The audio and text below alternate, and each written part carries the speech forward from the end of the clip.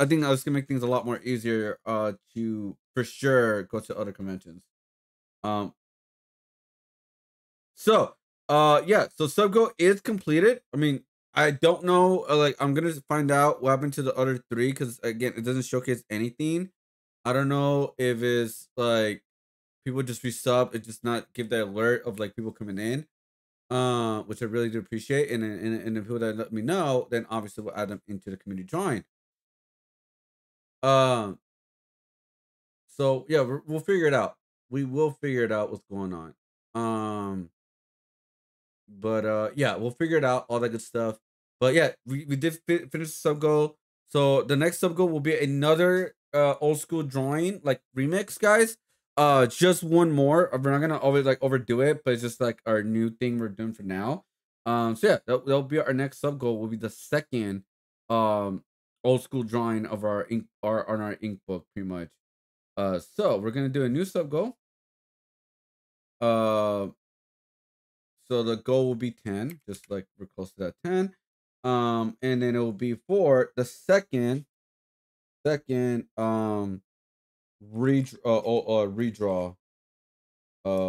old drawing redraw. Cool. And then like that one we'll work on it next week or something like that. And just kind of go from there pretty much. Boom. Yeah, it just does the alert. All right, cool. So I don't know what happened. I think it's a glitch, guys. I really do think it's a glitch. But if it's not, if it is a glitch, don't worry. I will still do it because we. I'm just gonna like just let's just do it. You know what I mean? But I really appreciate all the support, guys. But so here is where I have a like my dilemma right now. Is this right here? Oh, let me go right here. So this is the dilemma right here. Sorry, Los Angeles Creators Collective Meetup and Where You Belong. Wicked for Good. I don't know if I'm gonna be the only straight guy there. Again, guys, I decided like this was like months ago. I was like, you know what? Let's see if I just like put it in there. I got selected. I don't know if that like manually selected or that many people did not go decide to go there. I have no idea. But anyways, I'm not a big fan of musicals at all. I do know what a Wicked show is. It's pretty much the story of the Wicked Witch, the Wicked Witch of the West, of her side of the story. I do know that. I watched the first one, just kind of skip all the musical parts. Because I'm not a fan of musicals. So why did I decide to sign up for this? Well, the biggest reason, guys, I promised myself next year or in general right now that I will go to any opportunity I am given when it comes to content creating. It sounds ridiculous, but I will even go for something like this. So I promised myself that. I promised myself that I will take every opportunity very seriously instead of like uh not taking it, if that makes sense. So I'm just gonna make the best out of it, make content out of it, make an artwork out of it, make a short video out of it, which I was thinking about doing that. Um so the event starts at 5 p.m. Arrivals, networking, and photo moment, which I don't know what that is, but anyways, the movie starts at 6 p.m. and it's around 8:30. That's when the event ends. How long is Wicked for How long? It's 2 hours and 18 minutes. Which is about yeah, that's okay. So yeah. Um now getting there, they're offering complimentary rides around the LA area. Which again, maximum of 2 trips. There are no returns in code. As no cash value. So the problem is like I obviously cannot do it from my home because I'm too far. I'm too far where it is. I don't know what's the maximum like. I think it's only an LA thing. I believe because I was looking at the app and I was just like see, oh, can you pick me up where I live? Which I highly doubt it. So I was like, okay, so we're gonna go. Um, we go live, right? And it's like, oh, it can't pick me up, right? I can't select payment method. I can't do anything. So I will have to go somewhere like let me see. So it's only at the white area. So the closest I get to get a free ride for myself, we'll go somewhere on Inglewood or something like that. But yeah, it's nowhere near where I live, pretty much. Like, yeah, it's nowhere gonna like it cannot go anywhere where I live, especially with the code. Um,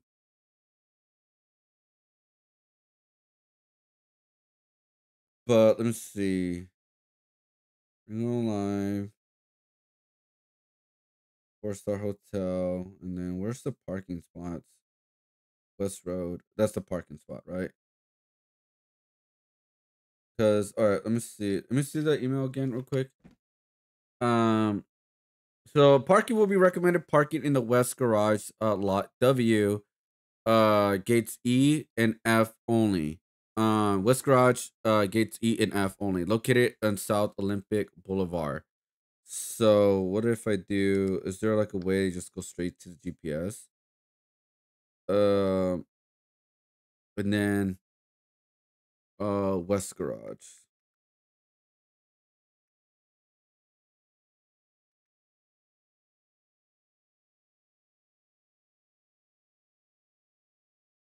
Um,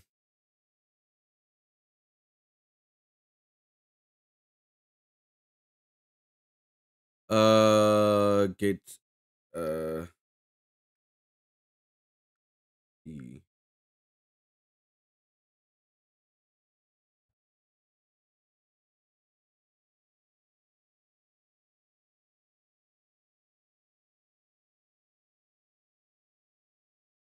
Is that it?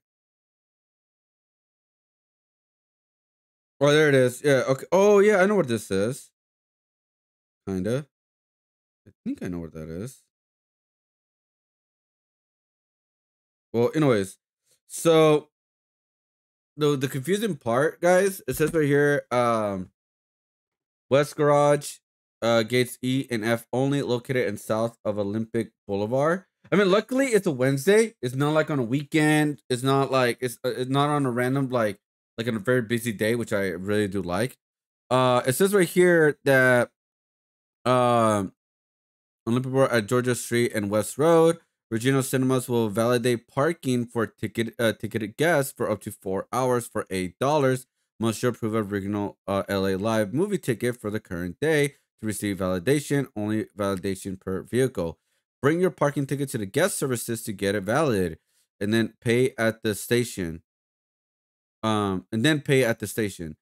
Please note that Regal LA Live validations are not accepted in the East Garage, which is like you gotta go to the West Garage.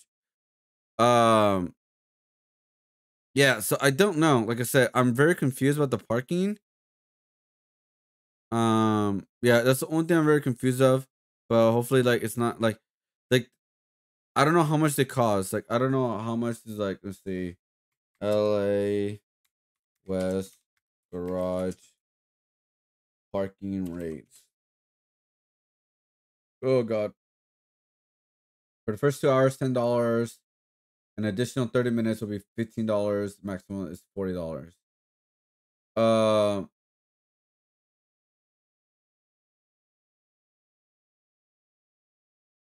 so event parking during events, the last 3.5 hours or more, are venues like Crypto.com, Peacock Theater, or Flight Ray. It was $10 to $50. Yeah, I know that.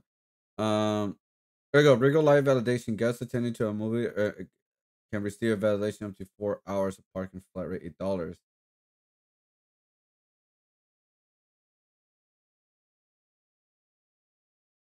So, how much is it after? Wait, so how much is it? 30 minutes or fraction thereof is $15. So max I'll get paid about $23. If anything goes wrong. But anyways, like I said, I'm not percent sure of like I'm gonna go. Like I said, I promised myself that I will take any opportunity I can get to, to go to do these things because, it is like I just need to do them. All right, so let me put the chat right here. Sorry, I didn't have the chat open. I thought I did.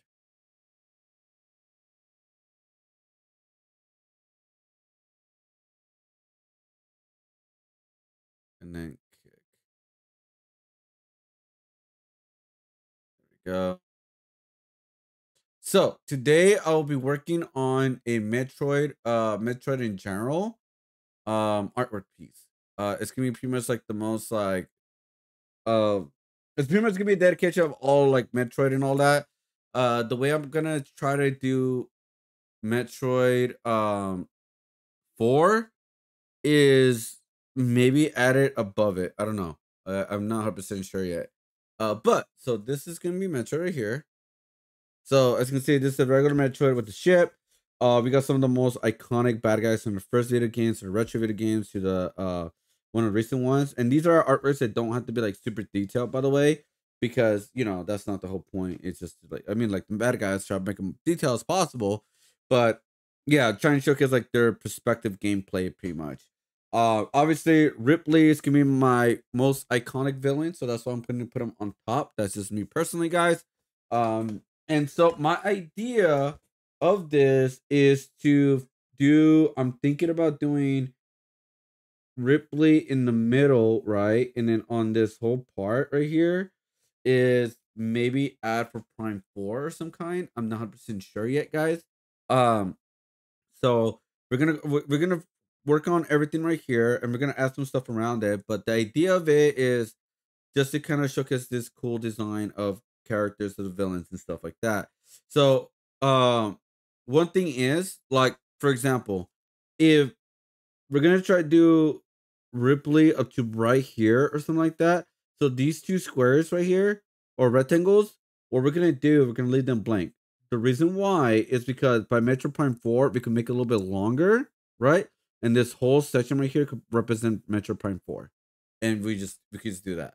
So that's like the reason. And the reason why Ripley has like the biggest spot is because he's like the most iconic bad guy for Metroid compared to every other Metroid villains of like all the stories and stuff like that. I believe he's been almost every single game almost. Let's see, Ripley. Let's see. So Ripley has been yeah, a clone of Ripley was created in 2010 and Metroid Other M. And then he was in let me see, hold up. Ripley appears in Smash Bros. Yeah, we already know this. Let's see.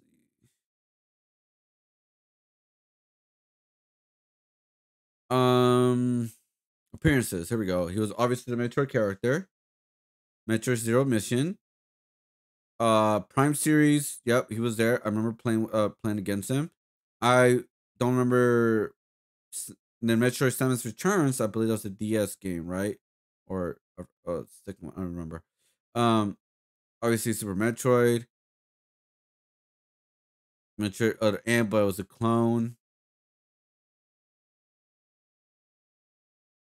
And Metroid Fusion.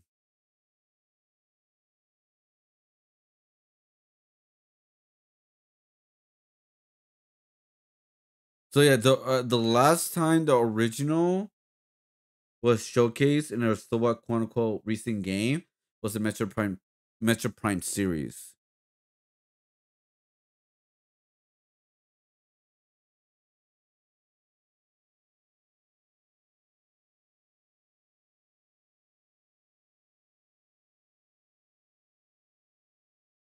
Yeah. All right. Yeah. Yeah. Yeah. Okay. Cool. But yeah, yeah. Like he's one of the best villains of like the whole game. Um.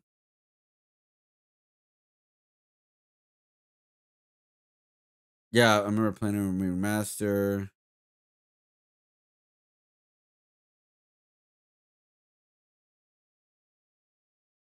Hold up.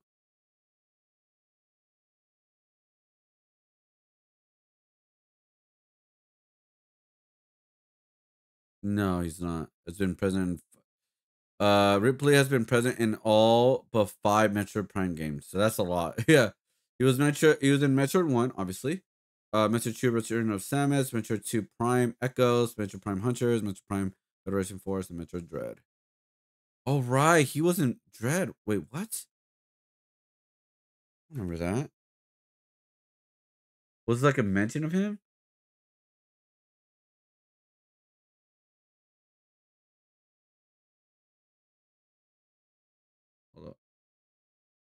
No, he was like, um, I think it was just mentioned or something.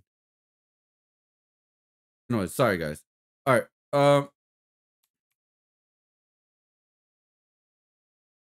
All right. Let's see. So let's go and look into the nominations for the Game Awards. All right. So we're gonna look into the nominations of the Game Awards. Um, and I believe I am not signed in. Do I want to sign in? Not really. But let's just go to the nominees real quick. Uh, view all. Okay. So it looks like, why is that? Okay. All right. Here we go. So these are the nominees for best esports team. Do I have a big breakdown of who I think the best sports team is? And the best sports team is, guys. Well, moving on. Uh, best esports athlete. I gotta go with.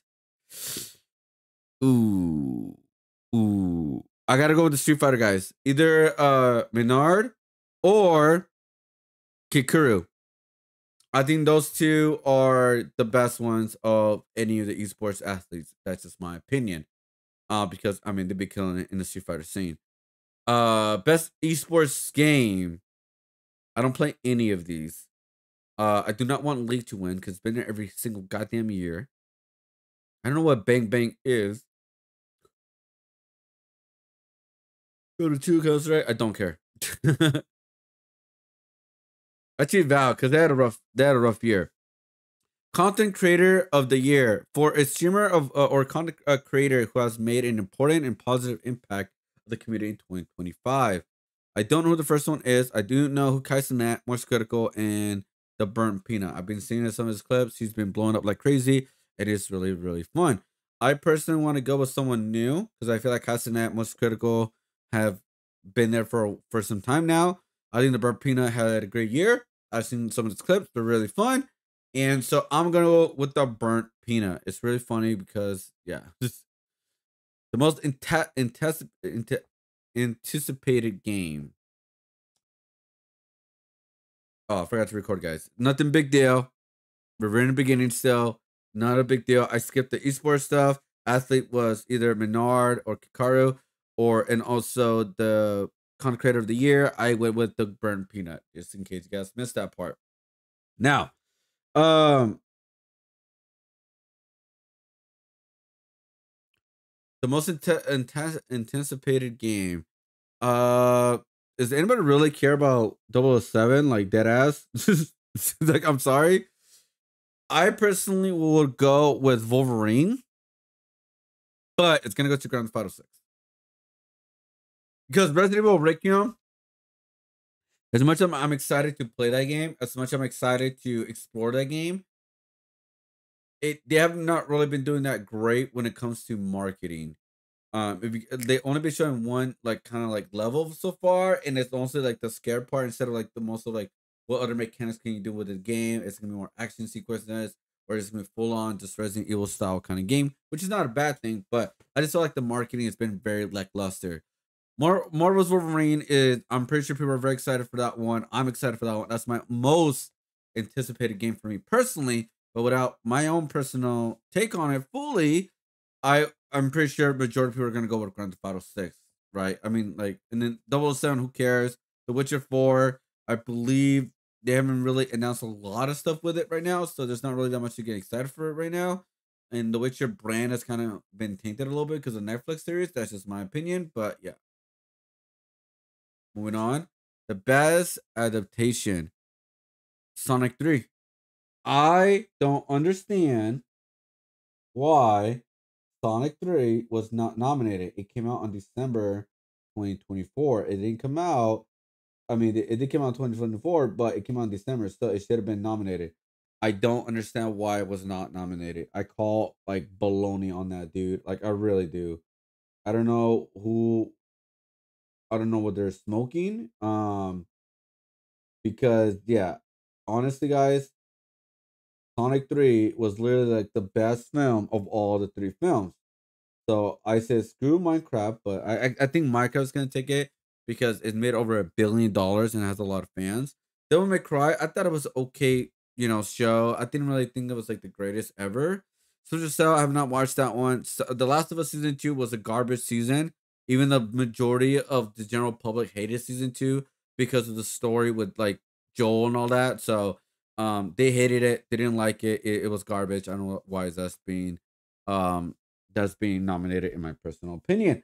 But Until Dawn, I never watched it, so I cannot judge it because I haven't watched it. So I can't really say anything about that because yeah, I haven't watched it. So yeah, I think Minecraft's gonna win for sure, but Sonic 3 was my choice. Yo, what up, Efren or Gani? How you doing? We're looking at the Game Awards right now. How you doing? Yeah, we're talking about the Game Awards, the nominees of the games right now. Best multiplayer game. So our graders got big controversy in a recent time, guys, because it has AI, and a lot of people are not a fan of AI. It's very bad with like marketing purposes. I guess right now in the creative field. I mean, I guess I'm anti AI, but again, if it doesn't really fully affect the game, it is what it is. Battlefield 6, I think what did an amazing job what they've done in this year. I feel like people got hyped back up with the Battle 6 franchise or Battlefield franchise. Elden Ring, Night Rain. I thought it was fun. I thought it was cool. Like I said, I seen all these gameplays. I see all these games, guys. I may not be able to play all these games, but I watched a lot of streamers playing these games. Like, trust me, I seen a lot. Peak, I think Peak honestly, it's like one of the best games that came out for like a friend swap type game. I think people just loved it. Played it for months. It was just awesome for people to see that people playing a game. But I think I will go with peak of all of them, which is funny enough. Split Fiction, I thought it was okay. I thought it was like look cool. I thought they had a great story with the two characters. But honestly, I think Arc Raiders is gonna win multiplayer. If not, I want to go Peak. My choice is actually Peak. Best sports slash racing. EA Sports FC 26 could suck a nut. F1 25 boring. Mario Kart World. You know what's funny, guys? I had my Switch 2 for some time now. I have the game because it came with it. I have not played it yet. When like I should be excited to play Mario Kart, right? I should be excited. I should be playing it. I haven't played it yet. I'm planning on making a stream out of it, but it was just not hype. Rematch was really hype. I saw a couple streamers, couple content creators like Dada Doya, Rhymestyle, like a lot of them playing rematch, and then that game really like blew up with an online scene. I don't know how many players they got in general. Like I don't know how many people were playing it in general, like fully. But I gotta say, guys, that game was wow. Like it looked very hype. It felt like you were playing an anime kind of like soccer like kind of game. I'm not gonna lie. Sonic Worlds actually I heard better reviews with Sonic Worlds compared to Mario Kart World. I think Cross Worlds, I think they're doing a phenomenal job when it comes to like crossovers and all the characters are coming and you know the the stages and all that. I think they've been doing a phenomenal job with that. So I'm gonna go with Sonic Racing Cross Worlds. Best sim slash strategy. So I saw the full completion of Final Fantasy Tactics and the Inland Chronicles. Since that just got released, a remake of that. Uh, but honestly, I heard that people were mad about Civilization 7 though. So honestly, I don't really have an opinion on this one too much. Only Tactics, I'm familiar with it, but that's about it, guys. I have nothing else to really give. In my opinion, there's nothing really like no. Best family game. I saw Lego Party played recently with Maximilian dude. I thought the game looks okay. I thought it was like okay, it's fun maybe to play like once or twice or just play all the maps once and then you're done with it kind of thing.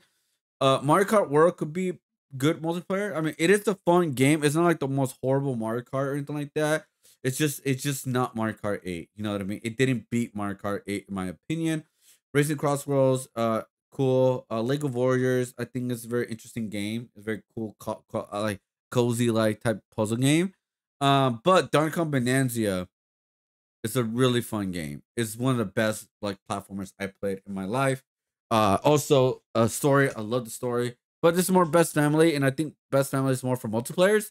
So I'm either gonna go with Lego Warriors because I've seen that a lot, and or Sonic Racing Cross Worlds, guys. That's just my opinion. Best fighting game. All right, so you could go in super detail with that, guys. Okay, so my opinion, collections are I love collections, right? I love the fighting game collections. That's one of my favorite things people release in a recent time. But even I know that I don't think they should be considered as like best fighting game because they're not really like new games or anything like that. I'm gonna be honest. And this like I'm just not I'm just being unbiased, guys. I really am. Like I'm just gonna be unbiased. Like my personal choice would be Capcom Fighting Game Collection 2 if I was to choose. But in my unbiased choice, I had to go with Fate of Fury. I think Fate of Fury did so much for the fighting game. Um, Tournaments and characters, crossovers, all that kind of stuff. I think they did everything right because 2XKL is still on beta. I don't believe beta should be considered for the best fighting game out there, in my personal opinion. Mortal Kombat Legacy Collection was like, it's not that great considering how much it needs to fix. Virtual Fighter 5, I believe it's been out there for some time now. I mean, they just released a new stage, some DLC to it, but it's not really considered like the best game of this year, in my opinion. So I have to go with Fatal Fury, guys. That's like the only valid choice, in my opinion. Best RPG. I know people are gonna say either Kingdom Come or Expedition 33. I have Wilds is like I heard it was good, but not what people expected. So Avowed, I don't even know what happened to Avowed personally. um, I mean, I've been hearing a lot about Expedition 33. I heard people would love that game. I heard people just love that game. I never played it. I never played RPGs as much, so I can't really give too much. I just know about Expedition 33. Maybe that's why I probably choose it, because like even I don't play it by like people have been talking about it for so long. I saw Maximilian played it. I saw all this couple streamers that played it. The game looks fun in general, but like it's just not my type of game. But yeah. Best action and adventure game. I'm gonna be honest, guys. I didn't know that Death Stranding 2 came out. Like I legit did not know. I didn't know that it was out. Like that's like the funniest thing. I'm like, wait, that game came out? When did it come out? Like I'm not gonna be honest. I did not know that game came out. Ghost of Yotai. I think Ghost of Yotai is was not that great. Especially like it didn't seem like it was completely different other than the map compared to the first game. That's the problem with like some sequels, guys. It's like they do add obviously like they try to add as much new things they can. But for like a Ghost of Yotai, where like for me, it seems like abilities are very limited because you're pretty much just playing a human overall, and humans are you could say quote unquote very limited. Yeah, I mean you may have some different weapons. You know the gameplay's still like good and all, but I don't know. I just feel like Ghost of Yotai is just not it. I'm just gonna go with a biased take right now, and I'm just gonna go a Hollow Knight Silk Song because Indiana Jones: The Great Circle. I heard it was good, but it wasn't like oh my god, like it's the best thing I played all year. But Split Fiction, I did see that. I saw the one right there, and people loved it. So I'm about to go with either Hollow Knight Silk Song or Split Fiction, guys. Best action game for the best game in the action genre focused primarily on combat. Hades 2. 100% Hades 2. I still have not played Shinobi Art of Vengeance, guys. That's still in my list. I have it. I do own the games. That's still on my list, but I have to go with Hades 2, guys. That's a phenomenal game. I've been playing it for about 20 plus hours or something like that. I beat it twice already. Like beat the main boss twice now. Now I got everything going now, and I'm doing another boss run where it's like not just the main boss, but it's another boss, which is really crazy and awesome. They added. So I think Hades 2 is a phenomenal game. I've been loving it every time I play, guys. It's one of my favorite like genres in general right now in recent time. Like I enjoyed Hades 1, and now we got like Hades 2, guys, and it's been like awesome, guys. It's really has been awesome. Like, yeah, I have to go with Hades 2, 100%. Best VR AR. So I have very important takes on this. By the way, guys, did the Deadpool game come out? I don't remember. I have very inside information about this, guys, and I'll tell you guys. I'll tell you guys about it. Best mobile game. I also do have a lot of information to give on this one, guys. I have like so much information that I don't want to bore you guys, so we're just gonna move on. Best debut indie game. So this is for the best debut game created by a new independent studio. We got Blueprints, we got Expedition 33, Display, Dispatch, and Megabonk. Now, there is a little controversy right now with Megabonk because the independent studio says they want to be out. They want to forfeit their nomination because they said technically we have been in a studio for some time now. We just use different names until we kind of settle into one with the Mega Bonk, success. I think Dispatch should win personally. If that's like AD Ox Studios like first kind of game, like they're fully putting everything out. But Mega Bonk, man, I saw people playing that game. Holy shit! I envy that I don't have time to play that game, guys. I really do. Best independent game for outstanding creative and technical achievement in a game made outside the traditional publisher system. I will go with Hades 2, 110%. Best community support. Recognize the game for outstanding community support, transparency, responsive exclusive social media activity, and game updates and patches. Uh, Final Fantasy 14. Like best ongoing game. Marvel Rivals. Games for impact for a thought-provoking game with pro social media and messages. South by Midnight. I totally forgot about that game. That game was a failure, wasn't it? That game, I feel like it just came out and just disappeared like the next day. I have nothing. I have no information for this one. Innovation and accessibility. I have no really like whatever wins because I think that's great that games have that in general. So whatever wins. Best performance. You know the funniest thing about this? Expedition 33 is literally half of all these nominations. But even the funnier thing is, guys, Charlie Cox does not even remember recording this. He recorded this within 8 hours. So if he wins, hilarious. Best audio design. I'm guessing Ghost of Yota is gonna win this one. I'm guessing, right? Best score in music. I personally will go with Hades 2. I enjoy that music. I have not listened to any other music, so I can't really say that much, to be honest. But I would go with Hades 2.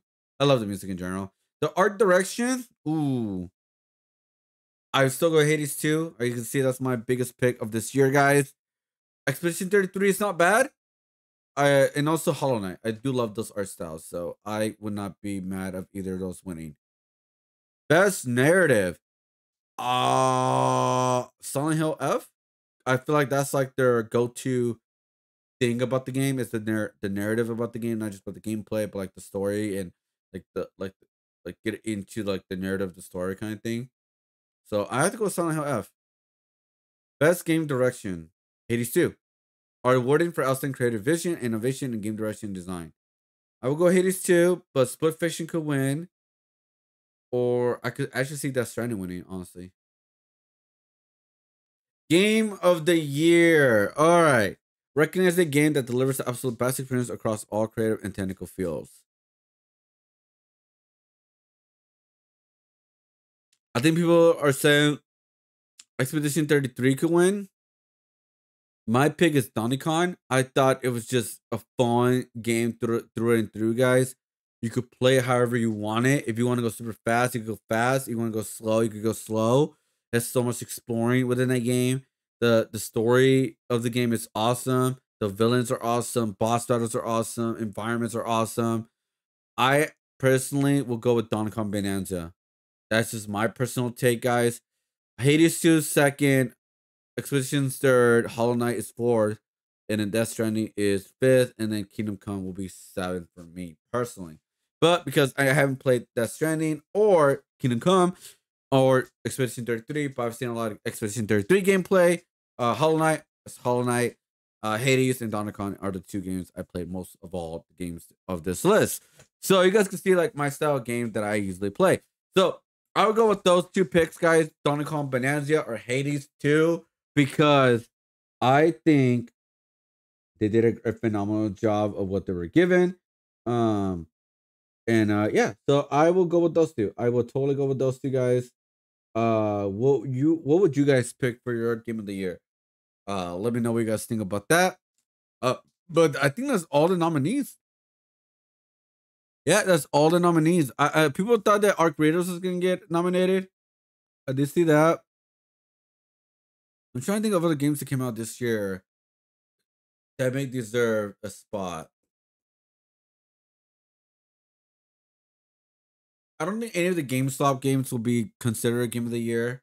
Honestly, um, I don't know. I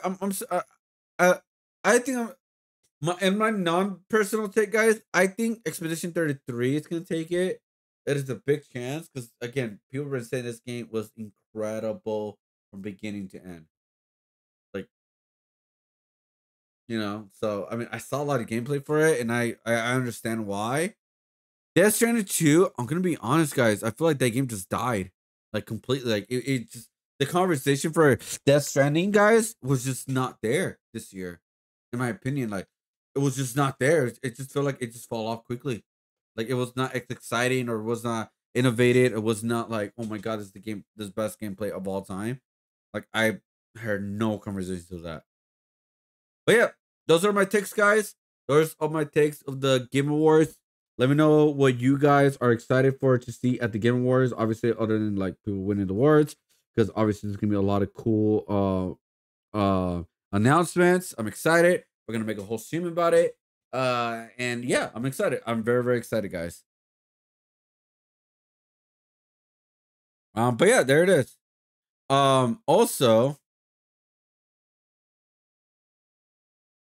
we gotta talk about this, guys. The Indie Game Awards. We have to talk about this. This is the most stupidest shit I've seen in my goddamn life. Okay? Hold up. Okay. So, guys, achieve in accessibility. That's all good and all, right? Because all these are indie games, right? Check this one out. African Indie Game Awards. Bro and Boogie Get the Milk. Finding Father. Phibius McDougal. Akilia. Meta Vola. Oh, Stick It to the Sick Man. Created by Plateau Festival, this category honors outstanding achievements of the indies based on the African origin. Guys, why the fuck is there a game called Get the Milk and Finding Father? Like, dead ass. Why is there a game like that that is so wrong in so many levels? That is raw, bro. Bro. I don't know, man. I don't think that they should have been nominated, in my personal opinion. Like that just feels weird, dude. I feels like like they're putting out a stereotype, bro. People that have been talking about this, it's been like it's saying that people have been talking about this. It's been everywhere, especially if you're like in the quote unquote indie scene. Um, yeah, dude, that was just so weird, man. When I saw that, I was like, it cannot be real, dude. It just cannot be real. because here's my opinion to you, by the way, guys. I don't like nominations of black voice. I don't like nominations of like even to a point like white voice, Latin voice. I just want nominations for best games, whether in puzzles, adventure, that kind of thing. I don't give a shit about the race of a person. Like I don't think people should have a special awards for that. In my personal opinion, I feel like this is stupid. But yeah, community management, that's fine. Debut game, that's perfectly fine too, as well. Obviously, emotional impact. Like these are like, these are nominations. And then I feel like because yeah, when you look at innovation, by the way, I still gotta play this game, by the way. Rough. I really gotta play this game. Rough in the Riverside. Did that game come out yet? Otherwise. Um, Latin American indie game. Like again, I don't give a shit. Music, narrative, solo development, Mega Bong is there. Southeast Asian game, like I get. I'm not really a big fan of that. Like I'm just like whatever is about it. To be honest, woman led. I don't give a. I'm not. I'm just gonna move on. Game of the year. I think for the game of the year for the indie games, guys, it could go either Expedition 33, Hades, or Silk Song. But Absalom is not that bad, honestly. I actually really enjoyed it, and that's pretty much it. But yeah, dude, this was the crazy category ever, Brad. African Indie Game Award. Get the Milk and Finding Father, bro. That's the craziest thing I've seen this whole thing of nominations.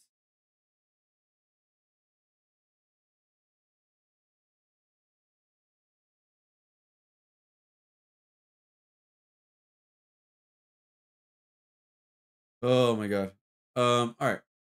So that's pretty much it, guys.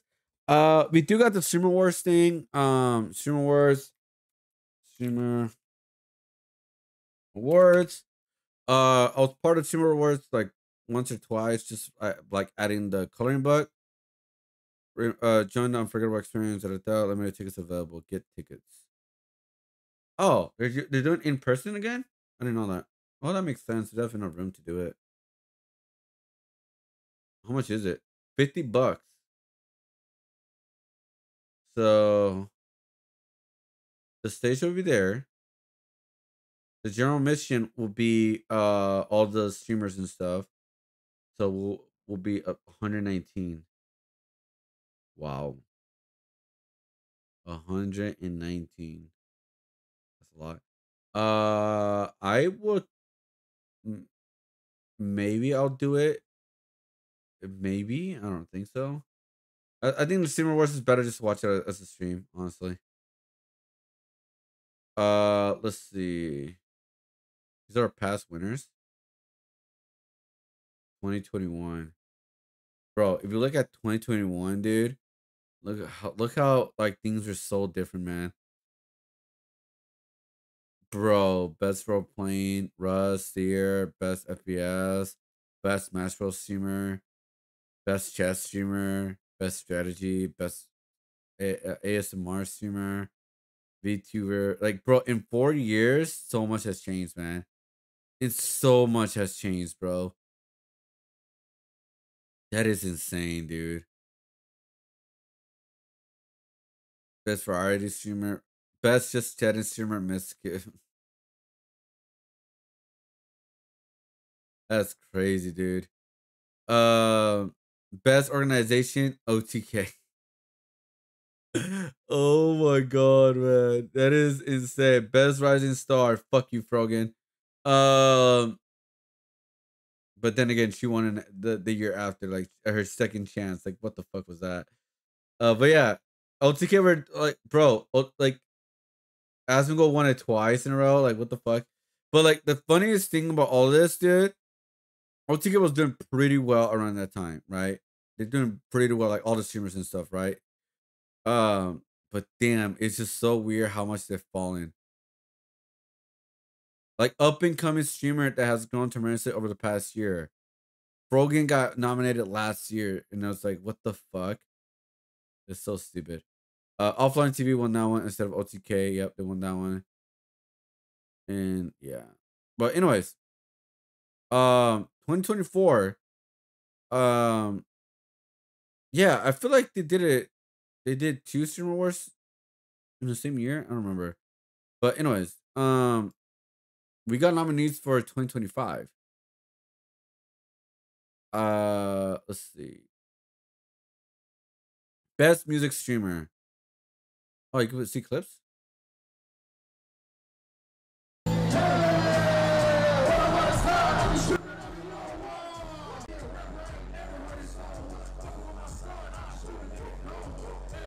I feel like DJ has like some of the worst music ever. I feel like he just didn't take too much time into it. I'm about to go Aria at home. 100%. Best creative art streamer. Streamer who creates the best art, food, drinks, stands, cosplay. Oh, so cosplay, food. I don't know who DC Kid is.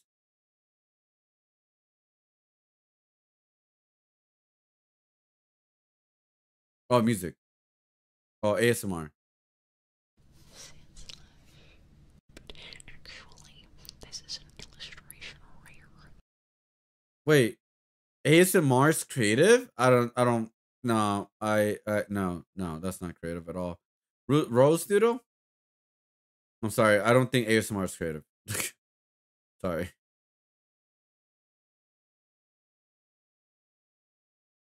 All kinds of shit, you know? I can do all kinds of crazy shit, right? Oh my I god. just like sitting because it's easier for me to communicate with you. You know? You know? You know? Yeah. Anyway, that's my point. So,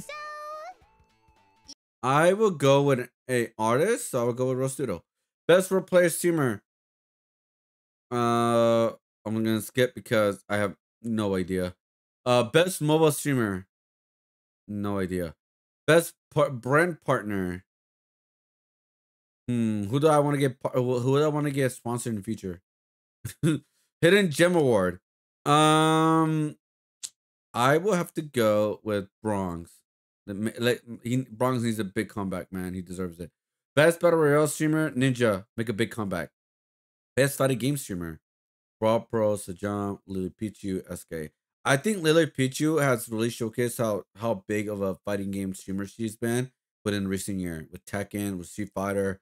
Like I think a lot of people are very underestimate her, in my personal opinion, just because a lot of these other streamers have been in the fighting game scene for longer. Does not mean a person not deserve as much. You know what I mean? Best MMORPG, RPG. Soda Poppin, because that's the only one I know.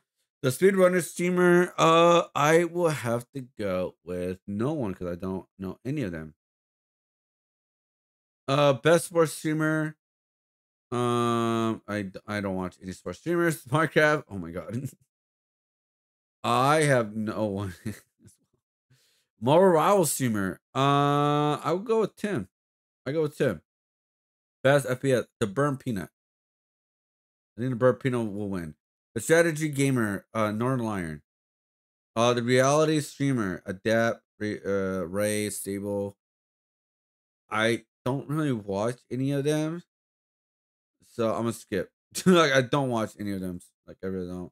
The best RL streamer, I think Extra Emily is like did way more collabs than this one. I think Ice Speed is up there, but I think Extra Emily, for me personally. Vertical, I've not watched any of them.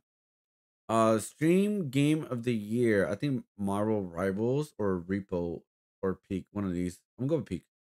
Best content organization. AMP, OSCS, Face Clan, Hololive. AMP. International streamer. I will have to go with none because I have not seen any of them. Best stream duo. Agent Extra Emily, Arky and Yugi, C Doc and Iron Mouse, Jason Tweet and Sakura, Lacey and Marlon. Agent. That's the only one I know. Best stream collab: Pokemon and Kiss Eye, Playboy, Cena, and LeBron. I'll go with Cena because I know Selena Vega, right? Wrestler. Best marathon stream. I think I have to go with Speed Ghost America. Best stream event. Bingo Brawlers. Stream prom was really bad, by the way. Like, I'm sorry. It was bad. I think Stream Anniversary was more funny. Uh, best stream series. Caretaker's really fun, dude. I gotta say, the worst one of all these for me personally was Fortnite Friday. I think this is just not that great. Alves Source is great. Let Her Cook is fun. Caretaker, I think was the funniest, honestly. Best VTuber, the burnt peanut. Best writer streamer. Oh, that's Queso. Best just chatting streamer. To see. Rising Star Award. Marlon. Best breakout streamer. Villa May. Who the fuck is? Okay, sorry. I was like, who the fuck is Villa Mays? I remember. I remember like who she is. She was the one that backtrack and yeah, it was just. Ugh. I would go with Adapt. League of Their Own. Maya. Sapphire Reward. So this is for the best female or Marilla's gender streamer. Why? Wouldn't it just be like who's the best male streamer too as well, or just a female thing? But I'm gonna go with Cinna. Gamer of the year, the Burn Peanut. Streamer of the year. I mean, Extra Emily really killed it this year. She collabed with so many people, with so many streamers, and everybody enjoyed her on their stream, and I think that's very important.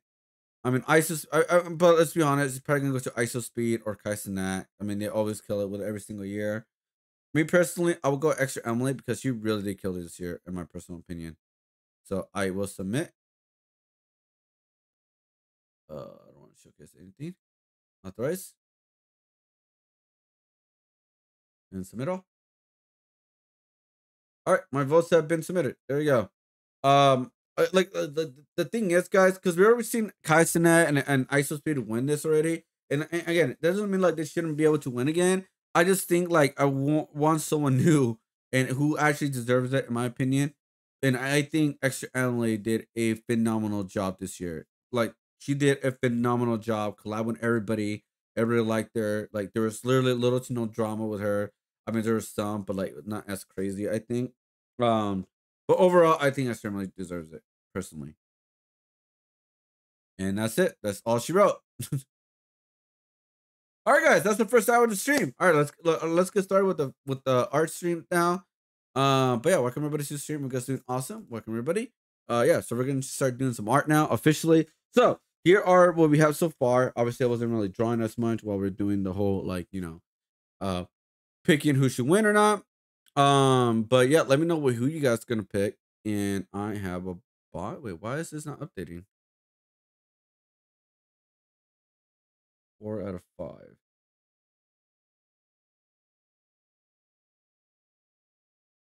What? Oh, expired. Oh, okay. Oh, that was weird. Why? Oh, it's help me. Okay. All right, cool. We're good. We are good. All right, guys. Well, welcome everybody to the stream. That is not Qbot. Why the fuck she looks so different? Oh, is she not wearing like almost like no makeup at all?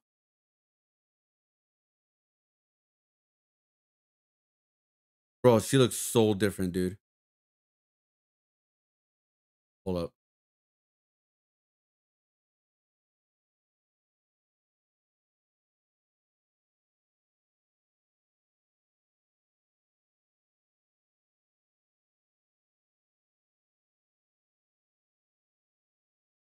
Is there any photos? Yeah, she looks so different. 6 or a 5. That's fine. Free spin, free spin. She can become a gamble streamer? Gamba? Oh, she probably only does it when she's on kick. Probably, right?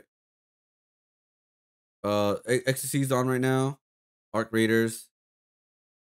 Emerald's on right now too. Looks like she just ended.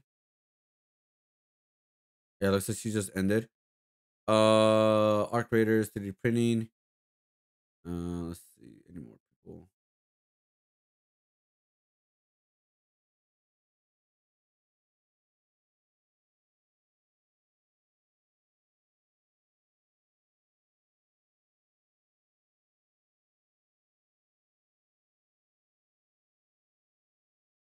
Trainwrecks only has. Oh, his spirit just started right now. I was like, wait, what? He should have more, especially on the platform kick. 3.2, but it's going up. It's going up. I Dunko sounds familiar. Anyways, um, all right, all right, guys. So let's watch. I have 2 videos I want to watch. Like I said, we're very limited of what we watch on stream now. Like I said, we're not a stream where we do a whole reaction stream now anymore. Because we want to do more content than just that. So what we're gonna watch are 2 videos. We're actually gonna continue the saga of an artist that I personally had contact with, and they threatened to. I mean, they did. What do you call it? They did copyright strike me. They did do that. That is the thing that did happen, and we're gonna get more context into it with another stream or with another content creator, pretty much. We're it's not afraid to get like a copyright or anything like that. I am so.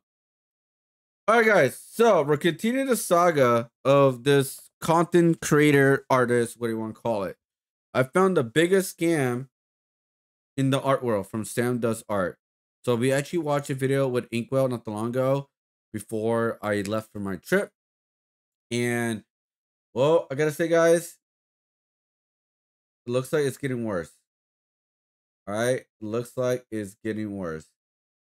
So I'm gonna I'm maybe upload this reaction on my channel because I should not be fully afraid. But if he copyright strikes What's up, me, guys? So recently I made a video talking about the then I could, I don't know, farm it. You know, I don't know. I could probably figure something out. But here it is, guys. So if you guys don't know, a little background. It's about James C. Mulligan. He is accused of using AI, but not only AI, also tracing or stealing artworks from other people. Now, I'm saying allegedly because I'm just gonna say allegedly. So this video right here is gonna break down more information on what's happened because he also is another streamer, content creator in the art world that got copyright struck by him. The other ones were Inkwell and myself. I got copyright struck of my video because I reacted to Inkwell's video, even though I had 2 other videos of him of me talking about it. And well, I decided to delete one of them, even with him not asking me, and edit another one with him without me with him not asking me. The biggest reason why, because I was afraid to get copyright strike in those videos in the future. I have messages with him on Instagram. Obviously, I cannot showcase them because I don't have permission to showcase them. But all that I could say is that pretty much all he wanted was to me delete the video and suggested that I make an update video, or at least saying that I was wrong or something like that. He just suggested, he did not tell me I have to do it. So I didn't do it because I don't fully believe him right now, because I heard his story, his side, and I'm hearing this side, and I'm kind of like conflicted. I'm more on the other side, I'm gonna be honest, but let's just start this video. That was a long intro and kind of potential AI scams Yo, what that up, are Shadow? happening at art conventions, and just warning people to be careful where they're spending their money. Now, if you go looking for that video on my channel now, you're not going to find it because unfortunately James C. Mulligan, Jimmy here, has decided to file a wrongful copyright claim against my video and added a copyright strike to my channel. Now, for those who are not familiar, Jimmy is a self-proclaimed Disney legend. He has done some work for Disney in the past and has since then really attached himself to the brand. But recently, a lot of allegations have come out against James C. Mulligan and his potential use of Gen AI in his work, as well as deceiving his customers at conventions. It was also noted by a lot of people online that he seemed to have plagiarized a lot of his paintings. When this copyright strike first hit my channel, I thought this must have been a mistake because every single image that I used here falls under fair use. Now, I might be mistaken here, but I'm pretty sure Disney, Lorcana, Flounder, Ariel, and Rapunzel belong to Disney and not James C. Mulligan. And to further prove this was done in bad faith, James has claimed the content was found in the entire video, when in reality, the total time that all of those images are actually on screen adds up to less than 50 seconds. I counted. Now, I was gonna let this one slide because I'm a man of peace, you know, and we all get emotional sometimes. Understand it. I get it, Jimmy. But then I found out that he's been going around and doing the same thing to other YouTubers and striking other people's channels talking about this issue. Jimmy here appears to be on a campaign to take down all sorts of content that even... Yeah, hello, Skull. James tried this on my one of my videos. as well. We had to get legal team involved, and my video is now back up. Let me know if you want help fighting this. So, yes, Equals Videos is back up. I could have probably got my video back up, guys, but I'm a small channel, like very small, very I don't have a lot of power when it comes to these type of things at all, guys. So I decided not to fight it and just kind of play along. Like I hate to say it like that, but I decided just to play along. That I understand his side, which I somewhat do of his frustration, but I decided, hey, I just like I'll delete the video. It's only like a 92 view video, so it wasn't a big deal for me. And so it was also a reaction video, so I was like, I'll just delete it. It's no big deal, and I'll just like come from there. And yeah, I just wish I wish I had funds to fight it, right? Just to, like make a point, right? But I should have let people know about it on Twitter, but I didn't. But we'll see about this one.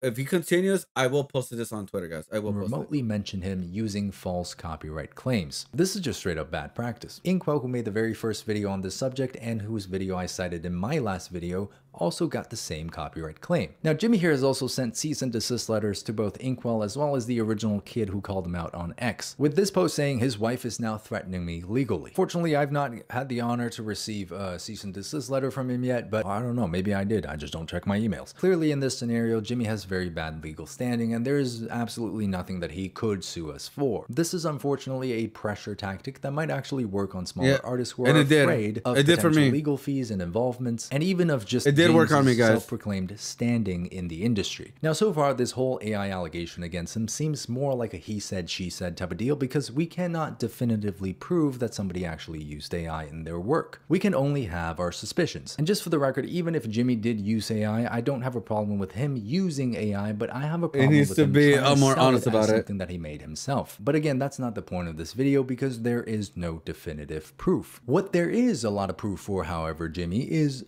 blatant plagiarism. It is my personal belief that this guy is just a very shady character who has been grifting the art community for a long time. And I'm surprised nobody has caught on until now, but here's a post on James C. Mulligan by Gawky on Blue Sky Social. James C. Mulligan is going after videos and people who call him out for selling AI images. He's using copyright as an excuse to get them removed. So this is the first piece of evidence where he took a... Yeah, so I didn't see this part. I did see it in another video, by the way, in Inkwell's. But like, yeah, when I saw this, I was like, bro, how can you like say that that's yours? Bambi background, official background, and put it into his art. Now you can see the background versus the art, and there's going to be a layover here just like that. That's the background overlaid on top of the art, and it is a 1-for-1. And that's not even the worst part. So apparently the characters here are also traced. There's the original, and there's an overlay with James's version of these characters. So this is why I want to make a video soon about copying and when it's taken too far, because obviously there are traces like this, but people have not been calling out like artists or someone like artists that do copy paste artwork when it comes to like rug art, when it comes to like different kind of material type artwork, like making light art. Like it's the same thing, you just copy paste, just different mediums. And so that's why I'm making a video about that, because I feel like it should be like known and talked about, in my personal opinion. Because yeah, I mean, that's like, come on now, dude. Pose is a 1-for-1. Now I'm sure many of you guys know this, but it doesn't matter how skilled you are as an artist. If you reference something, there's going to be differences between that thing and your drawing. It's never going to line up 1-for-1. So this being lined up perfectly is very suspicious. Going to start off that even if the final piece doesn't look like the original, he definitely starts off with the original. This is a post where he showed his process. The sketch is exact to the original, but the final is just a bit different. So if we take a look at that here, that is Jimmy's sketch, and that is the original reference that was used. Look at that. Again, a 1-to-1 copy. Oh my goodness. Look at that. I thought maybe he actually made this 2014 one himself for a while, but the original is Steve Thompson's from 2013. So that is quite clearly a 1-to-1 copy in terms of the composition, the characters, the pose. His work from 2014 is not even a millimeter off from Steve Thompson's from 2013. Here's another one. Couldn't come up with a single original pose here except for maybe 3 characters out of 18, as OP overlays the original characters and drawings over James C. Mulligan's drawing. All of these characters that are in this image have a near identical, well, it's not near, sorry, basically perfectly identical overlay of that character in a different form, done by a different artist. I mean, this is absolutely insane, and it's just so very blatant. Even the portrait itself of Walt Disney. Here's everything all together compiled, and watch when it's turned off and on. Everything lines up perfectly. This piece he's been selling forever is just an inspired art germ copy, and honestly, I cannot tell the difference between the proportions, the shape language here. He literally colors coloring book pages and sells them as his own original work. And this is insane. That's as close as you could possibly get. If it's a collage, then tracing most of it is okay, right? I mean, goodness gracious. More from coloring book pages, and even a scene directly from the movie when the characters bump elbows, but they're bumping air here. So here's an overlay placed on the drawing of James C. Mulligan. I saw that one. Yeah, I saw that one from the movie. And again, this overlaid over James C. Mulligan's drawing is a 1-to-1. That is absolutely insane. Now, a lot of people thought this piece was actually AI because of the way he spelled space adventure, but unfortunately, I'm going to have to give James credit here. He actually drew this himself. He just copied it from a plastic toy. It's a 1-to-1. Look at that. Even his originals might not be original in reference to his more traditional drawings. Milt drew a couple versions, with one being a perfect match. Look at the way that lines up. I mean, this evidence is about as damning as you can get. He also copied Gregory Manches's amazing painting here. Now, this is the James C. Mulligan version, and that is Gregory's original. Now, if you take some of these characters and just overlay them on top of James's characters, oh my goodness. Look at the way the poses match up. That is identical. And there's even more where that came from. If you just go on Reddit, you'll find that James actually copied another Lorcana artist. The left one was done by Brianna Garcia and was posted to her account in 2017. James posted the one on the right in 2019. Here's another example of James C. Mulligan drawing characters over a direct still taken from the movie and selling it as his own work at art conventions. And when I was doing a deep dive background on James C. Mulligan here, I found this one interview that I found particularly interesting. The interviewer asks, what is an artist's role in society and how do you see that evolving? To which James C. Mulligan responds, I've heard people say that an artist's job is to tell the truth. I disagree. I think an artist's job is to lie to us in a way that we want to be lied to. We want to believe that Mary Poppins can fly. We want to believe that Monet's lily pads really had that movement and color. I hope I lie to the world beautifully with my art. You can't make this shit up. James. Oh, James. Make my job so easy for me. Now, James, of course, denies the allegations that he's been blacklisted from Disney, but in this screenshot with a Disney Fine Arts employee, they said, please know that we haven't worked with Jimmy since 2018 and have zero connection to him. His works have been deleted from our site, editions closed out since 2018. And we have zero, all caps, to do with him. He doesn't have any agreement with Disney that we know of, and certainly anything related to our license, Disney Fine Arts, and our company. Now, it seems that Disney Fine Arts and Disney Lorcana are probably different departments. Because, like, I may not be able to showcase the DMs, but I can showcase, like, at least give you guys a like, what do you call it? Where am I looking at? There you go. Like, just a basic of what he said on my DMs of him defending himself, because he did send me a video about it. But the problem is, he showed me like quote unquote proof that he actually did the artwork. But the problem was that it was not the main artwork; it was the background that he was accused of using AI, and he didn't show any proof of that at all. He just showcased like some of the like the inside characters and all that.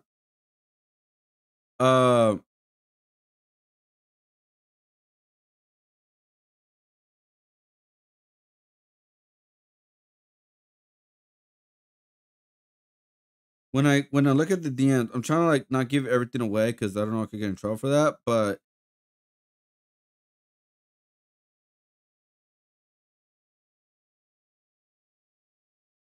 yeah, yeah, like I said, he did consider me to do a video about the false things, but I decided not to do it because I'm gonna be honest, I don't trust him. I did say I will delete the video because I didn't want to deal with the copyright strike, and so I did do that. Like I'm a small channel, like I said. I'm not gonna deal with it. But I'm trying to see something real quick. Where the Disney claims right here. He did say he's not blacklisted from Disney. He did not. He did say that. Locarno does not have any AI work related. And let's see. He's been a professional for 28 years. And has a lot of experience with Walt Disney. Like he's been working with them for a very long time. Let's see.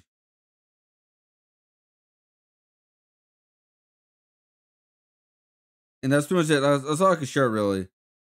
I mean, that's a lot, but it's like that's all I can share. He just said thanks for reaching out and stuff like that. But like I said, I had to play along with it, guys, just to get the copyright strike for me personally out.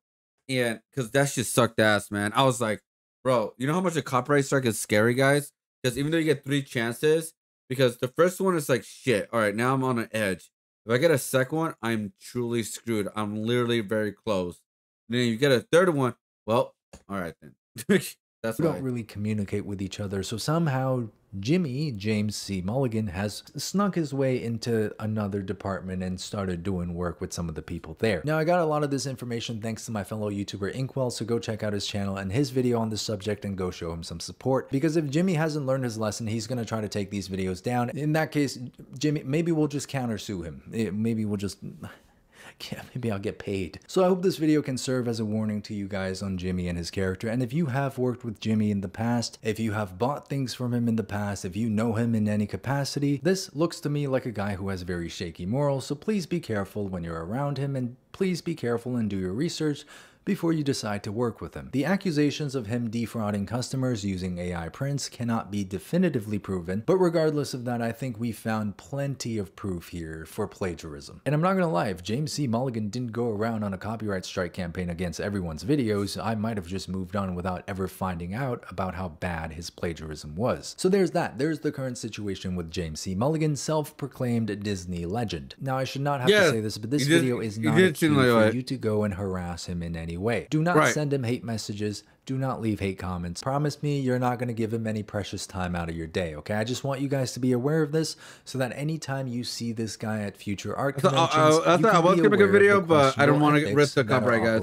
Behind his I do not want to risk it. Seriously, who does this? Like, who just applies copyright strikes on every video that talks about you when you don't even have solid legal standing? Like, this is done in such bad faith, and I feel like this reveals so much to me about Jimmy's character that I feel like this needs to be known across the entire community. So there he is, ladies and gentlemen, James C. Mulligan, one of the scummiest artists that I've come to know in the entire community. And if this video for some reason goes down in the next few days, James has struck again. Let's hope not, or I'm gonna have to contact YouTube support. Well, because if he does, that'll be his second strike, guys. That'll be his second strike. It's been up for 3 days, so everything's fine so far. We will see where this goes, this video right here, guys. Because yeah, the part that I was confused when I got copyright strike was like, he does not own any of these characters. Like, how can you copyright strike someone if you do not own the artwork for any of these characters? That makes zero sense to me. Like, like I said, I wanted to fight it. I just didn't I didn't want to risk a lawsuit. You know what I mean?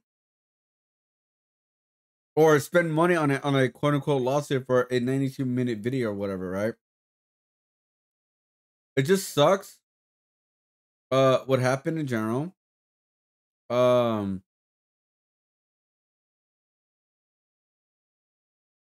It just sucks what like it's happening right now in our community, just making a video about him. Because now, like I said, if I want to make a what do you call it? If I want to make a video about him right now, I have a big risk of getting copyright strike, even though it's a lie. Because again, it's all fair use. It's all fair use. Not just because I say allegedly, by the way. It's not just because of that. It's because of everything that's been put out. It's put out within the public space, and we're just talking about it, and we're not. Oh, this is 1% confirmed or anything like that. If you said that, then I understand why I could lose the case. But for the most part, it's like, oh, it's just like this is what's put out, and what do you guys think, kind of thing, right? That's why you should always do a video. For the most part, maybe you want to give a little opinion about yours, but for the most part, that's like the idea of it, right? Um, but yeah, it just sucks, man. This guy just sucks ass, man. So hopefully, I don't right now. I'm on the side of everybody else instead of James. Honestly, at this point, and I just feel like a lot of people are not doing it as bad faith. Only he's been doing things at bad faith with copyright striking people. Like, bro, he copyright struck a 92 view video, dude. Wow, what a scumbag. All right, I'm sorry. I'm gonna say it. What a scumbag. This is so dumb. And I hopefully, like, soon enough, he will lose more credibility, honestly. And if I see him in the artist alley, I'm like, bro, you're a scumbag.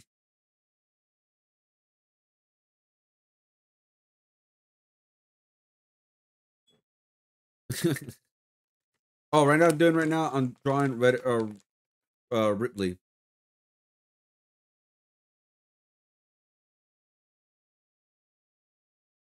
Hold on, guys. Let me go to the bathroom real quick.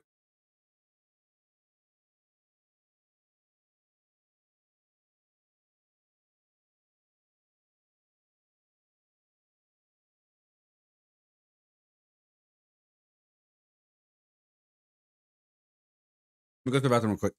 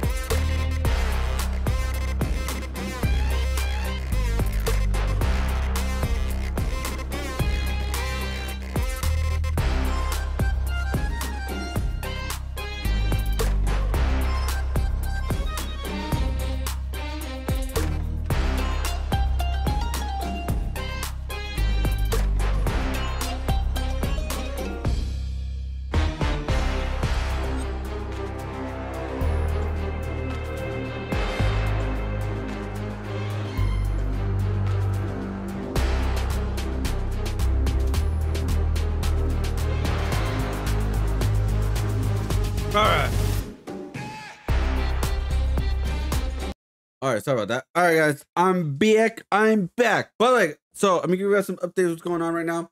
We're working on a Metro Prime artwork right now. The reason why we're working on a Metro Prime artwork is because Metro Prime 4 is coming out. I believe around next month or early next month. So my thought process is like, I want to make a video out of me playing Metro Prime 4. But the problem is when I'm done with these type of games, I don't really have a lot of time to work on the project for a set game. So I thought about it, and I was like, what if I make the artwork early on stream, show you guys like the sketch idea, kind of build from there, and then from there I have like the whole idea, and I can just go from there and make it into a digital art piece, full color, full digital, just stuff like that. And within the video, I can promote my streams and also showcase, like, quote unquote, like the final stage of set artwork that you guys seeing right now on that video. So that's like the idea. Just like, let me try this out. What if I create the artwork soon instead of later? So, all right, guys. But yeah, so right now what I'm drawing right now is classic Ripley. And it's gonna be like mostly like mixed with classic Ripley and mixed with like new version of Samus. I know it's gonna be a little bit confusing, but at the end of the day, what I could do, by the way, guys, I could, on the digital version, I could just move Ripley in here and then move these two on top, easy peasy. Not a big deal. So let's do this. And we're going to watch our final video today, guys. Final video. Which actually has to do with James Franco. Alright, guys. Our final video for today, guys, will be there are no friends in Hollywood. Which is very, very true. Just like in streamer world. There are no friends in your streamer world. Not really.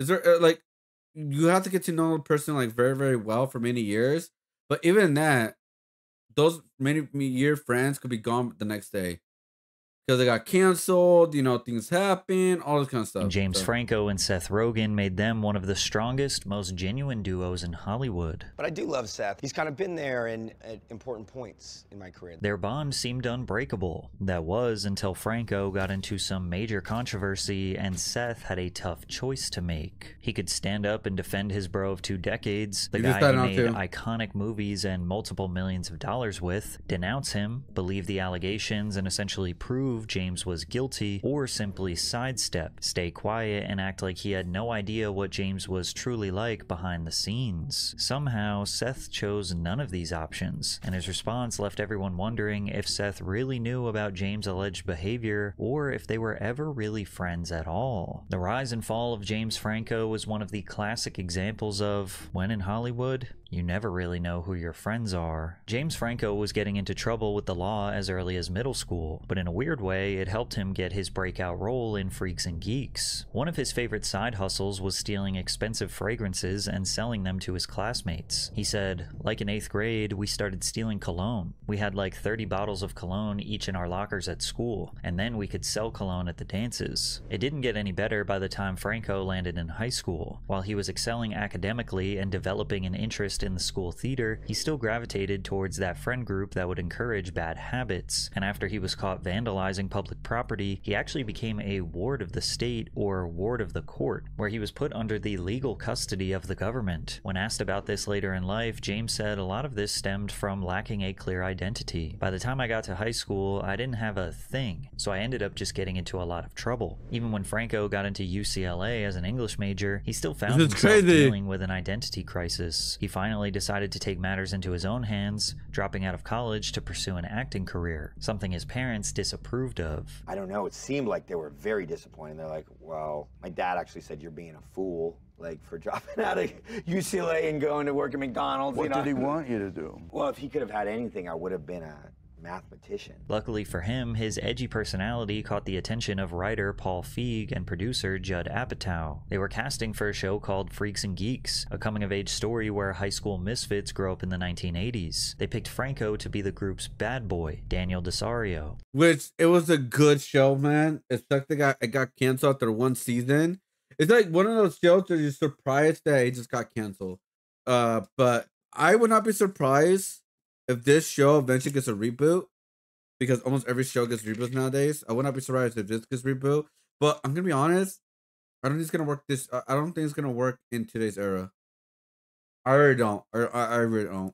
Franco admits that he basically got the job because he lived his character's life in the past. What they did on that show was that they just found a bunch of people that they liked and they wrote the characters around them. In retrospect, the casting for Freaks and Geeks was actually immaculate. Franco, Linda Cardinelli, John Francis Daly, Jason Segel, Martin Starr, Seth Rogen, and Busy Phillips all sustained long-lasting careers in the industry. Crazy, right? But even surrounded by all these talented and like-minded actors, James Franco still felt like a bit of an outcast that nobody liked, until he met Seth Rogen, who became his first real friend in Hollywood. Franco said, "There was a point where most people on the show didn't like me because I took myself too seriously. I thought I was Marlon Brando or something. Then I pushed Busy over by accident, so everybody didn't like me, I think, except for Seth." And although Seth became a friend of his, I can't help but notice the strange way that they both recall hanging out back then. There was a period where Seth, Jason, and I all went to Jason's house, and they would sit at one end of the room and smoke weed, and Seth said he literally would sit in the corner. I find it interesting that instead of just saying, "Oh, we would hang out," they both recalled how James would essentially keep his distance from them. This definitely contributes to the aura of mystery surrounding James Franco. In the first half of his career, he was a bit of a recluse. He didn't speak much, he didn't open up, he wasn't someone constantly being bombarded by paparazzi, and it could be due to some internal struggles. He said, "I have a very addictive personality. When I was a teenager, I got over certain certain addictions, and that's when I started acting. At age 17, I really threw myself into it, and that became everything, to the point where I didn't even socialize. And this extreme approach to his job now would only get worse, to the point where it started ruining his personal life and damaging his reputation in the industry. You became like a method actor, right? Before we dive deeper, a quick word from today's sponsor. As I've gotten older, I sometimes think it's time to start taking my own health a little more seriously. I have a handful of different symptoms that I try and self-diagnose online instead of doing the right thing and going to a professional. That's why I was so relieved when I found today's video sponsor, ZocDoc. ZocDoc is a free website where you can easily search and compare high-quality in-network doctors so you can find the right doctor for you. Whether you're looking for someone in-network, nearby, or with specific appointment times, ZocDoc helps you find the right rated doctor today. In 2001, James Franco got the opportunity to star in a biopic of James Dean about the life of a Hollywood legend from the 1950s. His buddy Seth Rogen initially told him taking on this role would be a bad idea, but James didn't see comedy roles as his future. To execute this role to his standards, he isolated himself from everyone close to him, especially his girlfriend at the time. I got it into my head that I needed to be isolated, and so told my girlfriend at the time that I wouldn't be talking to her for 4 months. That's crazy. Did not go down well. We finally made a compromise where I talked to her for an hour a week on the phone. I no longer do that. He also started smoking for the first time, going through 2 packs of cigarettes in a day, in addition to bleaching his hair blonde, learning to ride a motorcycle, playing the guitar and the bongos while reading books on James Dean. But Franco's dedication paid off, as it earned him a Golden Globe Award for Best Actor in a miniseries or a television film, and an Emmy nomination for Outstanding Lead Actor in a miniseries or a movie. Franco wanted to level up from here, and he began auditioning for the lead role as Peter Parker in Spider-Man 2, but he was chosen as Harry Osborn instead. The role is one where I have a troubled relationship with my father, and I think that's a very relevant issue in this day and age, and I'm all for exploring that, and if kids out there can relate to that, I'm happy. James had a very serious, dramatic presence in his career at the time, the polar opposite of the happy-go-lucky smiling goof that his fans would come to love. His seriousness was building him a very successful career, but the methods he used to fully immerse himself into his character he's a method actor. By his co-stars as unnecessary and abusive, like when he destroyed his working relationship with Tyrese Gibson in the film Annapolis. The 2006 film was about a young man from the wrong side of the tracks who realizes his dream is attending the U.S. Naval Academy in Maryland. In an interview, both Tyrese and Franco appeared to approach the roles differently. Franco seemed unenthusiastic, bored, and detached, while Tyrese Gibson was more passionate about the officer's motivation. His character sees a lot of himself in Jake, and so he focuses on Jake just because he knows it maybe sees his potential, but he sees that he's not completely fulfilling that. You know, there's a much bigger picture, and the bigger picture is I won't be in my position forever. I have to go up, so someone has to fill my shoes, and I see that in him. I see that he can be the next Cole. He can be the next great company commander.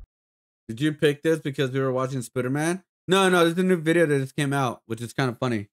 Like, ironically, we were watching Spider-Man 1 and 2 when I was in Texas, like, you know, downtime. But no, this video just literally just came out like yesterday. So like the video's called "There Are No Friends in Hollywood." It pretty much about James Franco's and Seth Rogen's relationship, and how Seth Rogen turned his back on James Franco, maybe for good reason. I don't remember if the allegations were true or not, but he got blacklisted pretty much. And Seth Rogen just went and do his own thing at that point.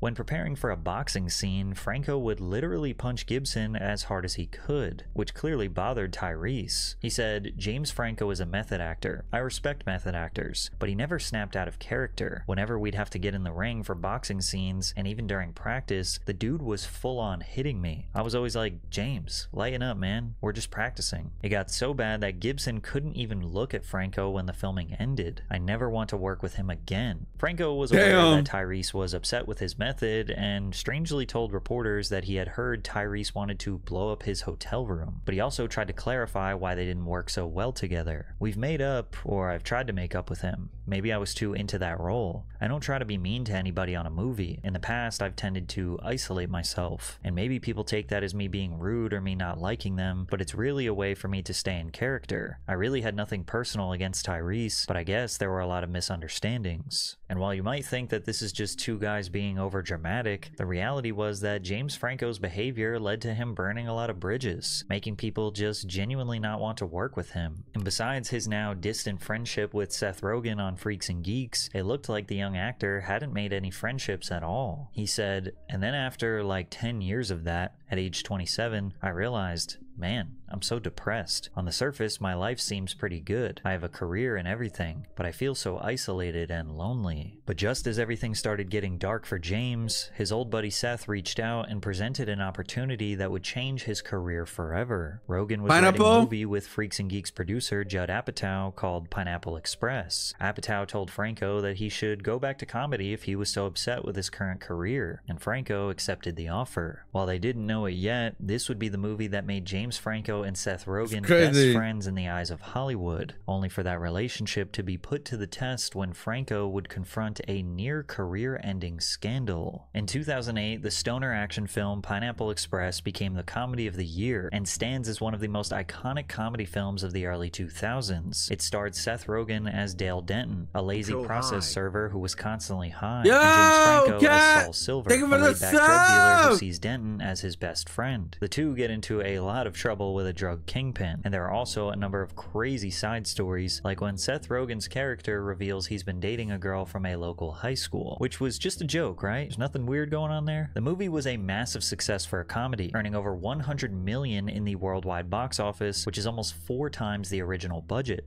So I didn't watch this film when it came out in theaters, but when I owned the DVD, bro, when I heard about this film, dude, this shit was hilarious, dude.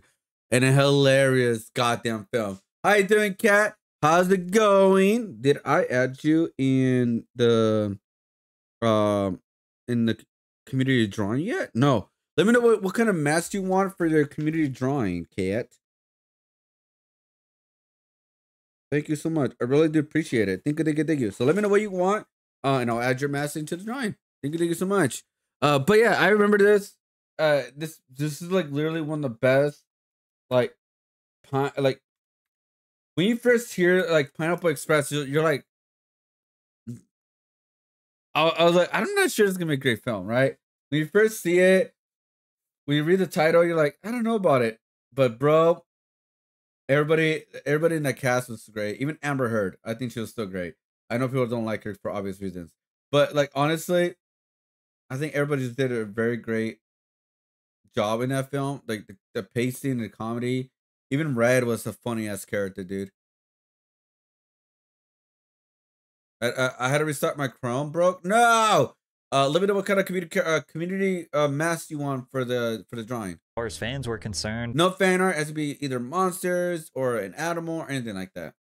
Most of this had to do with the natural chemistry between Seth Rogen and James Franco. Seth was a real-life stoner. He couldn't go 5 seconds without making a joke and following up with his signature laugh. Franco was the more reserved, chill guy, like the guy who smokes and just sits there and smiles at everybody else's jokes. Their chemistry felt authentic, almost looked like they had been best friends growing up. You know, I've been preparing for this role my whole life, I think, in some ways, so I didn't really need to method act. James takes his job a lot more. Cats? Oh my god. Pretty much play you in a way, right? You know, and it's kind of an amplified you. It's true. I limp in this movie. No, I don't even do that. Versus I put cats. This, you have to, you know, there's a large transformation from the you we see here versus the you we see on the screen. It's a wig. It was a wig. He wore a wig. That was it. That's all it took? That's pretty much it. I put on the wig and the character came alive. After this film, fans started to see a version of James Franco they never saw before. You can see him try to open up a little bit, not be so dramatic or mysterious in interviews. I'm happy with the movie. Seems like people like it, and it's actually like one of the first movies I've done in a while where I'm like, just like watching it with people. You know, the response is really good and it's just fun to watch. So, just a fun kind of thing. Why this one? Because Why this comedy? Yeah. Yeah, actually. I've been offered, comedies before, but usually they're like kind of silly romantic comedies or whatever, and this was like the first one that felt like it was actually funny and be fun to do. So. Seth, did you always know that James had in him to be hilarious? Yeah, definitely. I mean, when I met James, I was under, the guys we were all on a comedy together, I was surprised when he went off in kind of a more dramatic direction, if anything like that. I actually remember trying to convince you not to play James Dean. And I was wrong. I was wrong, dude. Yeah, that turned out well. Pineapple Express didn't just bring James and Seth closer together, it also revived Franco's love for acting in a big way. In 2010, Franco's most notable project was the biographical survival drama film 127 Hours. In the film, avid mountaineer Aaron Ralston must find a way to escape after he gets trapped by a boulder in an isolated slot canyon in Blue John Canyon, southeastern Utah. 127 Hours was well received by critics and audiences, and grossed $60 million worldwide. The American Film Institute selected the film as one of the top 10 films of 2010. And he did The Room too as well. 6 Academy Awards, that's based on his story, Best really? Actor for Franco and Best Picture. It was another film that cemented James Franco as a legitimate Hollywood star. He was celebrated for his willingness to take risks, as well as his range as an artist. And while not every movie they acted in was a big hit, both Franco and Rogen were in the middle of a career renaissance that made them household names. Franco's notable films during this time included a wide range of different roles, like Eat, Pray, Love, Rise of the Planet of the Apes, Spring Breakers, I remember that. Oz the Great and Powerful. Seth Rogen kept making comedies while also branching out into dramas and romances like Observe and Report, Monsters vs. Aliens, 50-50, Paul, Take This Waltz, and The Guilt Trip. And all of this really culminated to the celebrity-packed comedy This Is the End. Oh yeah. I'm even entertained by the idea of celebrities playing themselves doing supernatural things for some reason. I mean, like, there's always, Larry Sanders. We got stuck in a boulder. I'll get the link. That was actually a true story? What the hell? That's crazy. I didn't know that. That's like totally surreal. I remember this is the end. It was the most random bullshit done. Like, dude, weirdest movie ever, dude. There were dozens of memorable celebrity cameos in this film, including Rihanna, Emma Watson, and Channing Tatum, who notably played Danny McBride's sexual gimp. When discussing his own role, James Franco seemed to act like a completely different person. He appeared to be much more confident. In an interview, he expressed his love for Seth Rogen as a close friend and how their growing relationship was one of the key reasons why he became so successful. Now, I wouldn't say that I'm like obsessed with Seth, but I do love Seth. Really, from like one of the very first things either of us did, Freaks and Geeks, to now. He's kind of been there and at important points in my career. The beginning, Pineapple Express, when I feel like my career really did change and I started to do things that I really cared about. And however, shortly after this, rumors began to circulate that James Franco tried to get involved with an underage fan, and the mounting evidence surrounding the event was pretty damning. That's when it was the beginning of the end, which is kind of funny and ironic. Or like one of the last films he did, like, was This Is the End kind of thing. Dude, I had to cut his arm off to survive.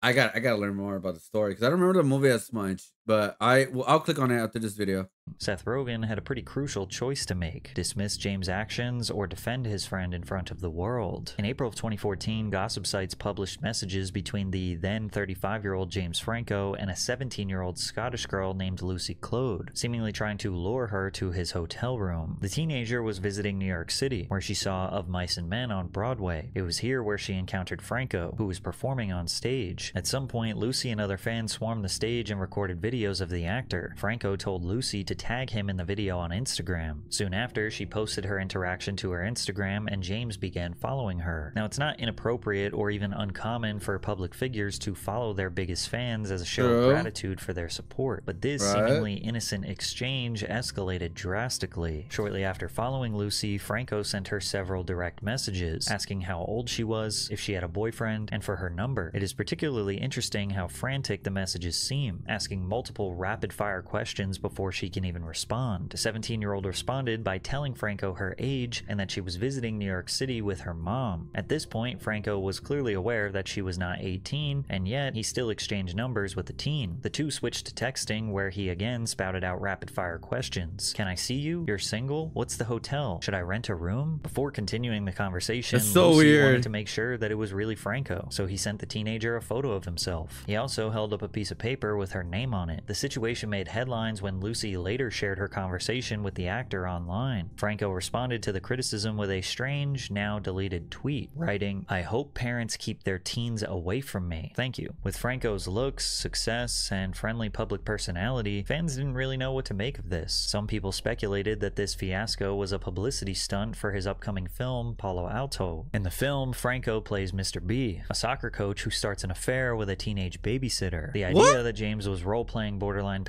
to promote a film is absurd, to say the least. He did have a history of method acting. I mean, like, bro, to be honest, like, once you hear a person 17, that's when you, like, end the conversation from there, right? I get it. It could be legal in some states, but I feel like it's just, no. It's just, it gets even weirder, way more weirder, when it comes with a power dynamic, right? Because obviously he's an actor, he's a celebrity, he has power over the person automatically, so it's kind of like another bigger, weirder dynamic. So it's kind of like she is underage, she's not fully an adult yet, and you're way older and a celebrity and you have power. Like, it's just like, bro, just no, don't even start. You get almost like, you get a lot more different women out there, bro. Like, you know what I mean? But yeah, like, that was the thing too around that time, because he played that character with the coach and all that. I'm like, I don't like. It's not method acting. It's, I don't know what the fuck this. I don't know what the fuck James Franco was thinking about at that time. He played as himself basically, but he's a coach instead of the movie. No, but that's the thing. He's a method actor. Like, I don't think he was, but the craziest thing is a big possibility he was method acting. No, but the thing is, he has a history of taking method acting to the extreme. Like, he took acting too seriously and tried to be the character. No, that's what I'm saying. Like, I would totally agree. This is no way a PR stunt or a stunt for the movie and all that. I would totally agree. But he has a history of being a big, crazy method actor. Yeah, he was literally not going to talk to his girlfriend for 4 months for a role. You know what I mean? Like, so like, if that history was not there of him being a crazy, weird ass method actor, this right here would be like, oh yeah, he's a fucking weirdo. I mean, he has a weirdo messaging 17-year-old, don't get me wrong. But like, a part of me is kind of like, was this just all method acting? That is the weirdest thing ever, man. Because again, he is known to do that. It's not like just out of nowhere. Like, you know what I mean? Hopefully that makes sense. Because again, like, if it was like out of nowhere, then yeah, obviously. But this is like a known thing that he does. Not like obviously messaging underage girls. I don't know like how many people he did, but like him being a method actor, taking the characters to extreme, be the character instead of being himself, and just gonna go from there. So some people wondered if this was just a part of that process. Yeah, Soon after, Franco appeared on the Kelly and Michael talk show to address the mounting allegations. It was incredibly awkward, and Franco uncomfortably tried to joke around and share a rant about the dangers of social media. I just didn't, you know, I was just feeling awkward. I didn't want to come on the show and just feel awkward. So, yeah, I mean, I guess, you know, I'm embarrassed, and I guess I'm just a model of, you know, how social media is tricky. You know, it's a way people meet each other today. But what I've learned, I guess just because I'm new to it, it's like you don't know who's on the other end. You meet somebody in person and you get a feel for them, but you don't know who you're talking to. And you know, so I use bad judgment, and I learned my lesson. But unfortunately, in my position, I mean, I have a very good life, but not only do I have to go through the embarrassing kind of rituals of meeting someone, sometimes if I do that, then it gets, you know, published for the world. So now, you know, it's like doubly embarrassing. But while this definitely was embarrassing and weird, this didn't necessarily address the full context of the scandal. Lucy was 17 and James was 35, and he was well aware of her age. To be fair, they never actually met up, and even if they did, technically the age of consent in New York City is 17. So in terms of the law, there was no crime committed. It's just a public did thing. Not distance himself from James Franco. Instead, he did what most people would expect. So like right there, this is what I mean. Like 17 is technically legal. It's still weird, but like that's the weird thing about, like, I think we should have all throughout the whole United States a legal age who you could talk to, and obviously you should be an 18-year-old when you're officially a quote unquote adult of the eyes of the law. It should not be 17. It should not be 17 and a half. It should not be 16 or whatever. It should be 18 years old, and that's it throughout the whole like country of United States. Instead of like, oh, this country accepts. There's even believe it's legalized to 16-year-olds. I think. I really want to search that because I don't want to be like marked or something. Let's see, legal age around United States. United States. So, however, almost all states are based on 18 years old, which is good, but it's like they're between 16 and 18 years old around all of the United States. It's crazy. There are limits to it, though. He could have talked to a decoy used for those channels. Would have been the same thing, but legal. Some can get married with parents' consent too. That's true. Yeah, in Japan it's 14. Yeah, so you like it is like I feel like we should all have just a legal age around the whole world. Because here's the craziest part right here. It says right here in 1880, the ages of consent were set at 10 to 12 years old in most states, with the exception of Delaware, where it was 7 years old. That's disgusting. Luckily, a lot of that's changed. Like, oh my god. But I was gonna say, but yeah, as of right now, it's between 16 and 18 years old. Mostly everybody mostly in the United States is 18, but there is between 16 and 17. And New York is 17 years old. So as much people don't like it, people think it's weird, which obviously I agree with that.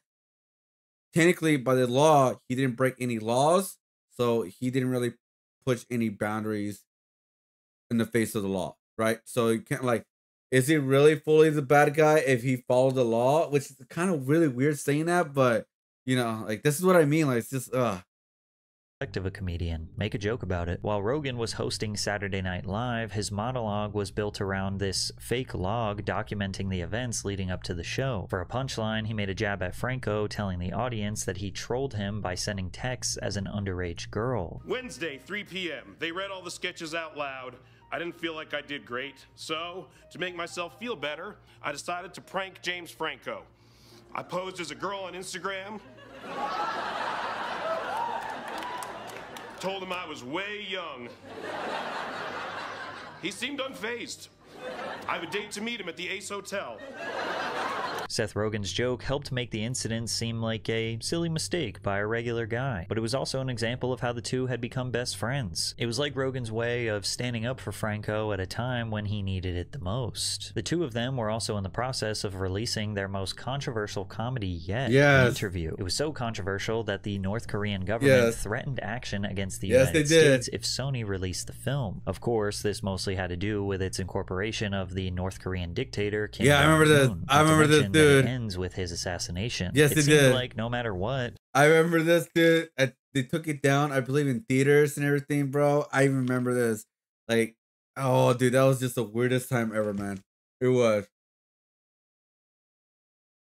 Seth stood by his friend and continued to work with him. James once said that he and Seth never had a fight in their entire career working together. It was always smooth. But Seth has a slightly different perspective, because James really tested Seth's patience on the set of The Disaster Artist. James Franco's The Disaster Artist was an adapted screenplay based on a film called The Room by Tommy Wiseau. Ironically, The Room is known as the absolute worst movie ever of all time. It was all about a director who makes such a perfectly bad movie that he ends up becoming a legend. Rogen said that Franco was perfect for the bad role, it's all good. He is often misunderstood for his artistic interests. And Franco, as someone who has done a lot of weird art, throughout his life, constantly being misunderstood, misinterpreted, people thinking that the thought was great was stupid, and vice versa. Yeah, that was a good film, guys. Incredibly it was still a good film. But the tone was different behind the scenes, as Franco felt it was time to bring back the method to capture the eccentric personality of Tommy in a believable way. He said, "I'm directing a movie and acting in it, and playing a character who is directing a movie and acting in it. Yeah. At no other time in my career am I going to do this again. Nope. Being Tommy off camera made everything flow easier in hindsight. It helped create an atmosphere on set. That being said, I didn't go so far overboard as Tommy. I didn't give bad direction. I gave what I hoped was good direction." However, Seth Rogen said he was getting irritated by Franco's refusal to break character. "I couldn't deal with it. Straight up. For the first 2 days, people would come up and ask me, 'Where's James?' And I was always like, 'He's right effing there.' But regardless of how uncomfortable this made people feel, it was a lot different from Franco's fallout with Tyrese Gibson. The Disaster Artist ended up being a huge success during the premiere, and Rogen was also won over when his grandmother didn't recognize Franco in the film. He said, "My grandmother came out and she just did not get what the F was happening. She was walking around like, I thought James was in the movie. I never explained it to her." It finally looked like Franco had found the perfect balance in Hollywood, being able to portray serious, dramatic characters with depth and using method acting to be fully immersed, while also making silly comedies that have fans belly laughing, and doing all of this while still maintaining a close and unbreakable friendship with Seth Rogen. But just as Franco had achieved the perfect career and life in Hollywood, it was about to come crashing down. Yeah, because of the classes. See just how strong or weak his friendship with Seth Rogen truly was. James. Yeah, so I think it was acting school. I think that was his biggest thing when everything went down.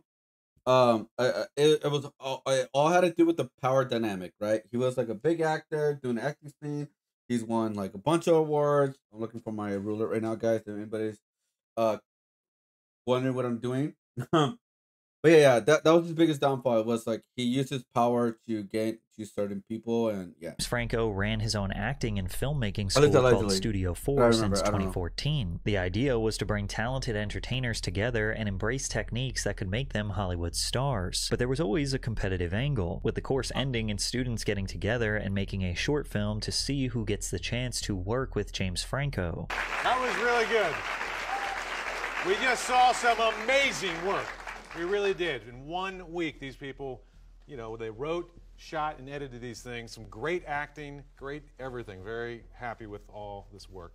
Now remember, one actor is going to be chosen to work with James and Rabbit Bandini. However, this institution gave James direct access to hundreds of young, aspiring female actors, ones who were eager for his approval and for a chance at achieving their Hollywood dream. This power dynamic needs to be respected and handled professionally. And James Franco having a history of pursuing teenagers made this a disaster waiting to happen. This all started to unravel on January 7th, 2018. James won and accepted a Golden Globe for Best Actor in a Musical or Comedy Film at the 75th Annual Golden Globe Awards. During the event, James wore a pin for Time's Up, the initiative to combat workplace harassment. While wearing the Time's Up pin at such a sensitive time in Hollywood seemed like the right move from a PR standpoint to win over the public, Franco unintentionally ruined his career on the night of his greatest success, starting with these tweets from a woman named Ali Sheedy. "Why is a man hosting? Why is James Franco allowed in? Said too much. Okay, wait, bye. Christian Slater and James Franco at a table on Golden Globes? Hashtag me too. James Franco just won. Please never ask me why I left the film/TV business." The woman felt that she had said too much and decided to delete her tweets, but she inspired others to speak out. "Hey James Franco, nice Time's Up pin at the Golden Globes. Remember a few weeks ago when you told me the full nudity you had me do in 2 of your movies for $100 a day wasn't exploitative because I signed a contract to do it? Time's up on that. Now that you have a Golden Globe, why don't you give speaking roles that don't require nudity in your upcoming films to the dozens of women who have done full nudity and scenes in your indie films and art projects?" Another woman named Violet said, "Cute Time's Up pin, James Franco. Remember the time you pushed my head down in a car towards your exposed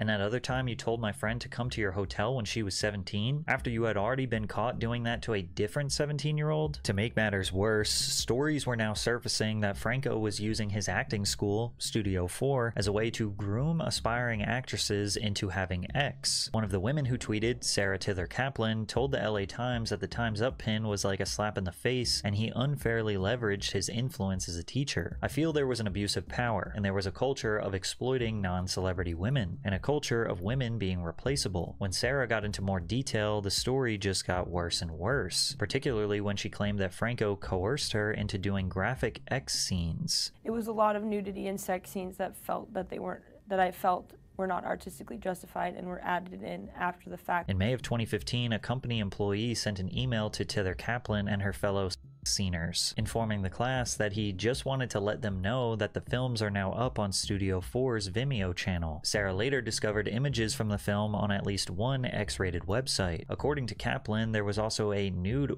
scene she filmed with Franco and several women 3 years ago. He removed protective plastic guards covering other actresses' private areas while simulating oral on them. Kaplan continued saying, "What the fuck?" Wait, hold on. What? I was looking more of like, what could I add on to this guy? Sorry. Or 2 other students actresses are recounted negative on-set experiences. Both said Franco became angry when no woman while at the shoot were agreed to be topless. What the fuck, dude?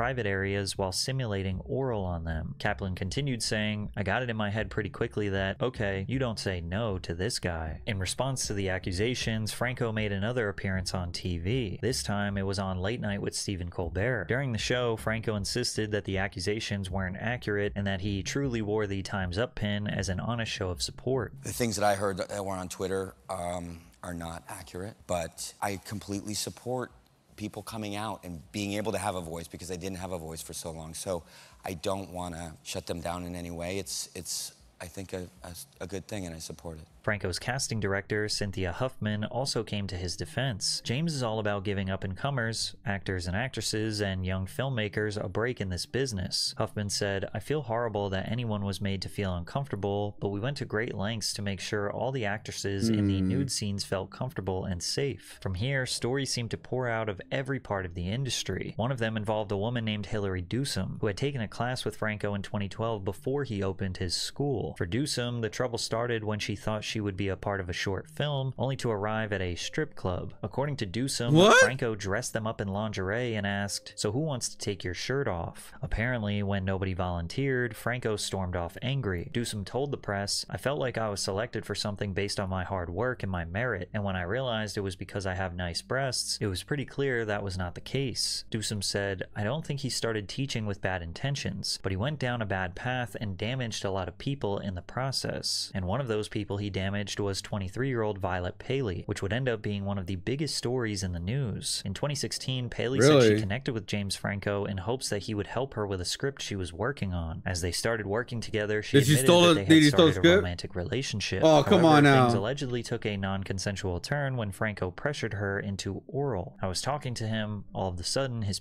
was out. I got really nervous and I said, can we do this later? He was kind of nudging my head down and I just didn't want him to hate me, so I did it. Looking back, do you feel like you couldn't say no?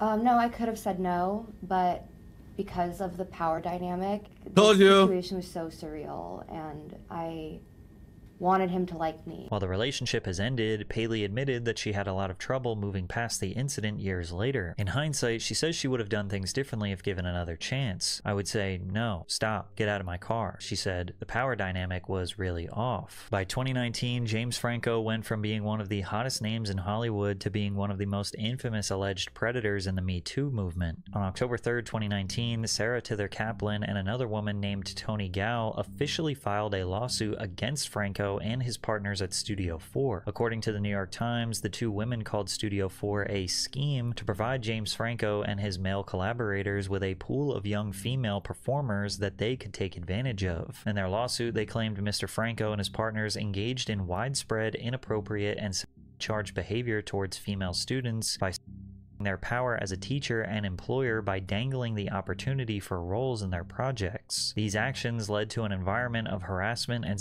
exploitation both in and out of class. Franco's lawyer denied the accusations and called the lawsuit ill-informed. James will not only fully defend himself, but will also seek damages from the plaintiffs and their attorneys for filing this scurrilous publicity-seeking lawsuit. 5 months later, it was reported that the lawsuit was settled, and that Ms. Tither Kaplan and Ms. Gal had agreed to drop their individual claims. In June of 2021, the terms of the settlement were revealed, disclosing that Franco paid more than $2.23 Damn. I mean, a settlement never looks good, right? Even if you're like quote unquote innocent, it just never works. It just never looks good. I'm gonna be honest, guys. It just never does, because it goes to be like a case of where like he could prove that he's innocent, but it would cost a lot more money to defend this. Plus, it will hurt your image even worse the longer it continues. Because lawsuits take for a long time and stuff.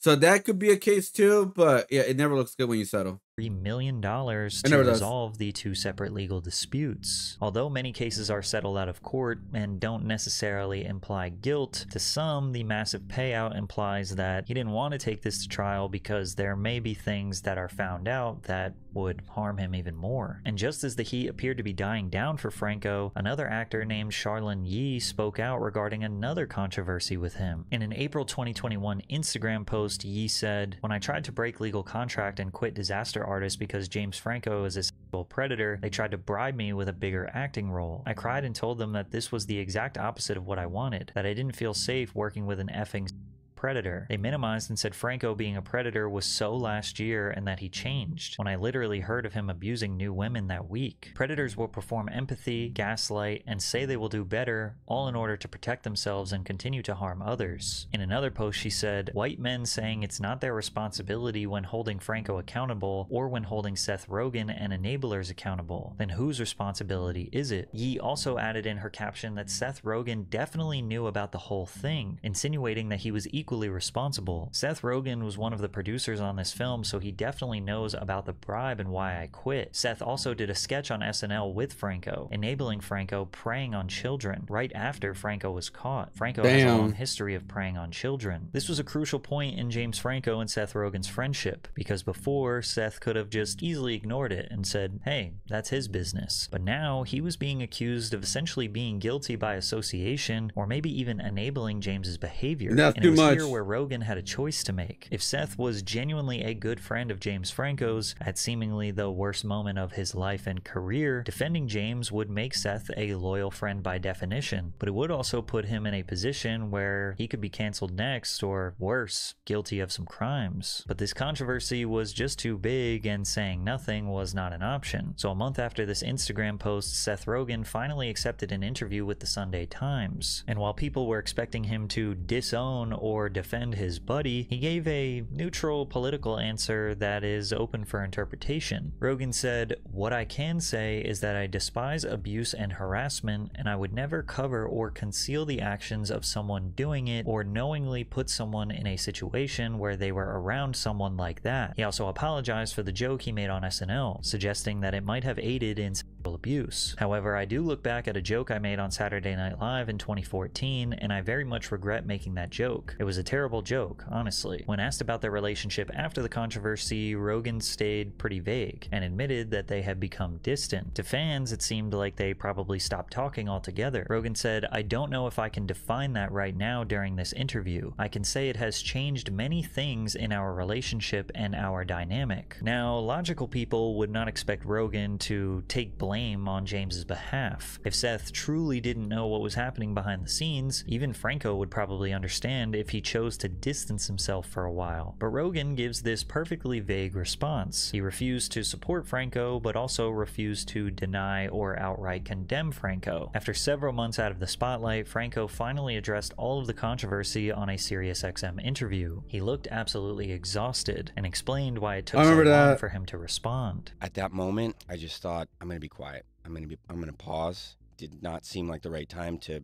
say anything. He also opened up about his relationship with alcohol in a way he never had before. Along the road, of trying to get success and, climb the top of that mountain, I attention from women, success with women, also became a huge source of validation for me. The problem with that is, I'm sure you can guess, like any sort of drug or anything, like there's never enough. If I get this, then I'll be happy. But through it all, Franco denies that the classes he taught were vehicles to exploit women. He even claims that the course he called Sex Scenes wasn't really about sex. It was just meant to be provocative and keep students engaged. To be provocative and cool, but like they're reading Melville, you know, in the class. That's basically what I was doing. It should have been called, you know, contemporary romance or something like that. It was a class where they did scenes about whatever, their romances and their, you know, what they go through as young people. So meeting people on, you know, dating apps or breakups or, you know, just a bad date, stuff like that. That's what was being done in that class. It was not sex scenes. And despite Rogan seemingly distancing himself from Franco publicly, James had nothing but good things to say about Seth. I love Seth Rogen. I worked with him for 20 years. We didn't have one fight. He was my absolute closest work friend, collaborator. What he said is true.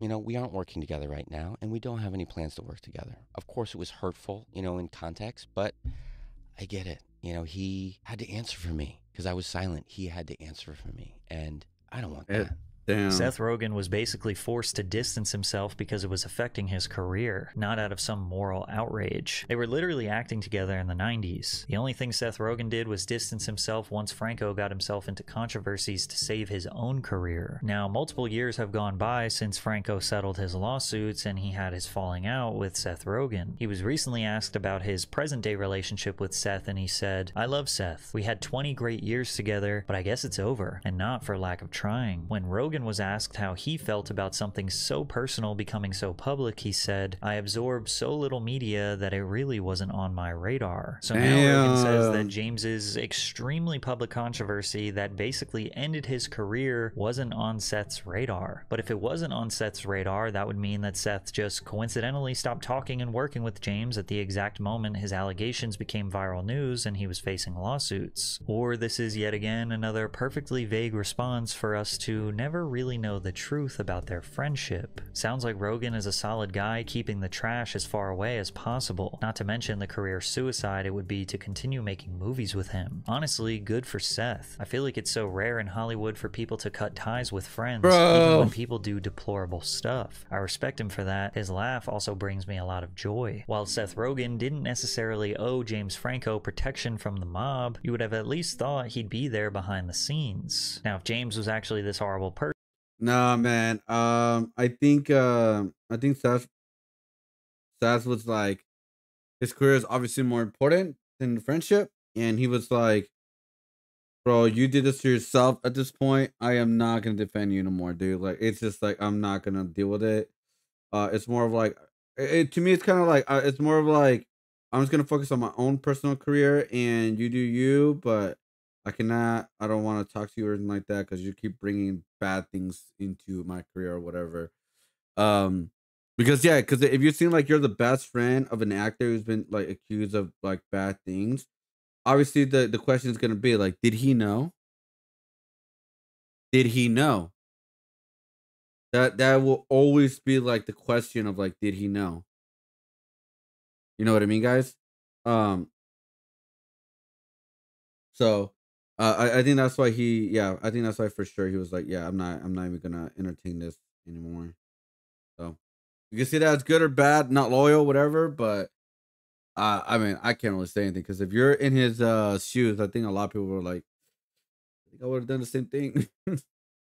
and Seth didn't know, totally makes sense why he would be done with him. But if that was the case, you would think Seth Rogen would just outright denounce James Franco. Like, Seth Rogen is not one to hold his tongue on controversial issues. So because he never publicly disavowed Franco, that means one of two things. He was really good friends with James Franco, and he may have knew about his behavior or his tendencies and maybe enabled it or let him get away with it or just kind of turned a blind eye. Or maybe they were never truly friends and they're just really wasn't anything beyond the surface of two guys making movies together. And this is the hypocrisy of a Hollywood friendship. 2 decades of stroking each other's egos, making millions of dollars and profiting off the fandom who ship them as besties, only for it all to get dropped in the span of a month once people start asking crucial questions of what was going on behind the scenes. Their fallout is a harsh reminder that there are no real friends in Hollywood. I think we can all agree that life was so much easier when we could just laugh at silly comedy movies and didn't have to worry about the moral character of the actors. This is one of the many reasons why we will never return to that amazing era of early 2000s comedy movies. But if you want to hear more... Oh yeah, 100%. I mean, in a weird way, it is a good thing, right? We are holding responsibility of people that do bad things accountable nowadays, right? Before back in the day, because like a lot of people excuse so many things from back in the day because they're so popular, they're so funny, they're like, they're just good entertainers. People just look over like the other bad shit they've done, right? But at least it's on one end it's good, and the other end, what was it that how to say, like, some, or I forgot who said it. Oh, this past weekend, but it's like the weirdest thing ever. It's like the shittiest people are could be like the most entertaining people ever. It's like crazy, a crazy thing, but it's like it could actually be somewhat true if you really think about it. Like damn, like what? But anyway, but yeah, the last time, yeah, I haven't seen James Franco anymore in a very long time in a movie or TV show that I know. Um, but yeah, I think that's the last film I saw. This is the end of him. Let's see, James Franco. Um, let's see, the interview. No, it was the Disaster Artist. Sorry, the last film I saw of him was the Disaster Artist in 2017. But dude, he was the actor in the 2010s, 100%. Because in 2010, after he did Spider-Man 3, which is like his final Spider-Man film, he literally did The Rise of the Planet of the Apes, the first film, Spring Breakers. He did Why Him. Oh my god. He did Oz the Great and the Powerful. Disaster Artist. This is the end. 127 hours, because that's like the first film in like 2010s. And he did the interview. Like he just was everywhere in 2010s. It pretty much ended around 2017 with the Disaster Artist. But yeah, was it Haru who said it? But yeah, dude. Yeah, it's crazy how a career could just like end at overnight. But we've seen it a couple of times. Not fully, like their careers are fully done, but it's never the same as it was before. Like for example, like I know it's completely different from streaming. Sort of like right now, Miskiff, right? Like he was a big streamer for so long, and now we don't know how big he's gonna be anymore when he comes back. I mean, he is coming back. Let's be honest.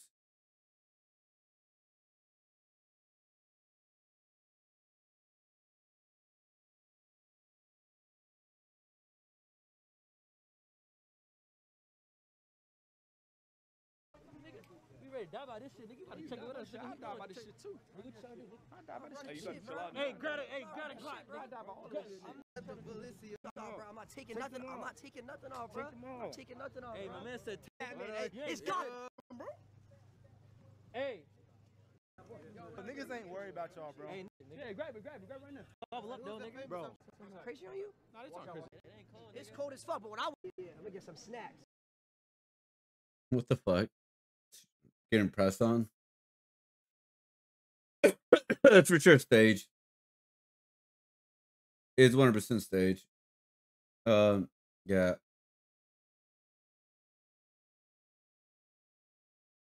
Header? Oh.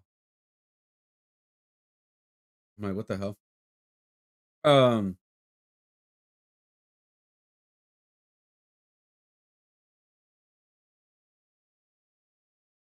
Let's see.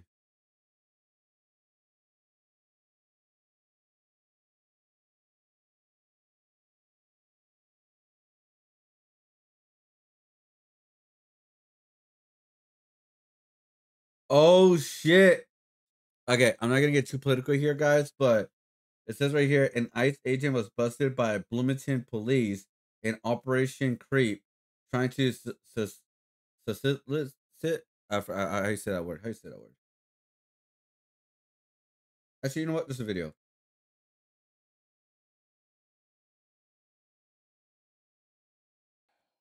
This one shames. Why? I couldn't hear one ear. Tragedy, in many respects, but people at the Department of Homeland Security, I know there are great people there that come to work every single day and do their jobs and do it admirably. Unfortunately, Mr. recently married back here. Recently He's not one of married? those people. He works for ICE, and he is an auditor for them, a civilian employee. When he was arrested, he said, "I'm ICE boys." Well, you know, unfortunately for him, we locked him up, put him in our jail. He got reappropriated to our jail, and my understanding is he helped send people to send federal authorities. I think he's going to see some federal authorities because I think the feds are going to take this case. Damn. So, I'm going to close on this and I'll. Damn, dude. Rebozo. Bro, a agent going to prison? Oh, that's never good. That is never good, guys. That is never good. A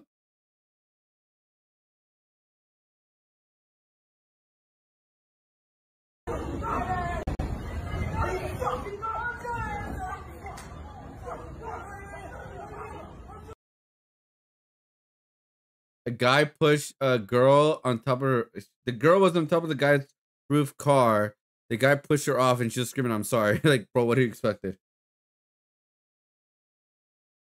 Like, what did you expect?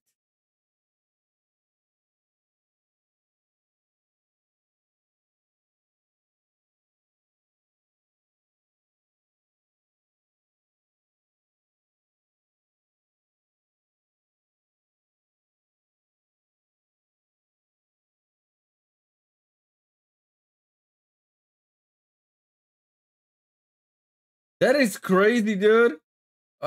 Man, it's like that thing about Thailand. It's like, what the fuck? Look at this video.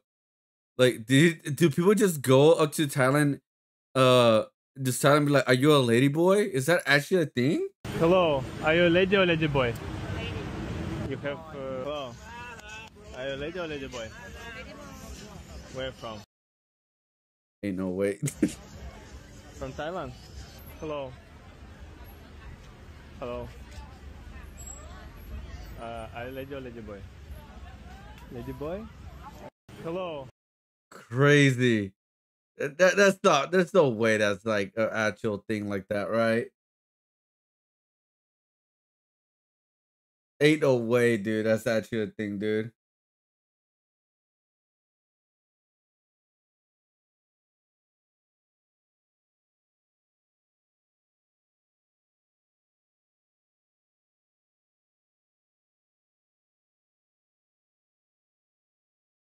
Oh my god, dude. I just saw that. I was just like, what the fuck is that, dude? Like, all right. Let's see.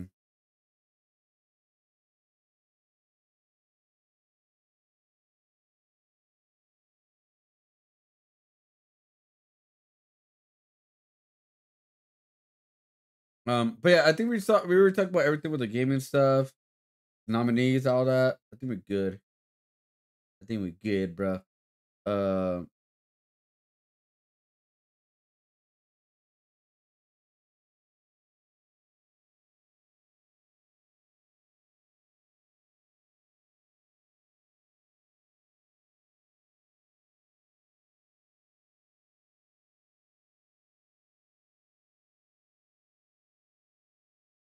let's see. All right, we're good. All right. Let me play some music because we're done watching videos, guys. We watched 2 videos today. We're not gonna watch anything more. Like, we limit ourselves. We have a limiter now, guys. We have a limiter. Oh, fuck me, dude. Ah. There's a video that just dropped not that long ago, 3 days ago, about how manga broke the U.S. comic industry. Fuck, dude. Are you kidding me? We're just talking about the manga industry not that long ago. Or I made a video about it not that long ago. Because I made a video about DC does not want to use AI at all, and how like they're actually going a very good direction right now with their comic book industry in DC with the Absolute Universe and also like the combat like comics.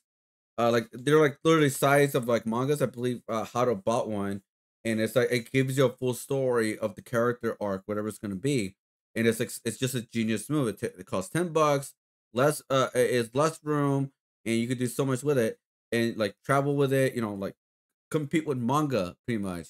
I don't know if it's too late or not, but if they continue going in this direction, guys, they could do a lot. Like if they like, all right, we're gonna like start focusing like. Because I believe the reason why manga, other than obviously story and art, I think one of the reasons that helps the manga sales right now in the United States is because how easy it's to get access to the story of a manga, right?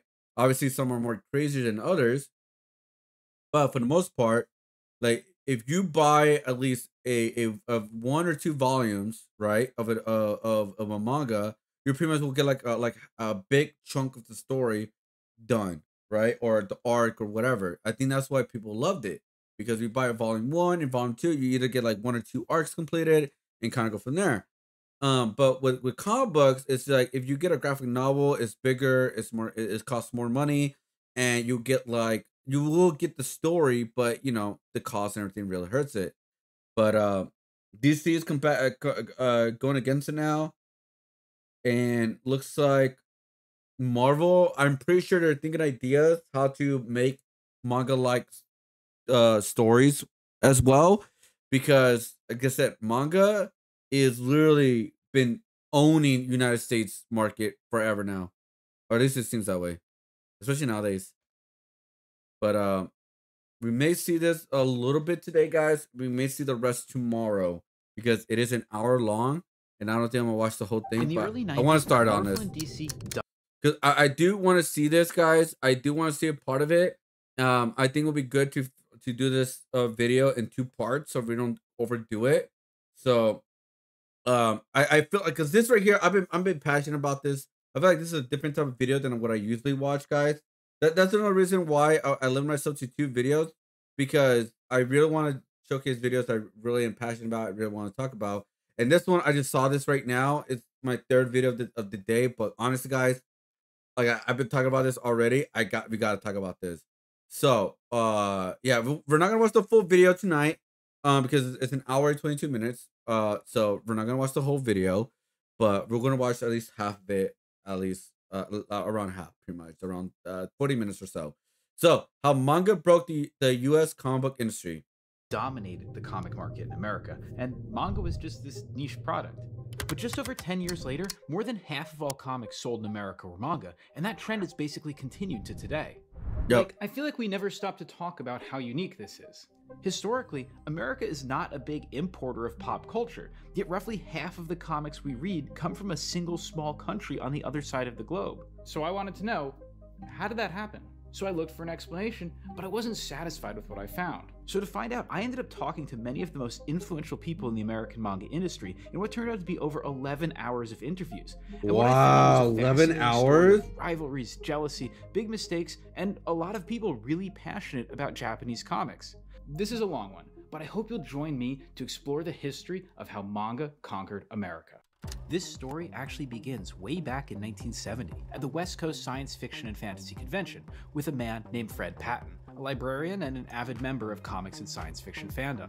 As he browses the conference, he comes to the booth for the Man from U.N.C.L.E. TV series, where the exhibitors had collected Man from U.N.C.L.E. merch from around the world. And there, on the table, Patton found a Man from U.N.C.L.E. comic from Japan. While Patton couldn't read Japanese, he was blown away by the art, and he had every right to be, because the author was none other than Takao Saito, one of Japan's greatest manga artists. Yes, he's the good. exhibitor told Patton that they had picked the book up at a Japanese bookstore in Los Angeles' Little Tokyo district. So after the conference, Patton went to the bookstore and was blown away to discover a massive section of Japanese comics. Even though he couldn't read the language, he realized he was seeing something special. and soon he was amassing a massive collection of untranslated manga that he would try to read just based on the pictures alone. And soon he discovered a favorite author among the manga he had collected, Osamu Tezuka. Patton may not have known it, but Tezuka was the most important figure in the creation of modern manga and anime. Yes, it was. Sort of like if Jack Kirby, Stan Lee, Walt Disney, and Charles Schultz were all rolled into one. He's even known in Japan as the god of manga. Patton wanted to share this newfound love. The god of manga. He began a small business out of his home, importing and reselling this untranslated manga. He would write manga fanzines and offer the books to readers by mail order. Slowly, very slowly, Patton began building a grassroots manga fandom here in the US. There are dozens of us. Dozens! Soon, Patton's activities expanded to buying expensive copies of Japanese cartoons and screening them for fans at science fiction conventions and clubs. These early group screenings evolved into the Cartoon Fantasy Organization in the late 70s. And then there was a fateful misunderstanding. In 1977, Osamu Tezuka himself was coming to the United States. His managers had sought to bring business people in the US to meet with Tezuka, and somehow Fred Patton got invited. So Patton found himself greatly out of place among all these Japanese businessmen at a swanky Japanese restaurant in LA's Little Tokyo district. It turned out that because Patton had been buying so many of Tezuka's books, Tezuka's managers mistakenly assumed that he was a big Japanese bookseller or publisher, not a fan operating out of his house. But Patton wouldn't miss his opportunity, and through Tezuka's translator, geeked out and asked him a bunch of questions about his manga. Now, rather than being annoyed, Tezuka was intrigued to find an American who was so familiar with his work, when many of the businessmen he was supposed to be there meeting with were not. Patton told Tezuka about the Cartoon Fantasy League, and Tezuka decided that he would visit them on his next trip to the US to see if it could possibly be true that a group of Americans were reading manga and watching anime. And so it was that the next year, in 1978, Tezuka attended a meeting of the club. It was true, he realized, these Americans were interested in manga. Tezuka was an endlessly curious person, and the wheels began turning. Pieces he'd been putting together for some time were finally falling into place. See, at this small meeting, there was another person who would end up being one of the most important figures in bringing manga to America. Not Tezuka himself, but this guy over here, Tezuka's interpreter, Frederick Schott. How did this Westerner end up being one of the key people in Tezuka's entourage? Well, I was able to interview him and find out. Wow. I'm a Japanese translator. That's awesome. I want to become a manga translator. For me, it's always been a labor of love. Frederick Schott never intended to be one of the people bringing manga to America. In fact, even though he'd lived in Japan a few years as a kid, he'd never even read manga. It wasn't until he came back to Japan for college that he was exposed to the medium. At the time, in the late 60s, manga was in the midst of an upheaval. Like Marvel Comics in the US around the same time, manga targeting young boys had become cool for college students to read. And so Schott began casually reading manga as a way to decompress from his experience. I think the biggest way they did that, it was with sports manga. Well, not all of them. Obviously, they did with I mean, Astro Boy was the thing too. Let's see, what was the other one? It was with the robot ninja puppet and the little girl.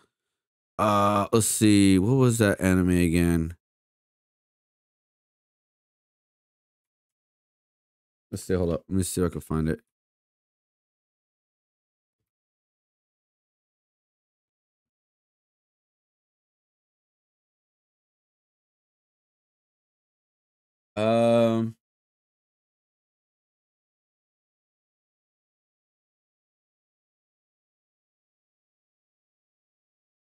Let's see.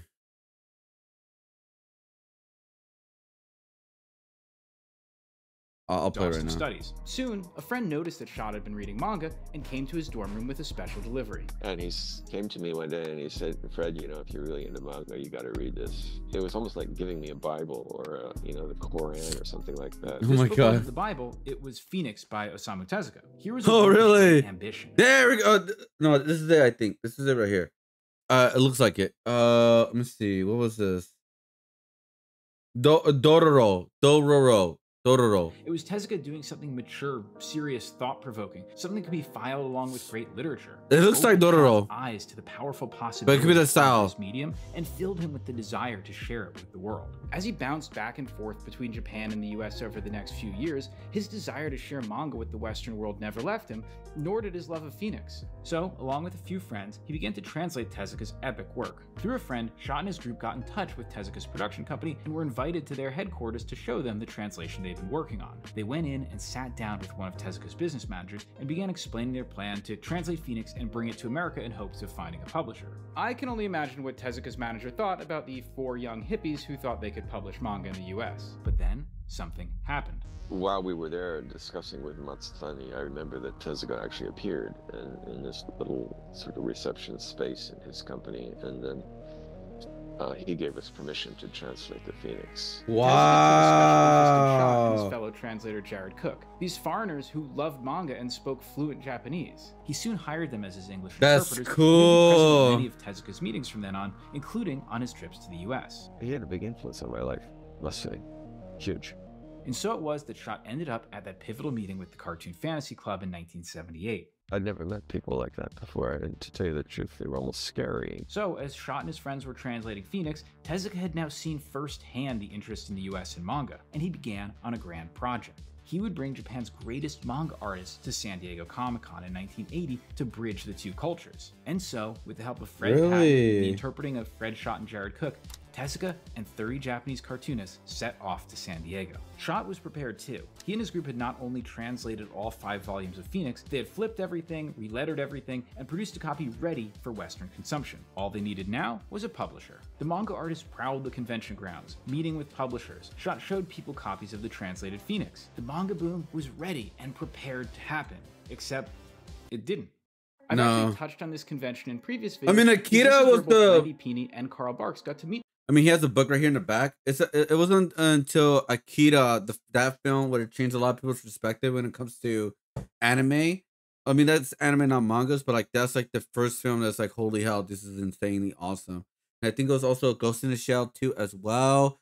And obviously Dragon Ball and Pokemon is where like the booming started happening there. I think the manga sales started really happening in the United States around, I want to say around 2010s. I want to, I said around there, because I feel like as soon as like more media was added into like internet and platforms and stuff like that, streaming services, Funimation, Crunchyroll, I think still running. I don't know how long Crunchyroll's been there, but when things got a lot more easily accessible to certain animes and everything to get into, that's when like a lot more things started booming, especially Toonami, especially Toonami around Cartoon Network, that like helped boom the anime industry a lot more too as well.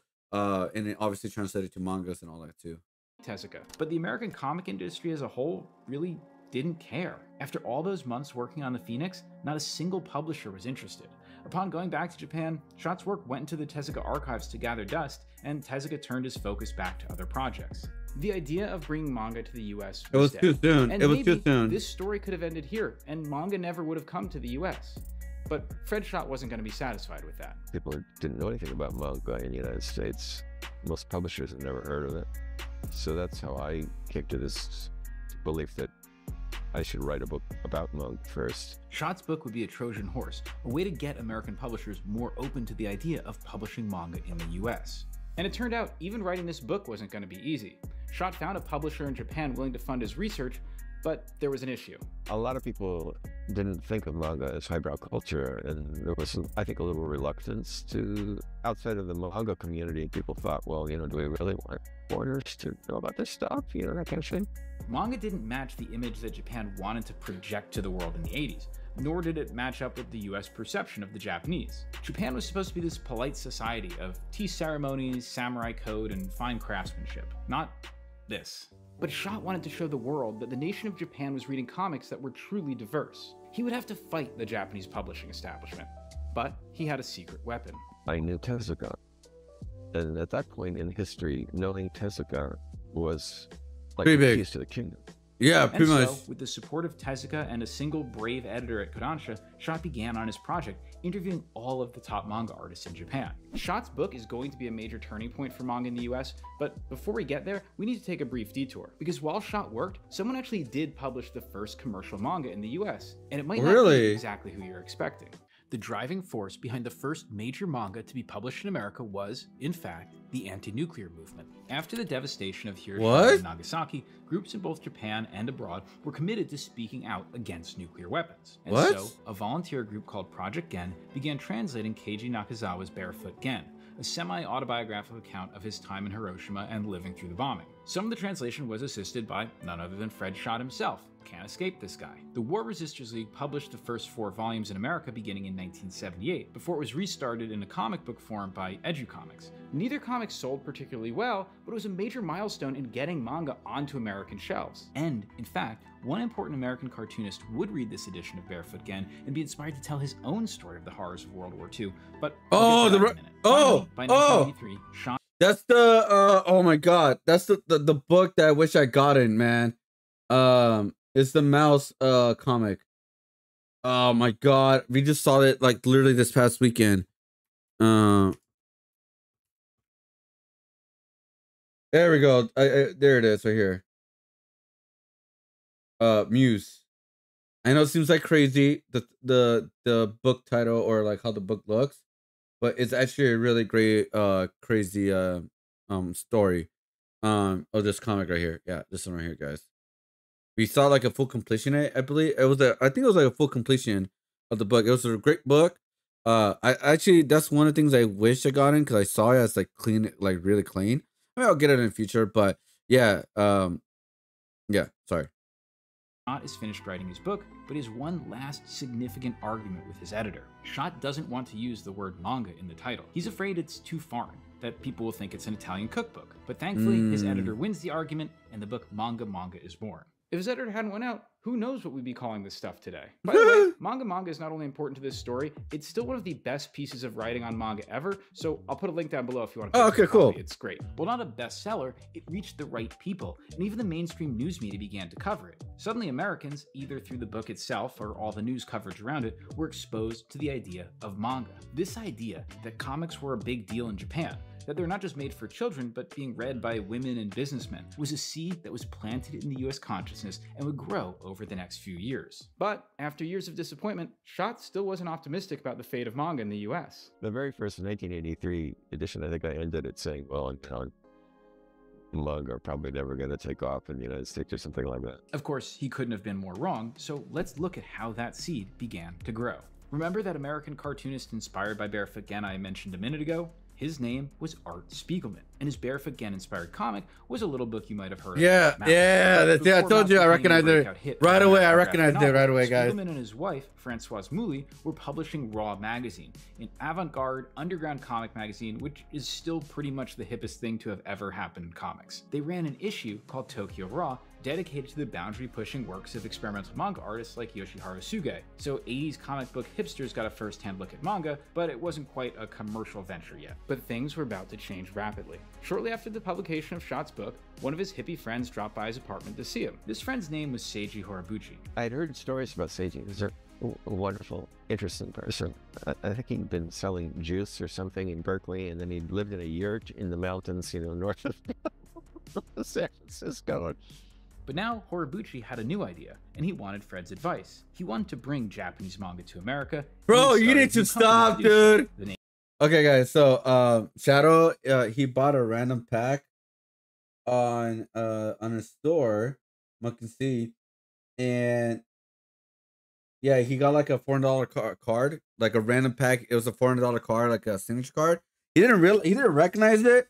Like I recognized it right away when I saw it. Like I realized like wait, hold on. Because he saw like a bunch of cards, like oh, this cloud, all this kind of stuff, and I recognized like there was a signature card, and I was like, oh, this is something, dude. It's like nothing like because it's a card with actual like a signature, and that's like a kind of big thing when it comes with some trading card games, especially when it comes to like anime and stuff. And yeah, it turns out that card is like worth like $400. Bro, don't go too crazy with it, bro.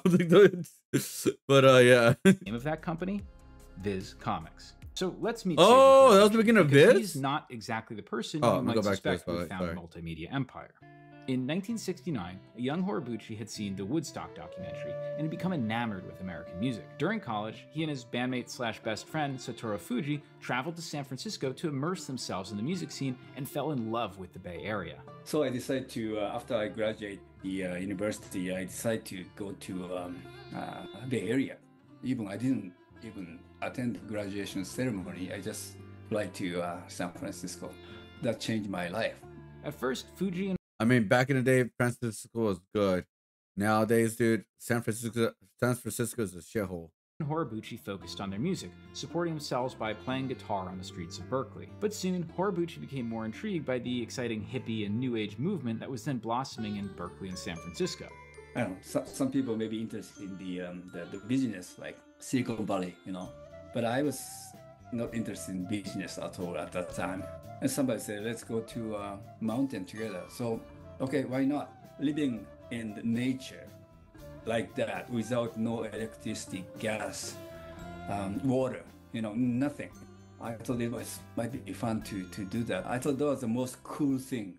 But after 2 years of living off the grid, something happened. Horibuchi had a friend, another Japanese immigrant who idolized him and had followed him to come live in the mountains. But one night, while Horibuchi was on a trip home to Japan, his friend got drunk and wandered off from the camp and disappeared. The group wouldn't find his body until the spring thaw. Horibuchi himself went to his parents to help them recover his remains. This experience woke Horibuchi from his dream of living outside of society. He returned to Japan, and on this trip, 2 seemingly unrelated things happened. The first was a discovery of a manga that would change his life. My friend introduced me, there's a cool manga that is Otomo's Dome, and I was shocked. Wow. Look at the art. Think about, I want to do some manga business or publishing manga. At that time, I had no idea. I was just shocked. The second was that he could build a business connecting these 2 cultures that he loved so much. So he returned to San Francisco and began importing and exporting small goods between the 2 countries. But while he built this small one-man business of selling Japanese imports, he had a fateful encounter. In Japan, his sister-in-law worked for Shogakukan, one of Japan's largest publishers of manga and magazines. When Mr. Oga, a member of the family that owned Shogakukan, was visiting San Francisco, she suggested that her brother-in-law Seiji could show him around. And so, the New Age hippie took the wealthy heir to a publishing empire on a tour of San Francisco. And while they explored, they had an important conversation. We started talking about there's no manga in Japan, in USA, there's a little bit of here and there, but not real publishing. Oga was intrigued by this idea of publishing manga in the US, and when he returned to Japan, he got approval to invest some money in this new business, and he knew just who to hire to run it. Then he trusted me somehow. This is my real first business. I had no idea what is a publishing company and how to print, what is a print, how they print the books and things. I had no idea. And he gave me probably $250,000 to start. And so here was a hippie with $250,000 to build a manga business in the US. Well, he knew who to call. When I first decided to do business, first person I visited was Fred. He was very nice. He's still my friend. And I remember he came over to my place and he had this idea of importing Japanese manga. And I don't remember, but I probably told him, hey, good luck. There's no way. Of course, if I do it as a hobby, I can do that. But making it business is ridiculous. Crazy. Undeterred, Horibuchi recruited his best friend Fuji and his brother Shinji, and with the 3 of them, Viz Comics was born. 3 San Francisco hippies had come to the US from Japan and were ready to bring manga to America. The question was, how? Of course, the first thing Viz needed was to hire people to begin translating manga. To assist in this, Fred Schott introduced Horibuchi to another key figure in this whole drama, Torrance Smith. To hippies like Horibuchi and Schott, Torrance Smith was an entirely different beast. He believed in nuclear power and kind of person you don't find so much anymore. Very conservative, but also super liberal. He was a very smart guy. I don't know what Torrance's IQ is, but I'm sure it was vastly higher than mine. He would talk about lawsuits that he had won. He would talk about guns. That's Alvin Lee, who was a journalist at San Francisco's alternative weekly paper and interviewed many of these people for an article at the time. More on him in a minute, but let's get back to Torrance Smith. See, Smith had spent his early years working as a roughneck in Canada's oil fields, dreaming of writing science fiction novels. But in 1982, he discovered anime, and soon after that manga, and relocated to the Bay Area to learn Japanese and find a way to turn that love into a career. He quickly became one of the most prominent voices in the nascent anime and manga fandom. With a few friends, he basically put out the 1985 equivalent of Scanlations, little translation booklets that he sold at conventions that you could read alongside a Japanese copy of the manga. Soon, his 1986 Bacon Anime Guide became something like a Bible for early anime fans. Smith had become a leading voice in fandom, but still couldn't turn that love into a paying career. He had worked with Eclipse Comics, an independent US comic publisher, to try and get the rights to Lone Wolf and Cub and Akira, but they hadn't been able to convince the Japanese publishers to give them the licenses. And so, when Viz was getting ready to launch... Wait, are the ones that like released Akira? Aftershock introduced them, Smith began working with Viz part-time, translating as well as helping them choose titles and advising them on strategy. Because in Japan, manga were serialized in weekly or monthly anthology magazines and then compiled into books that were sold in bookstores. But this was 1986. The idea that even American graphic novels would be sold in bookstores was still a few years away. And comics had even disappeared from newsstands, as Marvel and DC turned their attention to distributing exclusively in dedicated comic specialty shops, which became known as the direct market. To get their manga into readers' hands, Viz would need to find a way to get into this direct market. So Torrance Smith introduced Viz to his friends at Eclipse, and they struck up a partnership. Eclipse would handle the production and distribution, while Viz handled the licensing and translation. But publishing into the American direct market would mean a lot of compromises. Manga that were originally published in weekly 20-page increments in anthology magazines would get turned into 32-page standalone monthly comic books. They were also flipped to read left to right, as no one believed Americans would be able to read a comic right to left. While they worked on these initial titles, Smith sold all of his possessions and moved to Japan to further dedicate himself to the manga business. But as things progressed, tensions grew. Not only was Smith at odds with the counterculture vibe of Viz, they couldn't see eye to eye on which titles they should publish. Smith was suggesting things like Appleseed and Nausicaa, The Valley of the Wind, but those were books not published by Viz's parent company, Shogakukan. In passing, Horibuchi apparently told Smith he should just go and license and publish them himself. Horibuchi probably meant this as a polite deflection, never expecting that Smith could actually pull it off. But while in Japan, Smith had written a scathing critique of the westernized version of the Nausicaa anime, and that scathing critique won him an important fan, Nausicaa's creator, Hayao Miyazaki. Smith met with Miyazaki and actually got his permission to publish the Nausicaa manga in English. But that didn't sit well with Viz. And Torrance Smith, he thought he could really Nausicaa, but actually we got right. I met with Miyazaki, so I got rights directly talking with him. Maybe Torrance Smith wasn't happy. I know he thought maybe I took the Nausicaa from him like that. He made so bad. But this dispute over Nausicaa was the final nail in the coffin of the relationship between Viz and Torrance Smith. I don't know how the falling out with Seiji occurred, but it had something to do with Nausicaa and who was going to get to translate it. So that was something that Torrance never forgot. Now in Japan and out of work, Smith's situation was grim. The Japanese economy had collapsed and his finances were dwindling. He tried to make ends meet by working under the table as a janitor, but was soon reduced to stealing noodles from a local convenience store to be able to eat. That's hardly the last we'll hear of Smith, but for now, let's shift our attention back to the US. Before we get to that though, a quick word from today's sponsor, FlexiSpot. That's crazy. If you're like me, you spend a lot of time sitting. I sit at this desk for You got that kid up full book? Oh, that's also the what's it called? Scott Pilgrim? Even though I've tried to set things up ergonomically and lift up my monitor, I'm still using the same cheap bending and breaking them to fit in the American comic format, and finally launched them into comic shops in May of 1987. And in fact, they weren't the only manga launched in that month. At the same time, a comic company called First Comics brought out the manga Lone Wolf and Cub, also in comic book form. In fact, Lone Wolf and Cub might have been the most well-known manga in American comic shops at this point, because comic superstar Frank Miller had been raving about it in a bunch of interviews. Miller had in fact been the catalyst for the American version. Oh, the Lone Wolf? And writing introductions. I never seen those ones. And so it was that in a single month in 1987, 4 new manga comic books were hitting American comic shops. How would they be received? all 3 Bracken comics was sold out very quickly. So I thought, oh, I got it. You know? Right out the gate, manga was a hit. Horibuchi was celebrating, and it was time to turn up the dial. Viz quickly began to expand their line of titles and print more copies month over month. The American public loved manga, and manga was going mainstream in 1987.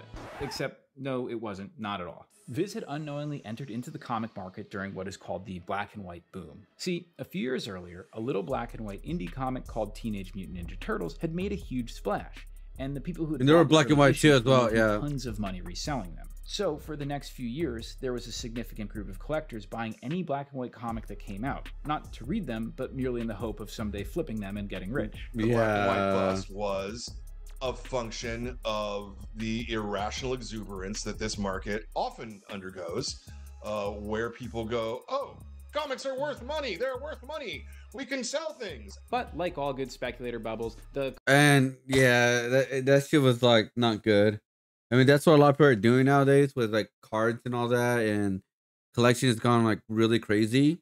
Even with the comic book industry, like even I collect key issues only now. I don't buy every comic book that I want to buy because for space and it's more affordable doing that way.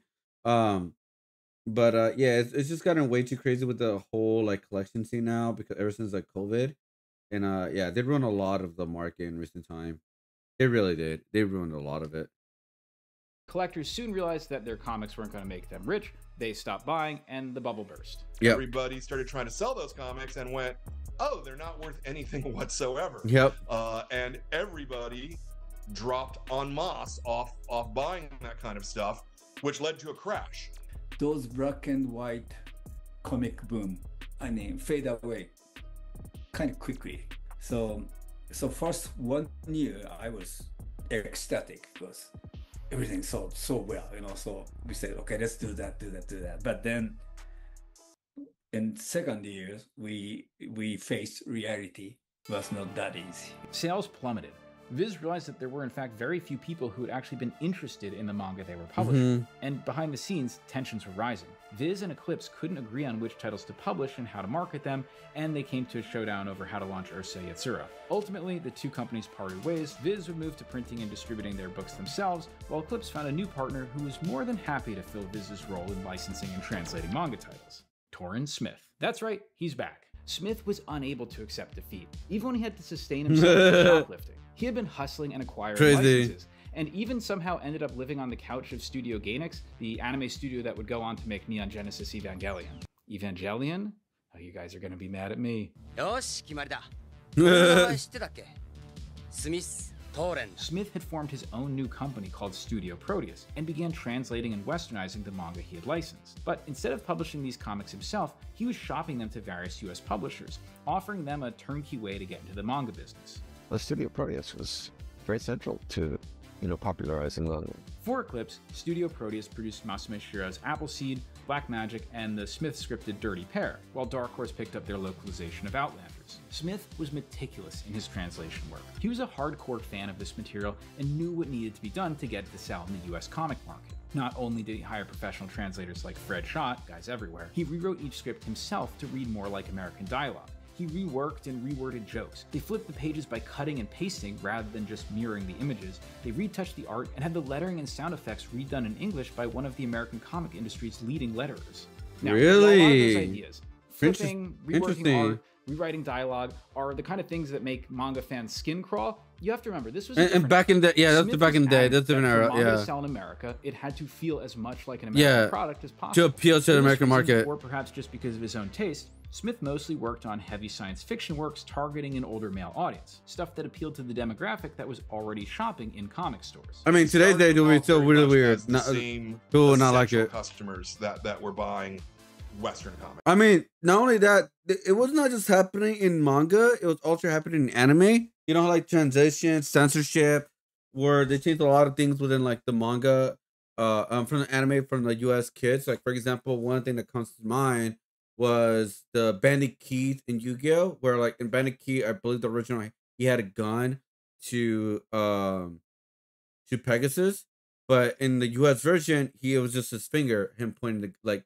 I don't know what the hell he was doing. It was like one of the weirdest censorship there because like it just didn't make sense. I wish they would have like figured out a way to do it. Let's see, Yu-Gi-Oh! Bandit Keys.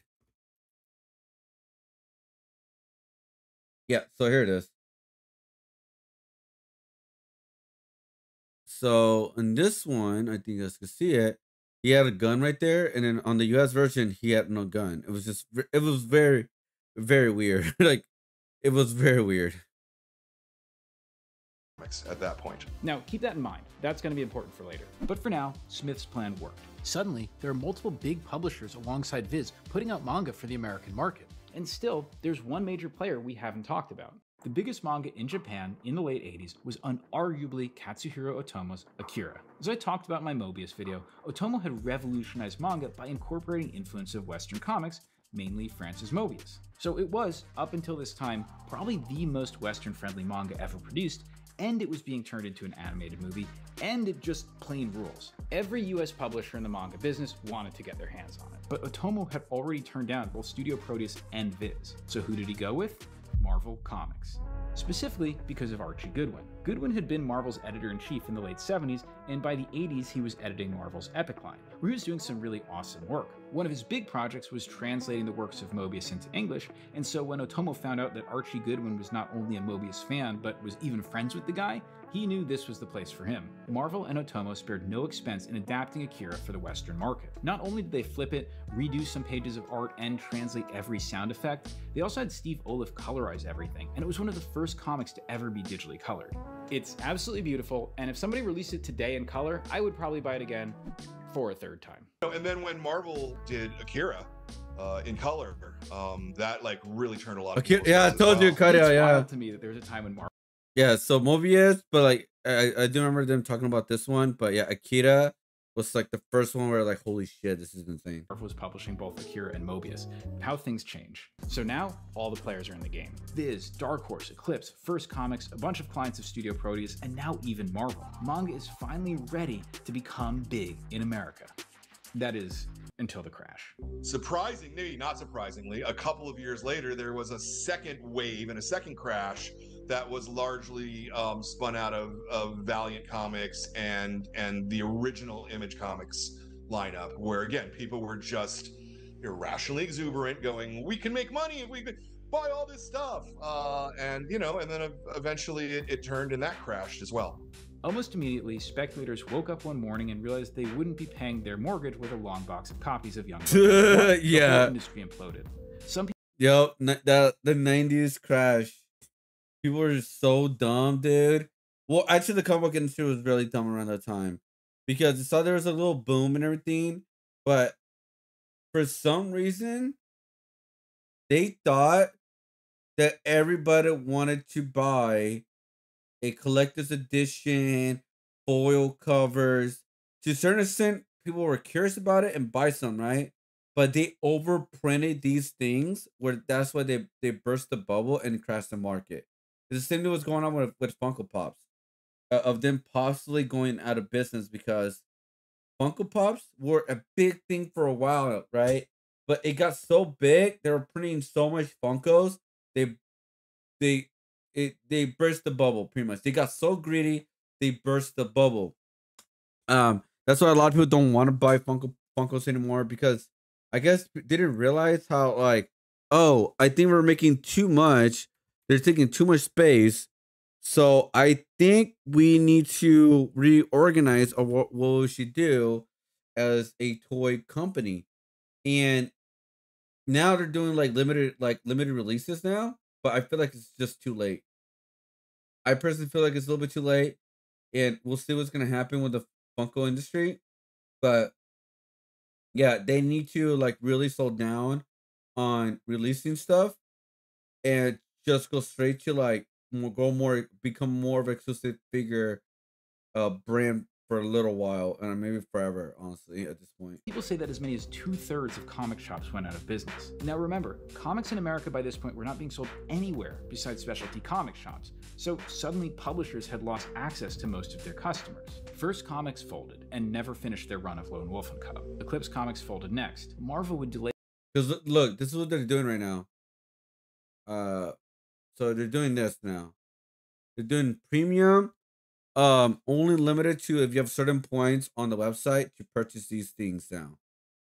Right? They do limited to 3,500 pieces, limited to 5,000, 5,000, like even jumbo ones, like crazy jumbo vinyl collectibles, $12,249 sold out.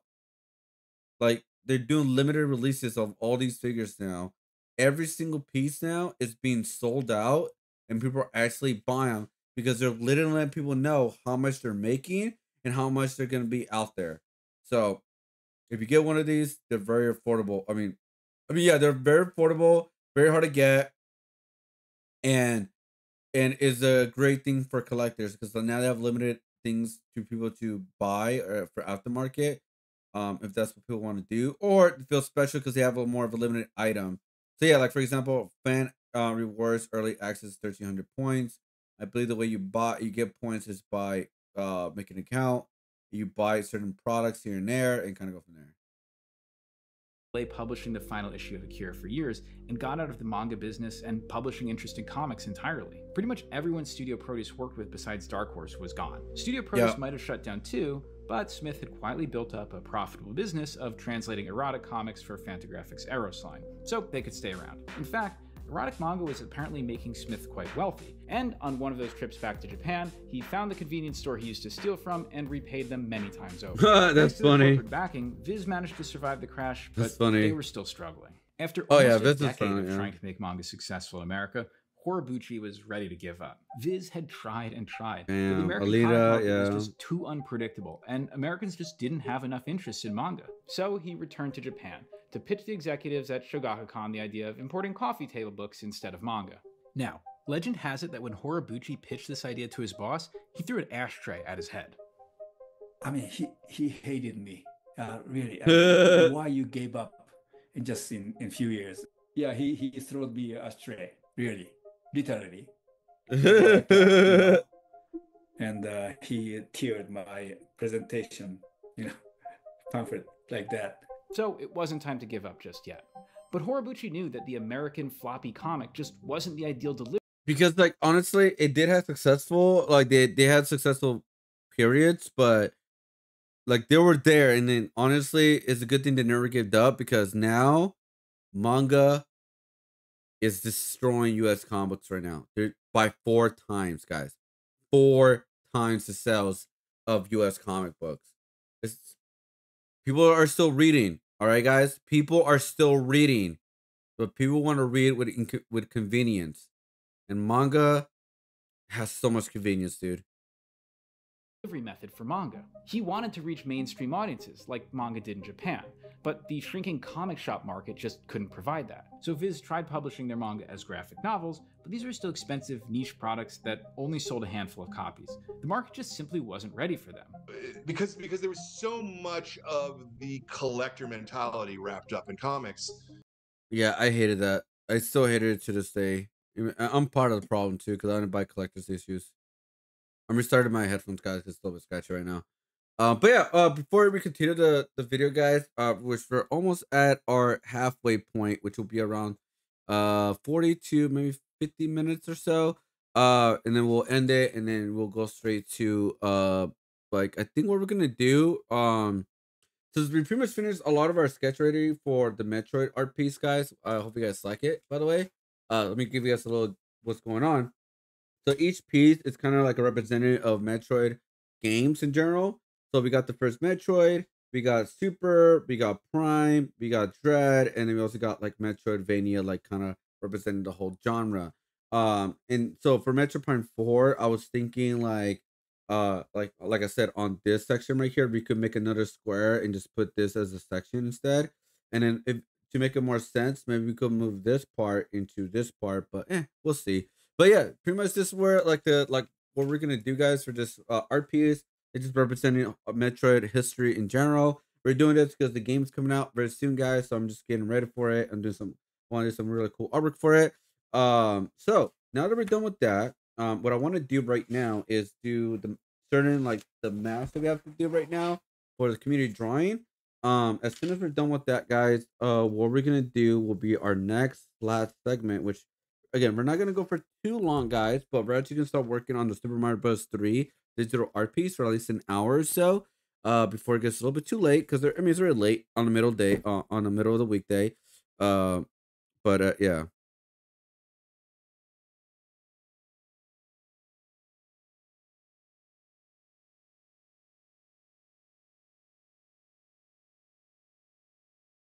What's going on?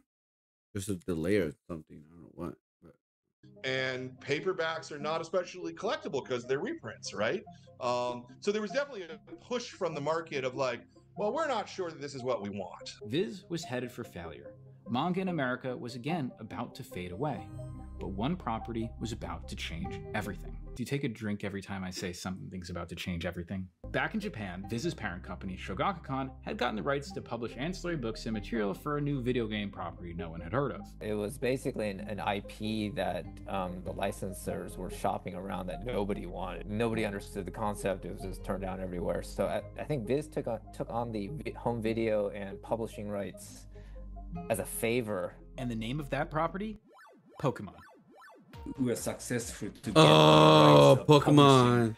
All Pokemon books, Yeah. all Pokemon comics, Pokemon Pause. picture books, and so on. That was a huge thing. And also we had I somehow got the rights to publish the video.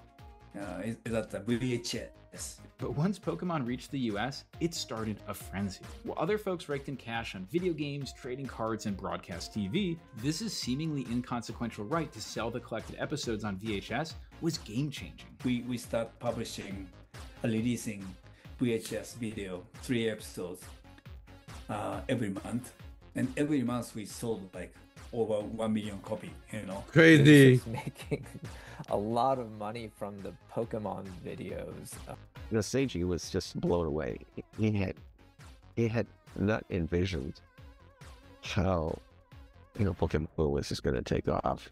And of course, Viz just suddenly At that time, I was ecstatic because it's Dragon like Ball trading. was also doing that strategy too as well. From the brink of defeat, Viz was now flush with cash, and they wasted no time staffing up and getting ready to grow both their manga and anime businesses. I was basically part of the Pokemon hiring spree. Pokemon was the big first boom, I guess, other than Akira. Without a formal interview, my opinion, because Akira did a very good job with the pretty movie. much everyone there was a fan. Nobody. I don't think anybody was there because that was their career ambition. The new Viz would be more adventurous, expanding into magazines as well, including my favorite Pulp magazine, which brought Taiyo Matsumoto and many other boundary-pushing manga artists to the West for the first time. But while the VHS business was making them a lot of money, and they were continuing to invest that money in manga wasn't exactly a winner for them, as one young entrepreneur was about to find out. I'd gone up to Viz in the Bay Area. There was a guy, Horibuchi-san. When I went up there, I said kind of yoroshiku onegaishimasu, which is like the what they call goaisatsu, which is a greeting. And you do this in a way to be polite. You say, hey, I'm going to be in the business. I'm a young guy coming in, I just wanted to say hello. It's like kind of paying respect sort of thing, right? And he looked at me because he's older than me, kind of senpai type guy. And he just said like, are you stupid? You should never do manga. You're going to be wasting your life. Yeah, that's Stu Lee. I think it's time we talk about him, since he's about to become one of the most controversial figures in American manga publishing. Really? I'm the bad guy because I either brought stuff and made it impure, or I didn't bring enough, or I did whatever I did, I did it wrong. Let's go back nearly 2 decades earlier when a teenage Stu Levy is backstage at the Grammys. See, Levy grew up in Los Angeles, in the heart of the entertainment world. But while his friends had parents who could score their kids and their friends tickets to the Grammys, Levy's parents were both school teachers, and he came from much humbler means. So, from a young age, Levy committed himself to, no matter what, someday making it in the movie industry, to become a part of the glamorous entertainment world that surrounded him.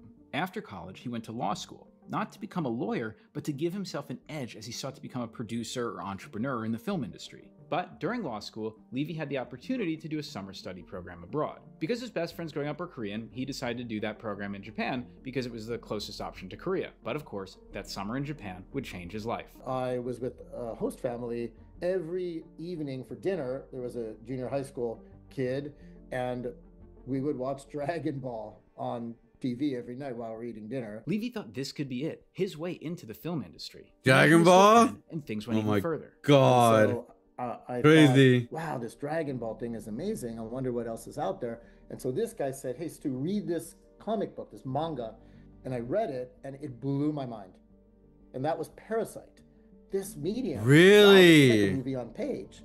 And I thought, I wonder if it's just this one, or if there are other manga that are just as interesting. I went in the convenience store in Japan, and there was some manga on the shelf, even back then.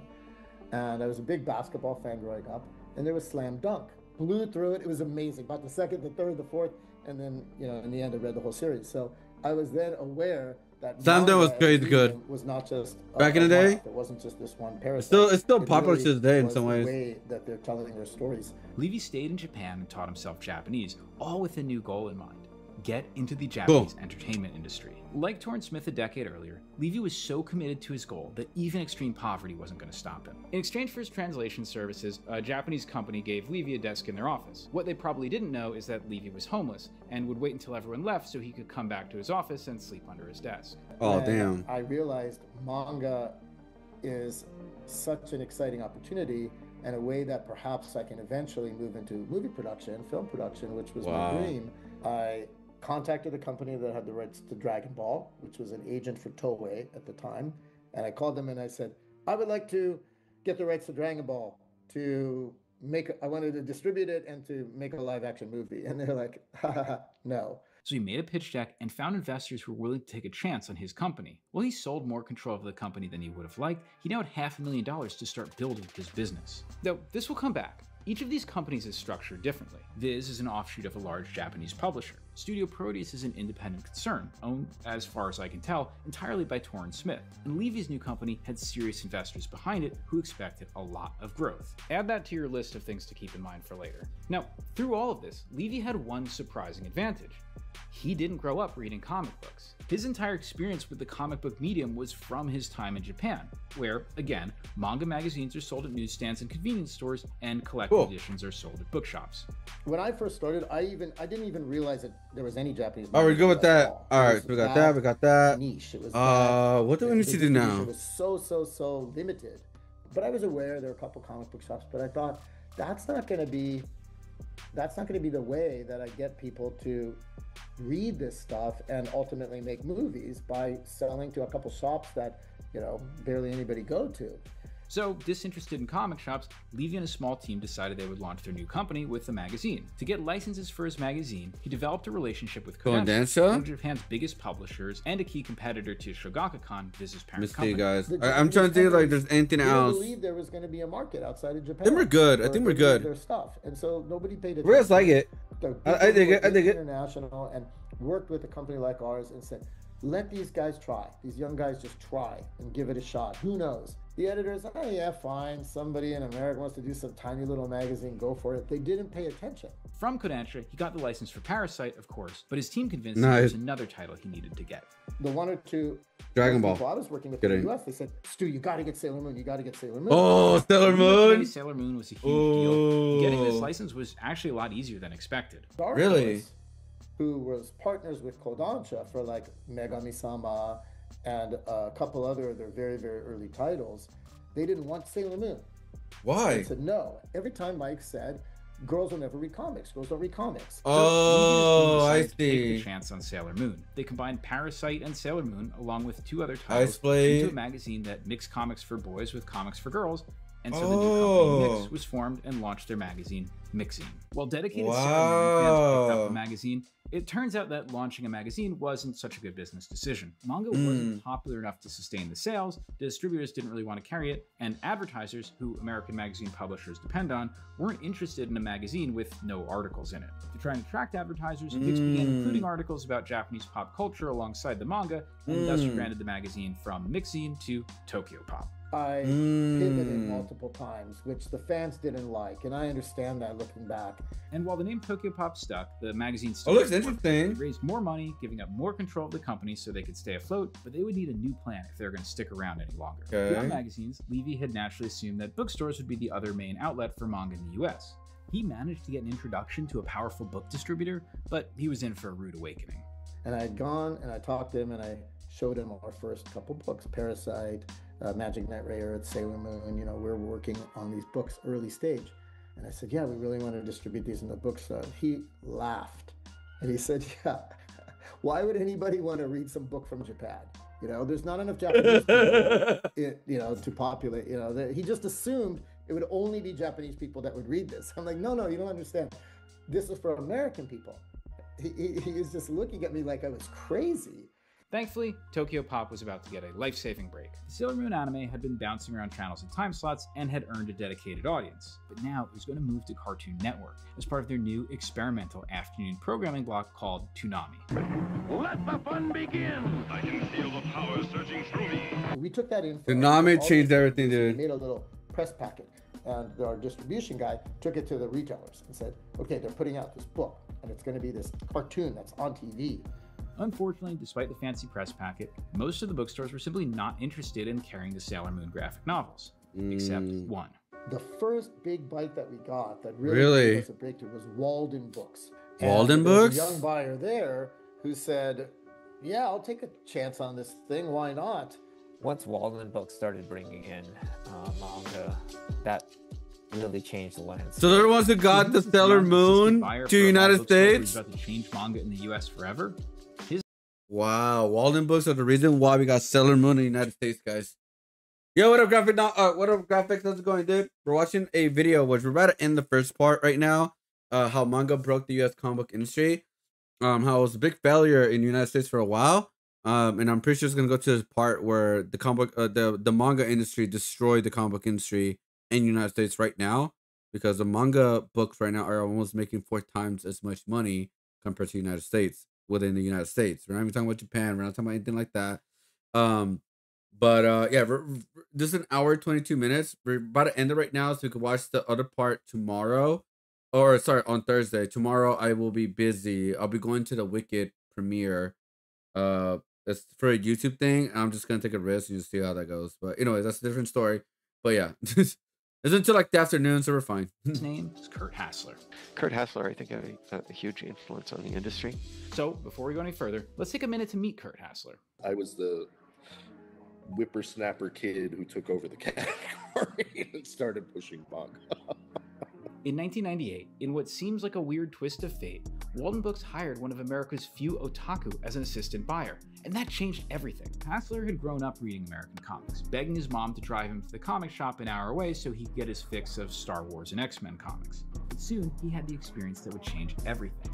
I mean, my first big introduction was I had moved to Manhattan around 1990, and they were showing Akira. Yo, and Bella Koski. Then I just could not. Is that Goku? Anything coming from Japan, whether it was anime or manga or you know, the very little you could find at the time that was available, which was next to nothing. I mean, I think I remember Maximilian, dude. They had to import a lot of these mangas or anime shows like from Japan and just import them to the United States, like, or bootleg them and stuff like that. Because it was like back in the day, it was so hard to get the like manga and like stories and movies and stuff like that. Like, because again, they only had like very few licenses here in the United States. For example, they had the Pokemon they were talking about, obviously Sailor Moon and Dragon Ball, stuff like that. And that was like kind of like the boom right now, right? Because then I think like even around the early 2000s where we got Digimon, they got a little bit more into anime, a little bit more. Yu-Gi-Oh was another big thing. Obviously Yu-Gi-Oh became more popular, but yeah, that's like it was like they're doing little by little introducing anime into United States. I mean, that's why a lot of people consider like Yu-Gi-Oh and Pokemon, even Digimon to a certain extent, cartoon shows in so many ways, because there's like the early forms of cartoons in the United States compared to everything else. So Hassler became one of the handful of fans buying Viz and Dark Horse manga comics in the wake of the crash. And of course, as a lover of both books and comics, Hassler's main career ambition was to work in a bookstore. When I moved to Well, hey guys, unrelated. What other games do you guys want me to see me do this right here, where I could tell a story of the history of the character within the video games? Like I was thinking about maybe doing Sonic. So I'm gonna be honest, guys. I'm kind of tired of doing the Versus series stuff. Like I'm gonna be honest. Like I thought I was gonna continue it, which I am to a certain extent, but like on certain things. So don't get me wrong, guys. It's still gonna continue in some ways, but I've been doing it for so long. Like these Versus designs, right? Like the Halloween one we did recently. We did a lot of the Ghost Pokemon too as well. And it's the biggest reason why it's because it takes so long to create, because you know gotta find the right colors, the right designs, stuff like that. You know the whole thing. And so I will continue the series still, but I want to slow down on them because I don't want people to just see that only. So this right here was like a last minute idea that I came up with over the weekend, where like what if I just like put the character in the middle and only showcase some villains, but like tell a story of like their history within the video games, comic, or anything like that.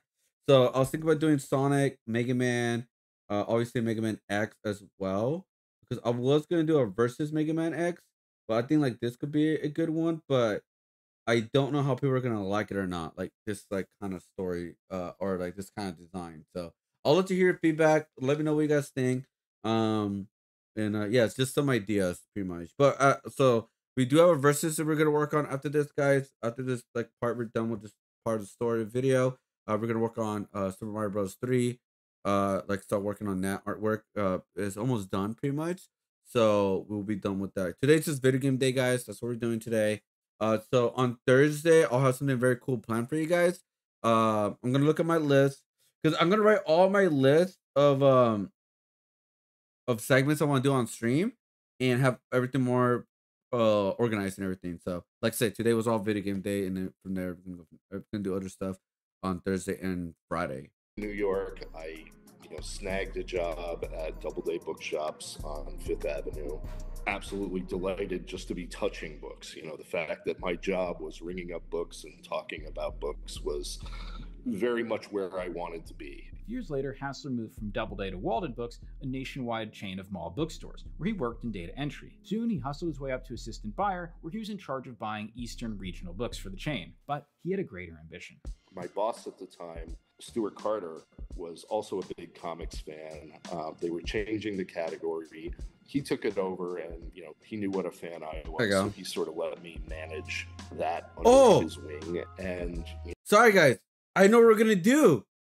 This Thursday, we're gonna remake a page. Thank you guys again so much for subscribing to the channel. I really do appreciate it. 4 more subs, guys. We'll do another sub goal of the same thing, and then obviously we'll change it up the next one after that. I try to do like maybe like a 2-3 part series of the sub goal, guys, before we change it up. For example, we did 3 pages of color pencil pieces, right? Well, obviously we'll bring that in another time, not anytime soon right now, because we want to do some other things. But yeah, we did a Luchador, we did the Barely Hero Arcade, and then we also did the Marvel Villains faces as well. The next sub goal, guys, we're doing, which we did reach, thank you guys again so much. We're gonna do a remix of one of my old drawings I've done in the past of like the old sketchbooks I have, like old drawings I created, like that kind of stuff. So we're gonna do one of we're gonna pick one of these, we're gonna recreate it, redraw it, and see what we could come up with. And so yeah, the next sub goal, we're 4 steps away. We will do another page, and hopefully we'll do 3 pages of old drawings and recreate them. And also, not only that, you guys will be added into the community drawing if you guys do subscribe and help the channel out, or use your free points on Twitch or on Discord, guys. If you guys join my Discord, you guys talk 5 times a day, you guys 20 points a day, up to 100 points, you get a free community add-on, community drawing add-on in. You get added into the community drawing. Sorry, I butchered that. Or you can use your Twitch points. Use your Twitch points, which is free. Redeem them, and you get added into the community drawing too as well. But if you guys don't want to wait that long, you guys could also subscribe to the channel, or like Prime sub, whatever you want to do. You guys will be able to add it into the community drawing. So far, right now, guys, we have these are the recent community drawings we created right here, guys. We did an RPG one right here. RPG segment of the community characters, which I really love. I can't wait to create this on digital art piece. But we also are doing a serial killer because October kind of a little bit late, but it is what it is. We're about to close this one up around next week, guys, because we're gonna do a Christmas, or actually we're gonna close this up at the end of this month because we're gonna do a Christmas one starting on December. But yeah, we got a little few more spots, guys. Like for mass, we got like 1, 2, 3. Maybe a little bit 4 right here as well, and we can replace this mask too as well. So if you guys want to be added, you guys have plenty of options to be added into the community drawing. So yeah, so this is what we've been working on, guys. My brain has not been shutting down lately, guys. I've been like just come up with some new ideas, new concepts with original designs and fan art because I want to keep a cool balance of both of them now instead of just focus on one thing now. All right, so we're gonna finish this part of the segment, guys, within 2 minutes, 3 minutes of this video. And we're going to save the rest for tomorrow. It was not a hot category, and there were actually conversations about, okay, it's time to roll this up and close this category. Stu and I had to beg and say, just give us 6 months, and we think there's real potential here.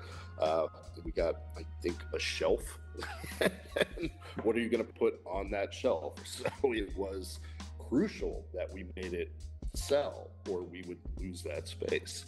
So, with a single shelf and 6 months to live, Hassler Single was bossed shelf. to find a way to Damn. save the graphic novel category in Walden Books across the country. This was Oh. no easy feat, as Marvel and Yeah. DC were publishing very few graphic Right. novels at this point, Right, aside right, from the right. usual perennials like Watchmen and Dark Knight Returns, along Right. with occasional issue compilations. So, to find a solution, Hassler dove into the data. And I would regularly see these customer orders for something like Sailor Moon. They just kept popping up and popping up. And so it's like, okay, there's clearly a demand for this. I knew the title. I knew there was a fan base for it. Remember how I mentioned earlier that Viz and Studio Proteus were focusing on titles that catered to the male demographic who was Right, already shopping right. at comic shops? Well, Right. Hassler had identified a consumer that was being totally underserved. There was obviously a large readership of both women and children who, in your typical direct market superhero focused fan cave, didn't feel welcome. Girls who were fans of this could not find them on the shelves really practically anywhere. I mean, yeah, there were certain comic shops that may have had a copy or two, but that wasn't really necessarily a destination for teenage girls, especially at the time. True. The mall That is true. was, and I was a mall bookstore. So Hassler bet big on Sailor Moon, and it would be a bet that would pay off in a big way. So basically, we had this book. It was the very first manga to get into bookstores. We got Walden Books to say yes through this young guy, Kurt, and they tested it with Sailor Moon, and it worked. That one started to move. We could not meet demand. We were the place that suddenly these were available on the shelves, and we were getting flooded with girls running in to find it. The wonderful thing about Sailor Moon was that it really brought a lot of young women and girls into the market. It was Sailor Moon flying off the shelves. We couldn't keep it in, and that kind of drove, all right, we need to go deeper here. This is clearly where the customer wants us to be. Both Hassler and Tokyopop had a huge hit on their hands. Hassler got promoted. Damn. To the graphic novel category, Sailor not Moon just for say Walden manga. Books, Just but also kidding. for their parent company, Borders. Of course, trying to bring manga to bookstores across the country wasn't without its challenges. You know, some of the stores really embraced that and found ways to make space for it. Other stores would get the product and just send it right back to the warehouse. They're like, we have no space for this, we don't want it. And while Tokyopop might be making enough money to stay afloat, they still had challenges of their own. Sailor Moon was working, but the other titles like, Ice Blade, Parasite, they were struggling. So Tokyopop, emboldened by the success of Sailor Moon and desperate to find their place in the industry, were about to make their most daring move yet. I had already seen in Korea. All right, that's where we're gonna end it. We're gonna end it right here. I think that's the part we should end it. The next big boom of this story. I think I love it so far. I think like the big part I like about all this is that a lot of them don't give up even when it's like dark times, and the creativity they want to bring into like from Japan to United States, the stories, everything like it is crazy because if they gave up, we wouldn't have manga or anime as we have today, only on very certain ones only, guys. Like very selective, right? Because like back in the day, we only had like Yu-Gi-Oh, Pokemon, Digimon, Sailor Moon, like stuff like that, right? Only like some stories would have made it. But now, more than ever, like almost every anime that comes out nowadays has a big chance to be like the next big anime, right? Obviously, the recent ones were like Chainsaw Man and Demon Slayer. They released recent movies recently in recent time, and they killed it at the box office in movie theaters. They just destroyed it. So yeah, it's kind of crazy. It's kind of crazy when you start thinking about it. Like, damn, dude, they really changed the whole industry. And you know what? The comic book industry should like learn from them, especially in today's age. Like the biggest reason why Absolute Comics right now is working for DC, because it's a fresh new take on the characters. It's not a soft reboot. It's a full-on reboot with many directions of the characters and going to a whole new thing. It's like their like ultimate universe in a way. But what I hope with these Absolute Universes, they have an actual ending into these stories. That's my hope in the future. But I kind of doubt it. They're probably gonna milk it until it's like run out of steam. But they're doing so far. They're doing a great job with the Absolute Universe. Second, they introduced something really great in recent time, which I think is like I keep talking about this because like I'm still like happy they did it. Let me see.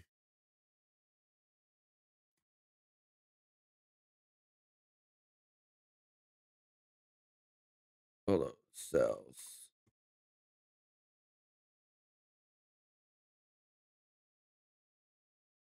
There we go. Yeah, the Combat Comics are like on 2024. It's like their top selling comics of all time because again, it's just an easy story to like just read, pick up, and go. Convenience. That's one of the biggest things that people need to realize that, like, especially when you're selling a book and all that, you want something like something simple, something fun. So they brought back the blind backs too as well. They are like also like they're no longer holding back with competition with other like publishers and stuff. That's so recently we have DC and Marvel just collabing, having fun. Both of the companies are making money. That's why there's so many collabs with other franchises now, with Godzilla almost in every single thing now at this point. Same thing with Alien, same thing with Predator. Like they're just having fun and creating stories with all like almost like um nothing holding them back in so many ways. And yeah, and then also with the combat comics, which is like combat comics are also gonna be. I feel like we're gonna get more of these with other companies, and I cannot wait.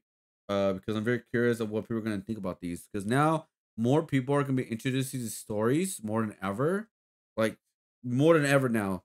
Of like a story about Catwoman, Batman, American Vampire, Harley Quinn, Joker, Superman, Watchmen, Wonder Woman. Like they're gonna finally have all these stories. Obviously, there are different sizes, some of them, because some of them are like not as big, like thick as other stories. But for the most part, they're gonna like bring in like the best ones they could. Um, but yeah, so there you go. Like these are just look so good in the shelves too as well. Like they're just manga, DC manga. Kingdom Come is also a classic story. The Superman All Star is a classic story. I mean, All Star was like the inspiration of the movies in the recent movies and all that. And yeah, so like, they're understanding now. Like the comic book industry is finally understanding of what people want and how to get the people to buy their product and stuff like that. So yeah, I'm happy the comic book industry is kind of going in the right direction, in a very, very good direction, hopefully, in a future time. But yeah, that's pretty much it for this video, guys. We're gonna be done with this half part. Watch the second part on Thursday. All right, guys. So we're gonna end it right here. All right, guys. Yeah. So we watched a lot of we watched 3 videos today, and I did not mean to watch a third one. I just saw like the video about the comic book stuff. I was like, I have to like check it out, right? I have to check it out. Um, but yeah, all right, guys. So we're done with this right now. There's nothing else I could really add on to this. If you guys want to see like the full completion, like how this design is gonna look like, there will be a video around next month. I don't know how next month, maybe in 2 weeks after December, because Metro Prime 4 is coming out. All right, guys. Yes. So Metro Prime 4 is coming out. I'm tripping.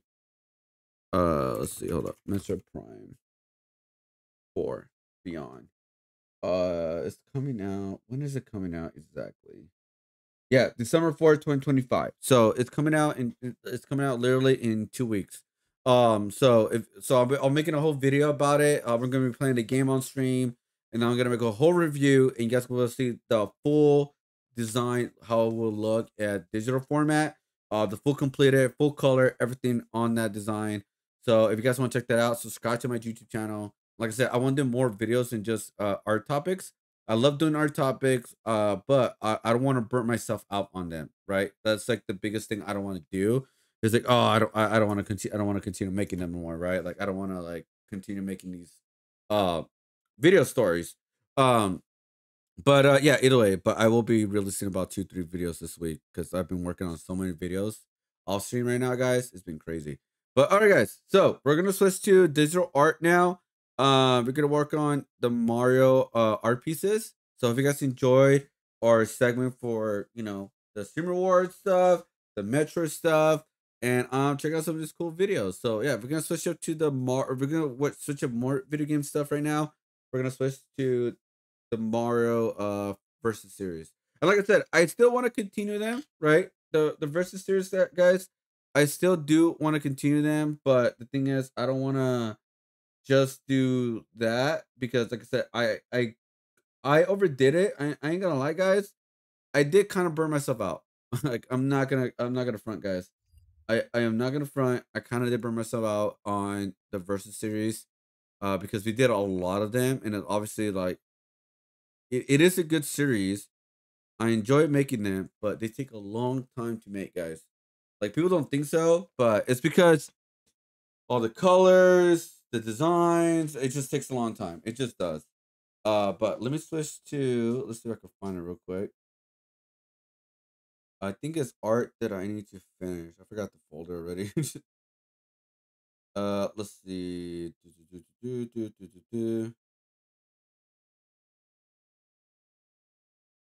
I think it's art in progress or something like that. I forgot. Let's see. Let's see. Mockups. New folder. Projects that need to finish. There we go. Predator vs. Horror, which is one of them, which is like not almost done, but yeah. And we got the yo, what up, Cindy Vale? How's it going? Welcome to the stream. We're gonna switch to some digital art right now. We just did a Metroid like history kind of art piece. It's a new series I came up with. Pretty much like each square or rectangle, whatever you want to call it, has a representation of like the character of like all the villains they fought within the series. Um, so yeah, we have like the first villain, which is the mother, brain. But I thought this one was the cooler kind of like fight. I think. And then yeah, we have other villains as well. We got like Dark Metroid, but we did it like in a third person kind of thing or first person. I forgot what it's called. But yeah, it's like we did it in this format, and then we did Dread, and then we did like Metroidvania in general. Like it's like I think Ripley is like his biggest villain compared to all the other villains within the whole story. Um, but yeah, we did make left room right here on purpose, guys. Like so, if I do a digital art piece, what I'm gonna do, I'm gonna make a like this rectangle separate on a different paper, and then I'll make a Metro Prime 4 design, if anything, and I'll add it onto it like later because it's square, so it's like we'll just add that later, if anything. But anyways, we're gonna switch, guys, to Super Mario Bros. 3 because today is game art today. To kind of celebrate the end of the year of video games, video game awards, all the good stuff. So we're gonna switch to the games right now. Which that's not it. That's not it either. And what am I looking at? Oh, right. Turn that off. Turn that off. Let's see, hold on, guys. So it's display capture. It's not that one. Is it this one?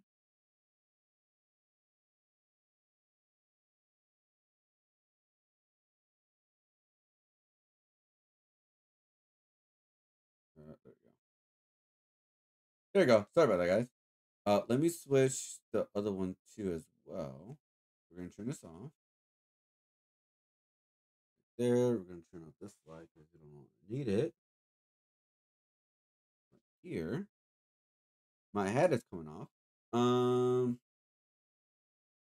Boom. This is the main one. So we take this one out and then we put this one on. Yeah, there you go. All right. So you see, like I had this piece for some time now. It's almost done. So I was like, oh, you know what? Let's see how much more of like progress we get like within like the next 2 hours on this piece. Our next segment of the stream. And hopefully finish it. But we're already got ideas already for the next stream, guys, on Thursday. Wednesday I'll be gone. I'll be doing I'll be going to Wicked premiere thing. Like I got invited to that like a day early before the movie fully comes out.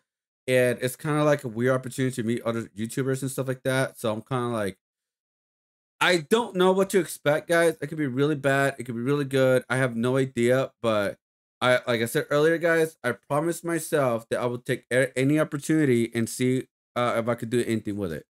You know what I mean? Emerald Chica.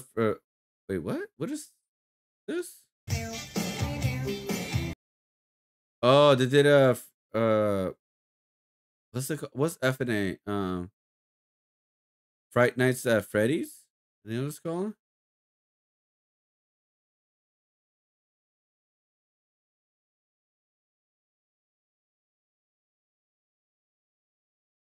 Anyways, let's see.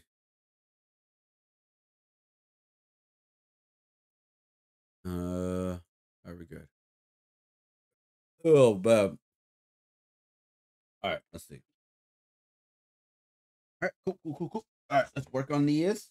Let's put some music. Oh God. Go. Here we go. Here we go.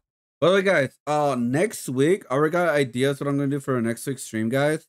We're gonna start working on things that we're gonna make for the art shows. For example, like lanyards, enamel pins, keychains, stuff like that.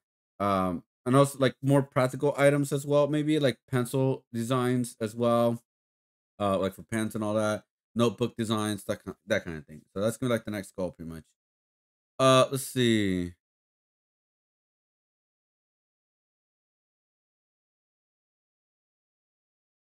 Wait, how to get into Pokemon cards?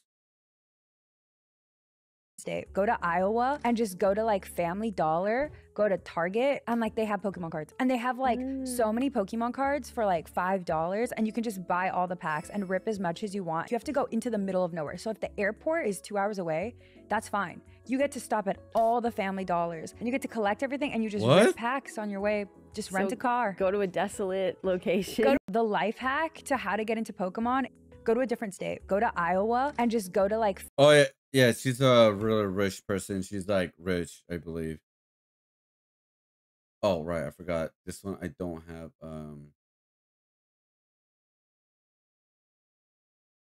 Wait, what? How does this have nothing?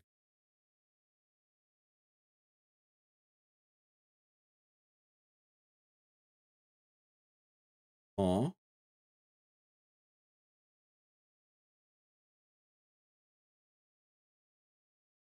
Huh? Wait, hold up. What is this right here? Oh, window catcher 2. Oh, I see.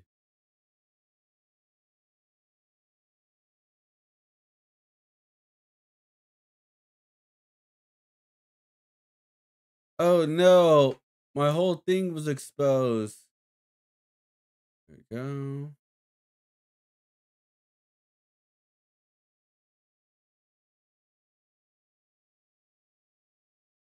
Oh right, I see what I'm doing wrong. You stupid idiot. Because on the big art, I had the digital already, you stupid idiot. And this one, I'm an idiot. And this one was just my digital. Oh, okay. See, that's what I did. So I haven't done digital art and I feel like in some time, and I just forgot my setup. But yeah, this just feels like a rich thing. I'll be mad if I live in Iowa and just she just blew up my spots. I did take like 200 packs from my from your local Family Mart in Iowa. Cutest old ladies, by the way. Only a rich streamer who just got into Pokemon has the privilege of flying in another state just to buy packs. Pretty much. Yeah, only rich people could do that. For obvious reasons. For obvious reasons, guys.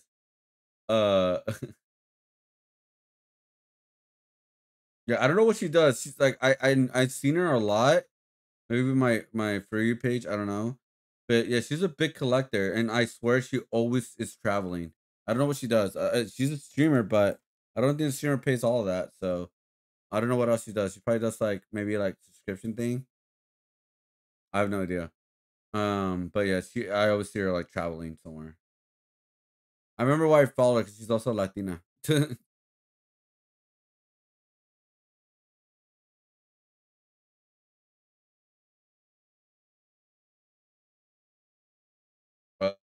see. Yo, why is Lily Pichu getting shit on, bro? Like, what the fuck? Lily Pichu is a fighting game. Wait. Booker T hates Joe Henry a lot.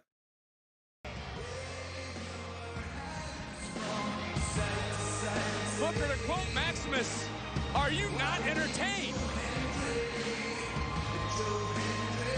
Booker, mic on. Book, can you hear me? I can hear you just fine. Are you not entertained? Look here, man. I'm not off into the hand waving or anything. He's a hater, bro.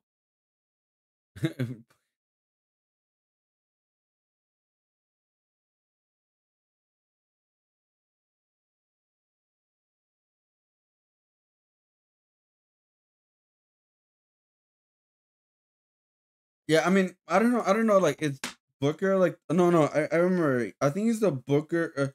Booker T is the heel announcer, or like table guy. That's like his character within the show. Actually, now that I think about it, so I don't think it's really out of place. Um, but I will say though, like the actress of like the Wicked actress guys, they're skinny as fuck, dude. Like they're skinny, dude. Like holy shit, they're skinny.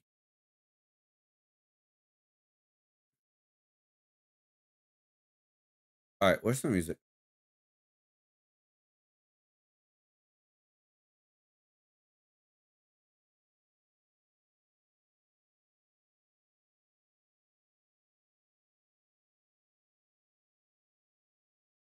Let's see. Where's my music? Restart that a long time ago. Let's send this one later, so I'll save this. Boom. Cool. All right. Oi. Artist Alley Journey prepping for my first anime convention booth. Oh, by the way, guys, I have 2 conventions set up now for next year. I have my list right here, actually. So I have Pasadena Con, January 26th. It's only one day. It's not a big convention. And it costs like $100, so it's like not the worst in the world. So I was like, fuck it, let's try it out. So on January 26th, I may do. I think Emerald's on a wait list, but if they tell me way too late, I'm not gonna do it because it's gonna be too late, guys. To like purchase like airplane tickets, possible hotel, because again, I don't know what Shadow's doing. And then also like the tax thing with like the license and all that. This is gonna take too long. C2E2, I did submit a form. It will be around March. So it's like, okay, we have another one for March possibly. But I think my big like convention, I guess you could say, my big convention season, I guess let me start around more around the half year point, because we have MobileCon possibly. I did send an app. NostalgiaCon will be around June. That is confirmed too as well. Anime Expo, DreamCon, Anime Impulse, Lightbox. I do consider application around March. There's also TwitchCon, which again we'll see how TwitchCon goes next year, if people are gonna go or not. Also submit my form and try being it, because again, for me as an artist, I always had a great time. And that's pretty much it right now. So right now I'm confirmed for 2, and I don't know for the next 8. I could get denied in all of them, which really suck. That means I have to really sit down and see what the hell I need to do to update my portfolio and art and everything. But like I said, we're gonna continue creating, we're gonna continue doing stuff, and we'll see how it goes. And we're gonna still like start doing. Still continue doing art drops. But speaking of art drops, I will be doing one for December, guys. We'll be doing a video game art drop around December. I was gonna do a holiday one, but just, like when I gotta do these art pieces like that as a holiday early. Like I need to do them early, guys. So I don't scramble everything I want to do and like just like yeah. So like honestly, I'm probably gonna prep the Disney stuff, the holiday stuff like maybe a month or 2 before I need to do it. So it'll be a lot easier that way.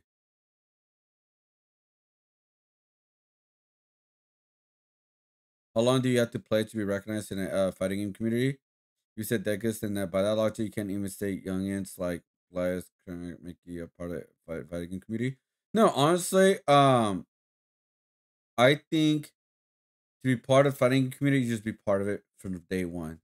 If you pick up a controller, whatever controller you use, stick, whatever, hitbox, you're a fighting game player, right? Maybe just like you're visiting or whatever kind of thing. But I don't think this will be a gatekeeping on how long. Like if you've been playing fighting games for like a week or two, you're in it, right? I say day one, in my personal opinion. Um, because I don't play that much fighting games anymore because I do other things now. But I still watch a lot of fighting game stuff, a lot of fighting game content. Um, but yeah, I don't know why Lily Peach is getting really hated on just because like she's part of, in my opinion, the fighting game world. Whoa, why is this all like bro? Why is this all like hang it up? What's happening?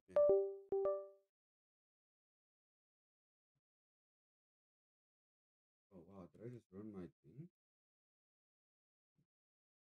That was so weird. It's like it was stuck and I was like pulling like an idiot. Now I don't know if this is gonna work anymore. Okay, that's okay. I was like I was pulling it like crazy. Anyways, they're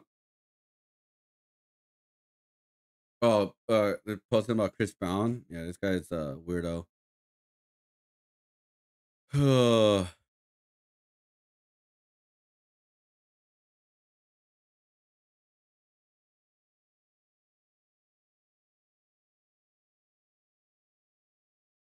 Let's see.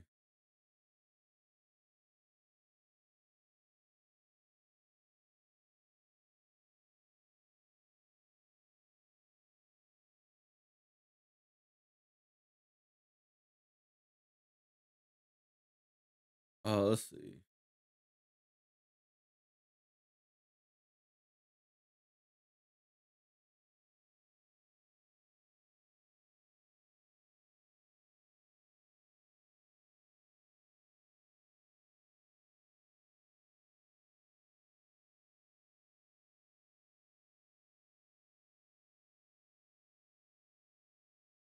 Is that Mega Man? It is. All right. Where's the music?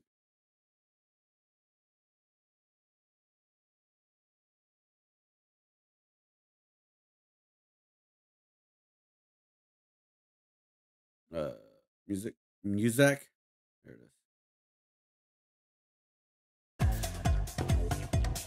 Ba-da-bum, bum, bum, bum.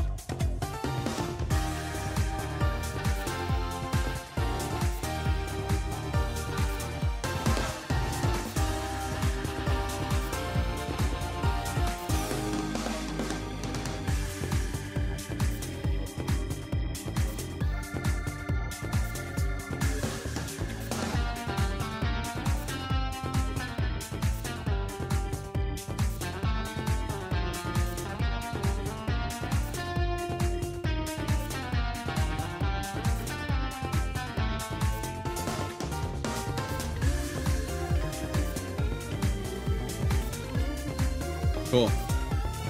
All right. Let me get my art colors.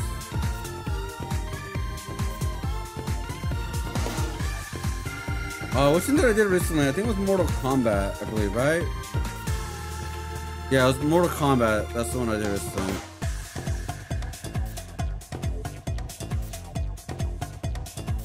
Bum bum bum bum bum bum bum bum bum bum bum. Oh man, I had a long weekend, fun weekend, but long weekend.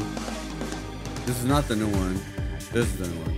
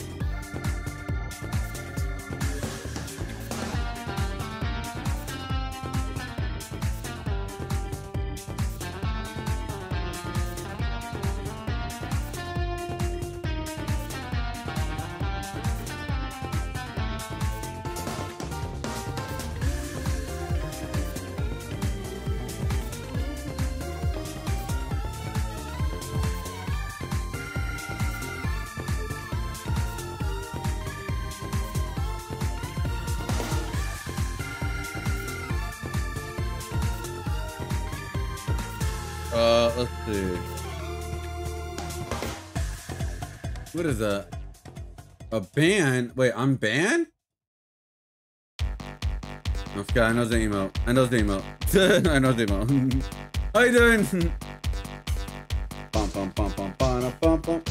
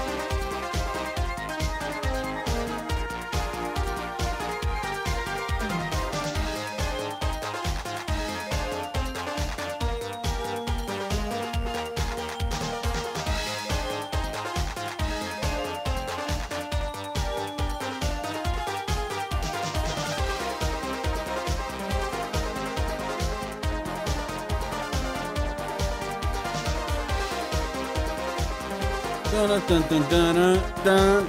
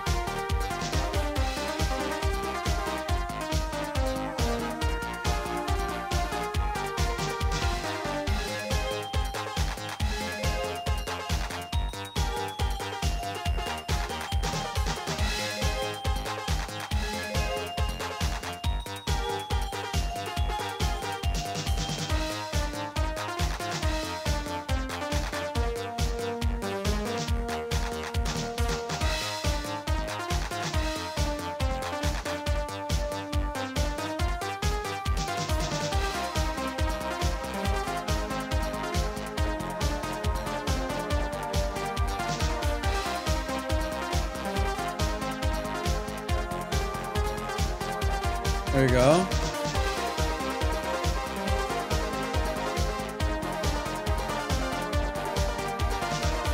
Bum, ba, ba, da, bum, bum. These two girls grabbed my butt in The hell? I accidentally played a video by accident, guys. My bad.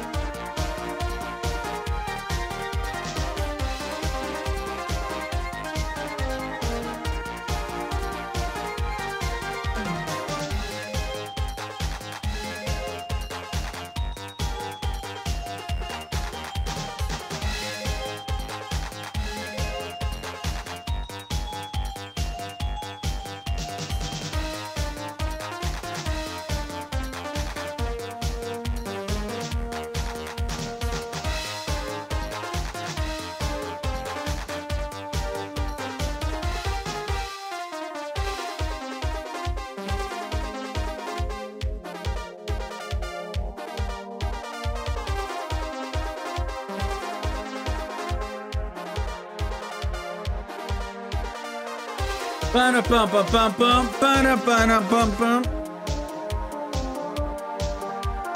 the fuck is that statue? I cannot show that statue.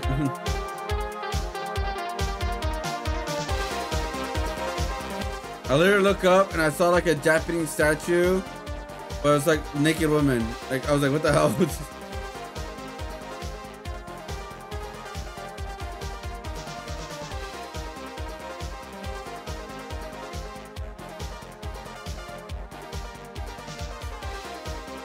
Dun, dun, dun, dun, dun, dun, dun, dun, dun.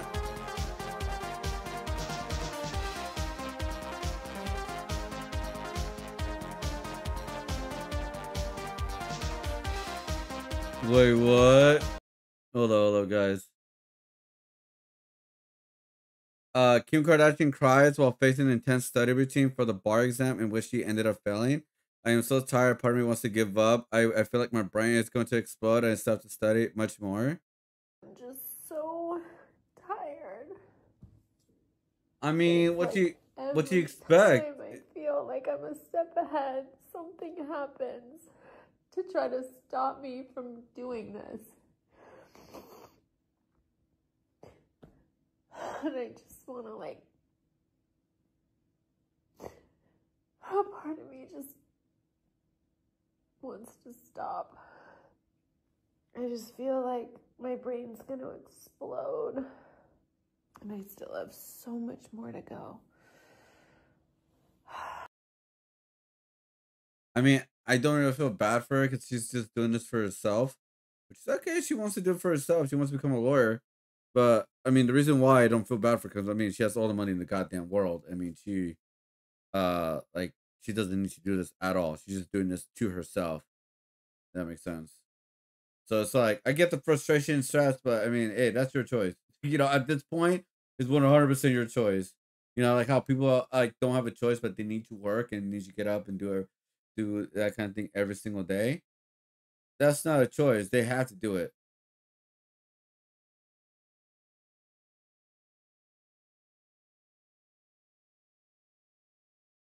Let's see. I guess techno thing is copyrighted, sadly.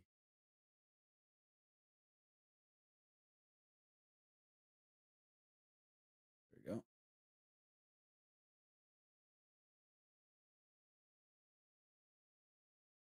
What? Wait, are you trying to expose Cutie Tornado as rigging the Game Awards? I mean, I think, in my stupid take, I think she's rigging it to a certain point where she doesn't want problematic streamers to be part of the Game Awards.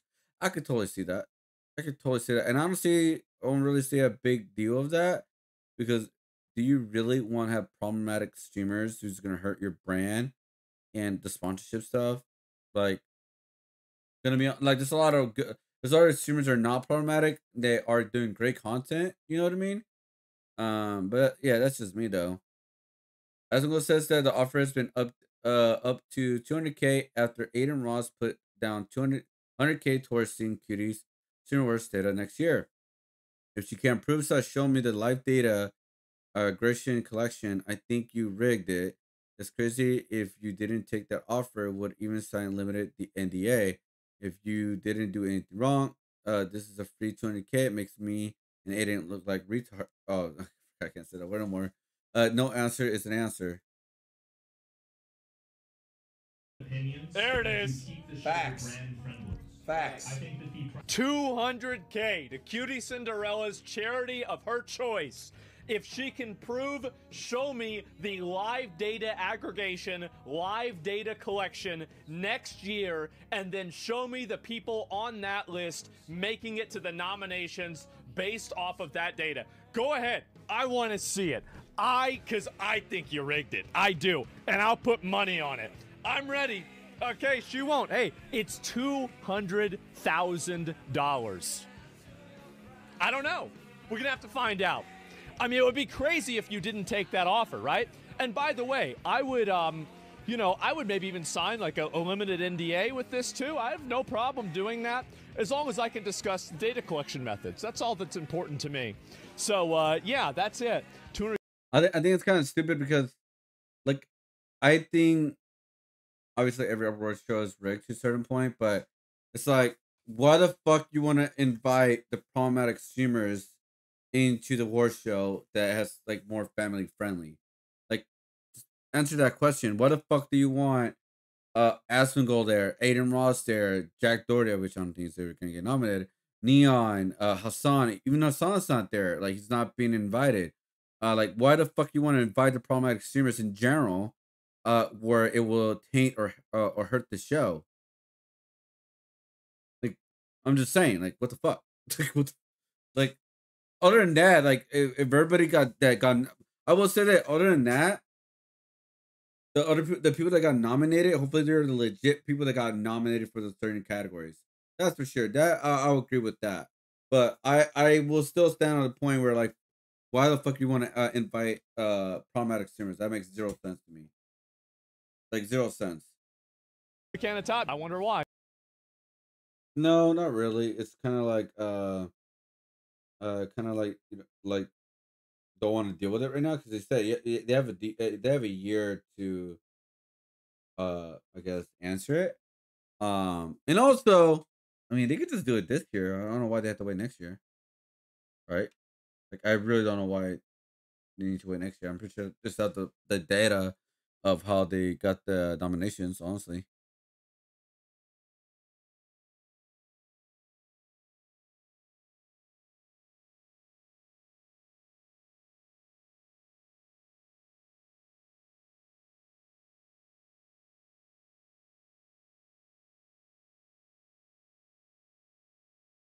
Counter Strike is the esports game of the year. I can see that 'cause it's been there for a very long time. Now that OVO fan base is openly admitted they're trying to be just like Kendrick fans, they clowned this for years just for them to turn around and say that they want to do the same. Can't make this up because now they want to be crazy theorized crypto conspiracy type fans. It's also incredible to see people theorizing and either picking up things or creating their own narratives. Okay. So that's true. Like, that's the main thing that he started doing here. And I always felt like Kendrick's fan base was like the crazy theorizing conspiracy theorist type fans, right? But now, because of this, there's a lot more people on the Drake side going crazy over this stuff, right? Because it's very cryptic. I'm not going to say that Drake was never cryptic because he definitely was, just in a different way, right? So he got what he wanted because there's been a lot of theorizing going on.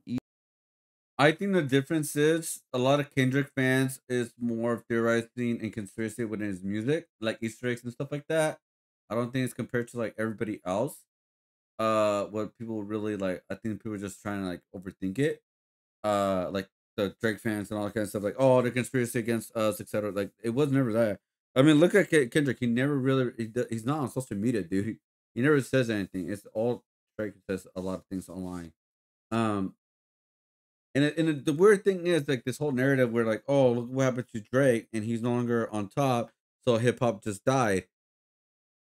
Like, I'm gonna be honest, it needed a reboot, and Drake needed to die from the top of the mountain, because I think, in my personal opinion, in recent time, it really exposed how not that great of Drake music is in latest time. It's really very sloppy, and I could prove that with this year Drake has been posting music.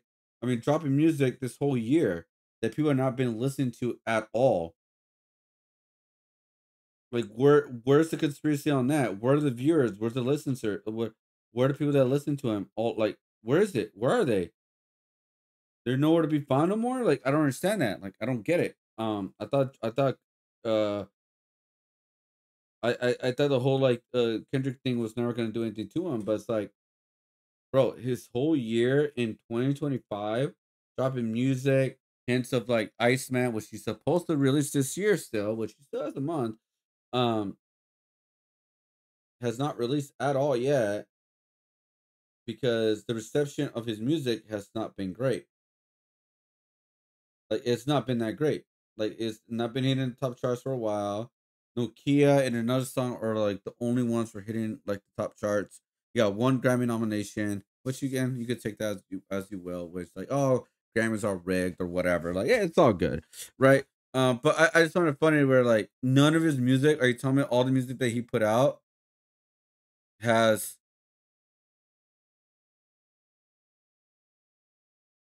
like all the music they put out has not been making no impact in recent time?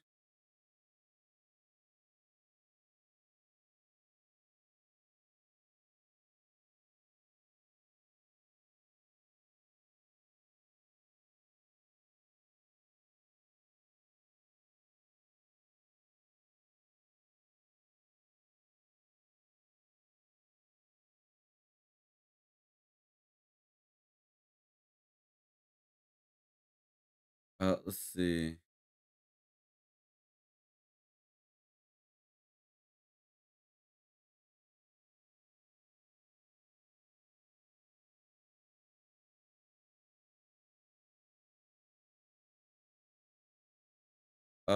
Let's see. Hold on, guys.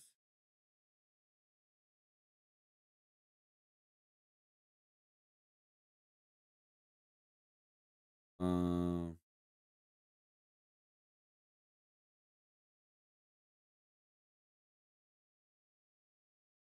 I deleted my boyfriend's Elden Ring save game because he ignored me all weekend.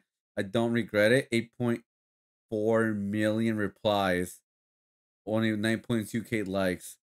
I don't know how real that is, but holy fuck, that's funny. Holy fuck, that's funny, dude.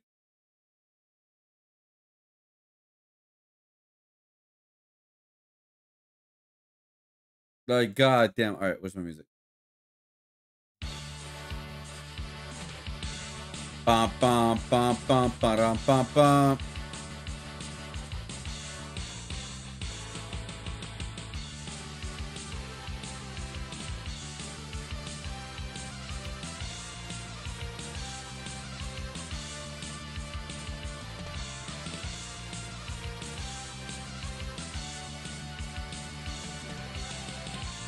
Dun, dun, dun, dun, dun.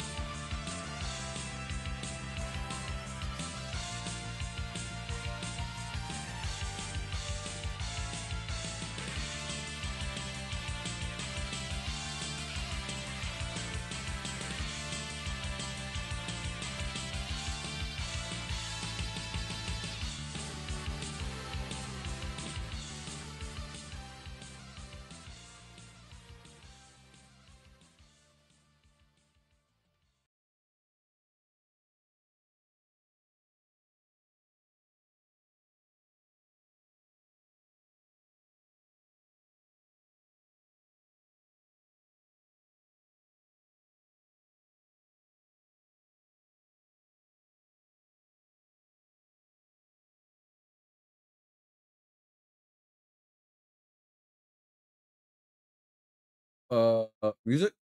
Oh, God, it doesn't update like that, dude.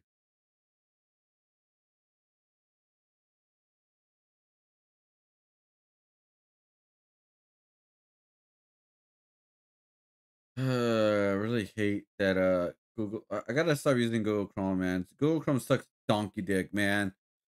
It never wants to like load at all, dude. You have to like keep refreshing, refreshing. I don't know why it's keep doing that. I've been trying to fix it already, but I think it's time to like go Chrome, honestly.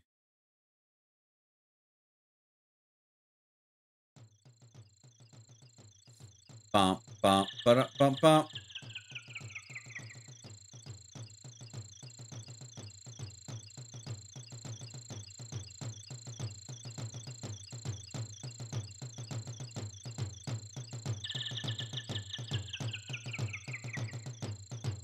Bump, bump, bottom, bump, bump, bump, bump, bottom, bump, bump.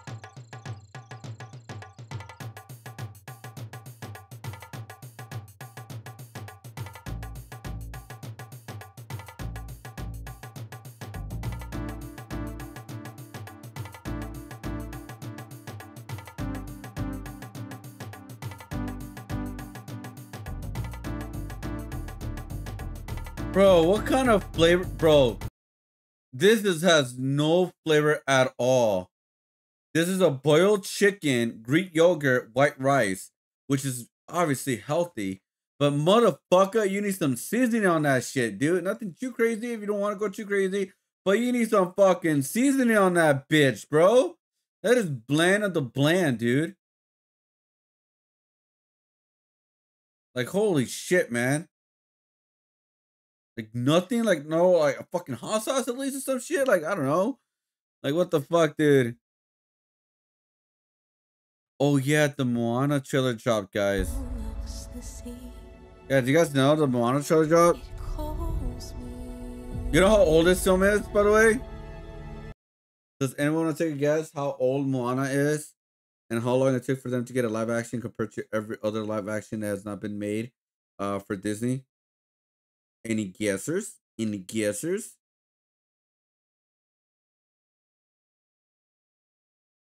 Nine years. It's gonna go on 10 years when this movie comes out, but or 11 years. Yeah. Not that old. Not that old at all. And the sequel just came out not that long ago either. Like 2 years ago, I think. A year or 2 years ago. Yep. Hollywood is running out of ideas.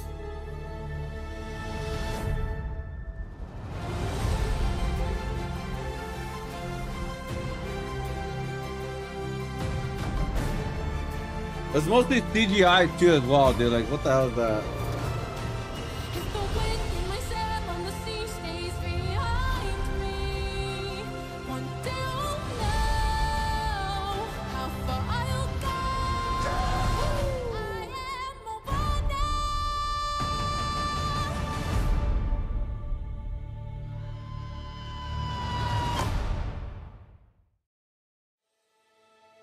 Yeah, I mean, I guess. Again, I'm not a big fan of Disney. Like I said, I don't like musicals as much, or at all. But it's kind of crazy after only 11 years.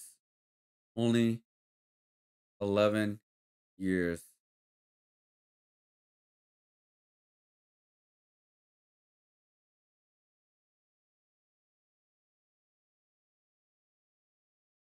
The theme change?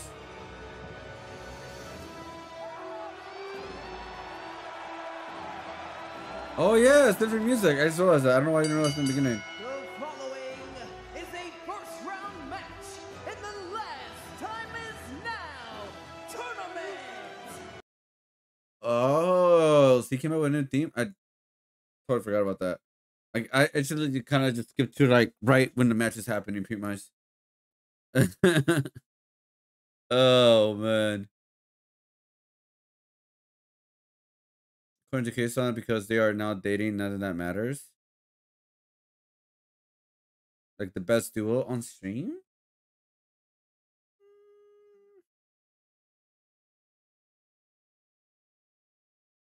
Huh.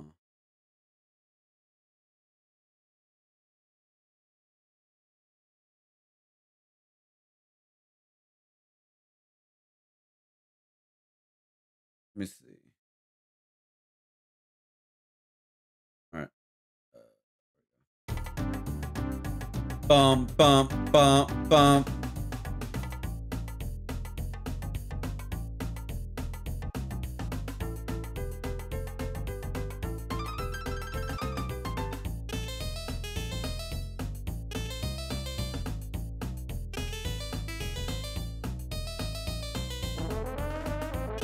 Ba-na-na-na-na-na. Na-na-na-na-na-na.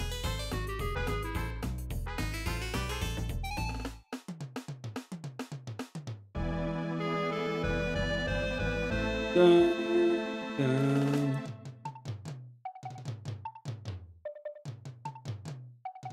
I did think Donica Bonanza is my pick for the game of the year. But that's because I haven't played Expedition 33 or anything like that.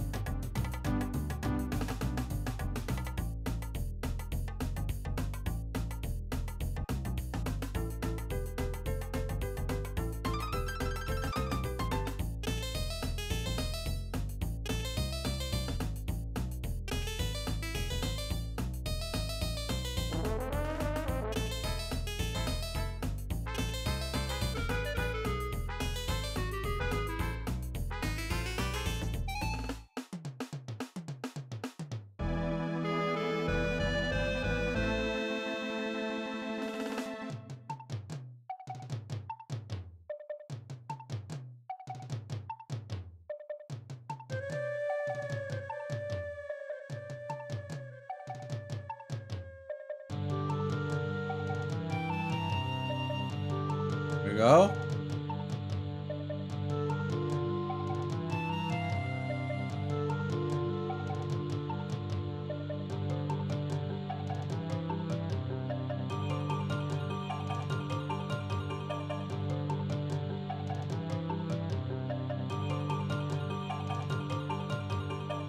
What the hell is this?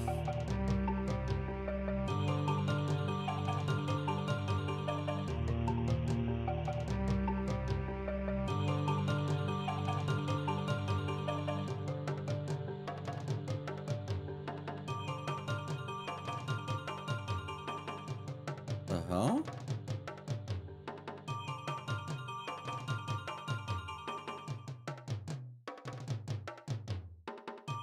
Context?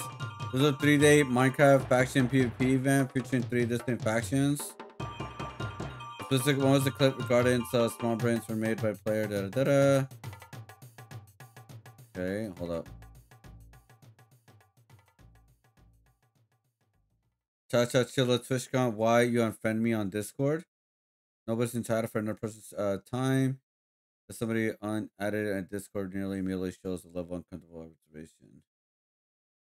Honestly, with a little to no response, often promote herself and her hard work, which is Christian's hardly spoken. Oh, it must be like little like VTuber dramas going on my end. So on my Twitter, guys, I get a drama between like the art community, but because VTubers are made by quote unquote art, um, it's really annoying because like it's all combined together. So I'm getting like drama from the VTuber community, man.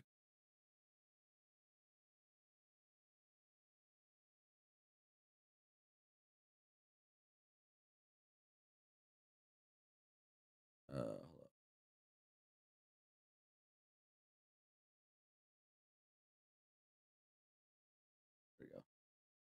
Oh, just this music we just play. Oh, does Spotify have video game music, by the way?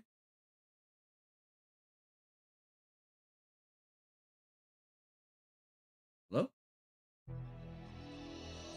Honestly, if it's convenient, I'll just get Spotify. I'll still listen to the ads. I don't care.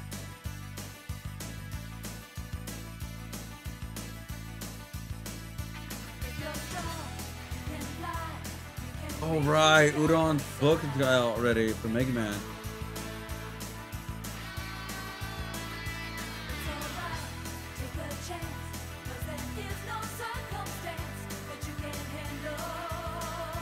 Wait, is this for overseas?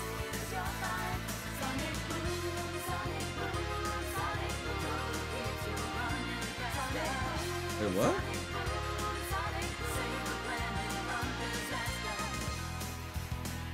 Wait, I'm confused. What is this? Wait, what?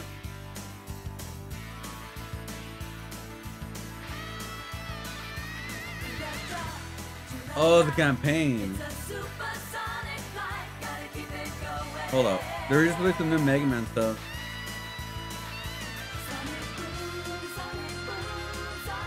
Like, Mega Man's not gonna come back? Official Complete Works, exclusive Blue Foil Deluxe Edition.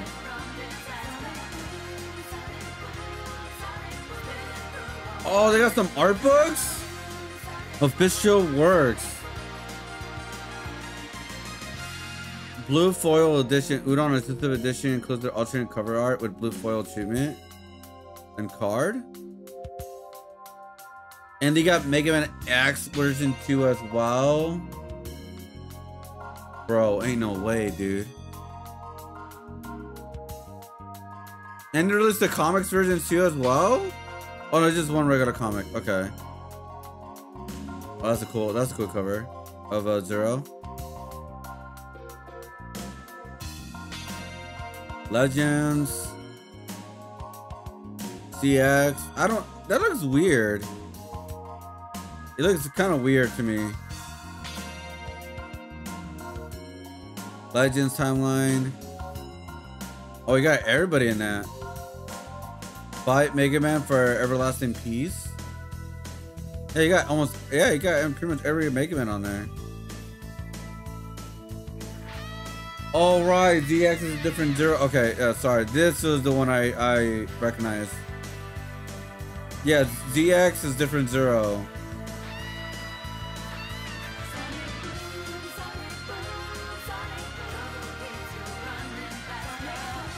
Couple cool shirts. Sold out. Damn. This one sold out. At least these are more affordable compared to Kick, what do you want to call it? Yeah, if you guys don't know, there's like a big like release with Marvel vs. Capcom recently. I was like, all right, I may want to buy something, right? Like just once. But bro, the prices are so insane. I'm like, nope, never mind. That's not for me. Like, nope, it's not for me. I think almost everything is already sold out in that place as well. When we go here, the Marvel's Capcom collection, it just came out like 5 days ago, but it's like all sold out at this point. It's very expensive. It's like this is like luxury items, guys. Like all these are luxury items. Some shoes have been sold out already. Some sweaters are not as sold out. Obviously, this one, the gray one, sold out because it's just the best one in my opinion. But it's about $200, guys. Also this one sold out too, which is like surprisingly they still have large. But yeah, I mean this is a good one, but for $240, dude, fucking A, bro. Like ain't no way, dude. I will love this sweater. I ain't gonna lie, guys. I will love to have it, but I am not paying. I repeat, I am not paying over $240 for it. Like I am not doing that. I'm sorry. Like this is all for luxury, guys. This is all luxury items. They only have small left for that one. This one they only have small. This one sold out. Every single one of them, which is crazy. This one they have only small left. As you can see, a lot of us are really fat. This one sold out like crazy, bro. $80 for a shirt. $80, guys. I mean, it's one of the best shirts ever because it's front and back, I believe, right? Yeah, but it's like the same print, which I didn't like that, right? Like you see the front, the only that changed was the Mars Capcom logo, and that's it.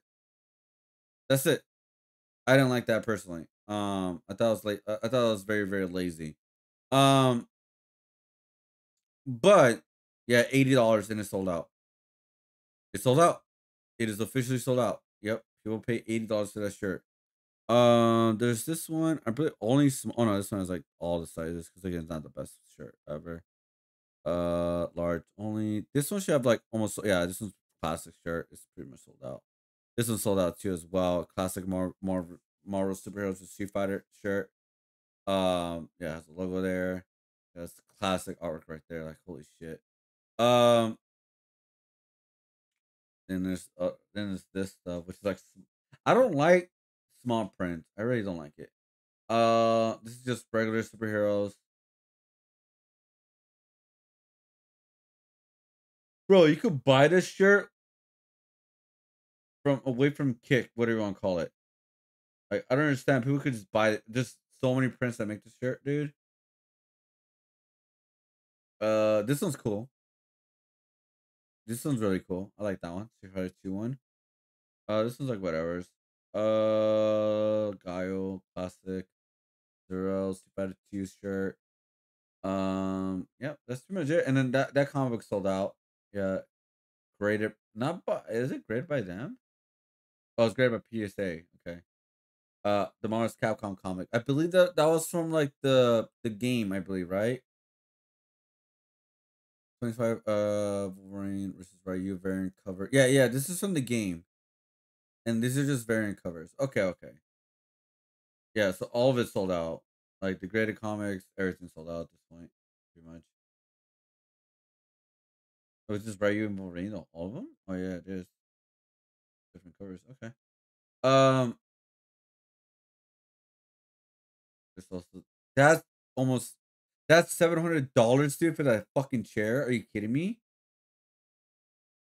No way, dude. 700 for that. Get the fuck out of here, dude. This is what I mean. Oh, yeah, and all the figures sold out too as well, dude. They all sold out. Oh my god. The only reason this is sold out, by the way, is just to resell it. That's it. It's just to resell it, bro. A lot of people that bought this did not actually want it. They just want to resell it. The most Capcom rug has been sold. Fucking A, dude. The mouse pad is kind of cool. Actually, I want to mind that it's 25. It's still very expensive for a mouse pad. But I do like it. I do like it. Skateboard, $250 sold out. Not surprised. Sold out for the poster, 25, and another poster still there. The shirt, the hat, sorry. None really sold out. The hats did not do that well. And this is the kids version. All sold out too as well. All of them sold out. Well, a lot of them sold out. No, but this is no. Yeah, this one not this multicolor. Oh, I see. I would love this one, but here's the problem: it's white, right? I understand why they went. I understand why they went with that color. It's just that right here, it's like it's gonna get dirty so quickly. But it's so good with all the characters, dude. It really is. Like all the Marvel's Capcom 2 characters, they have almost every single character. Almost, not all, because there's no Thanos in it. Um, yeah, the one I recognize that's not there is Thanos. Yeah, that's like the one I for sure is not there. So instead, okay. So instead of putting Thanos and other characters different, they decided to put Bone Wolverine and Metal Wolverine, which you can't even see because you can't see the bone claws. Yeah, that was very smart. All right, sorry guys, but yeah, like I said, I was thinking about buying something, but I was like, nope, hell no. I personally cannot afford it, and so I was like, good luck everybody, like pretty much. And honestly, like if the mouse pad is still there and like they put it up for sale, I'm down to buy it. Right? But I mean, we'll see.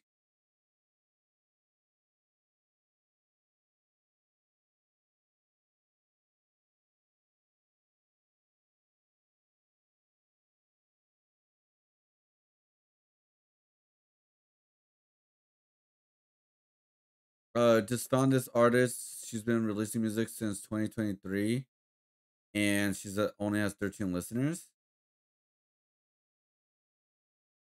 Let's see her music. She's gonna copyright me? I don't think so.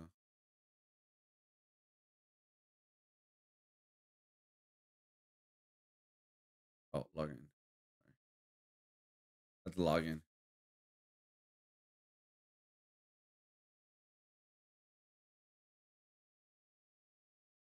There you go. 178 now. Nice. 자그마한 천사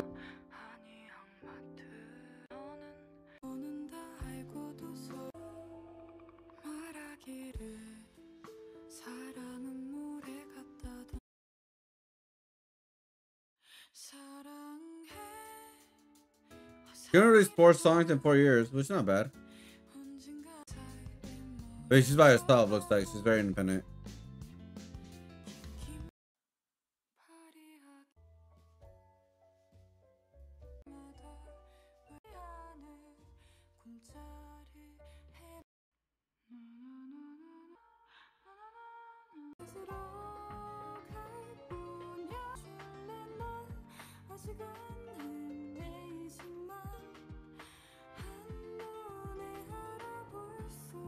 Nice.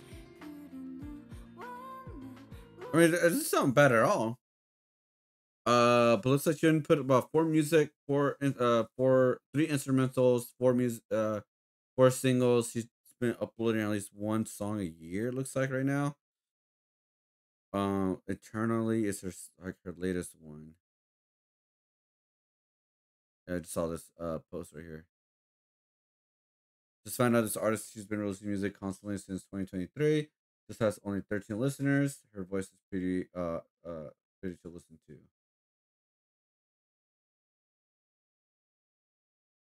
Now we're at 178. She's a really good singer, cheering for her future.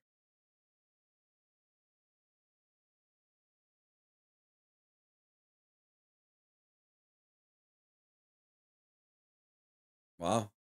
Imagine just like getting more listening shares out of nowhere.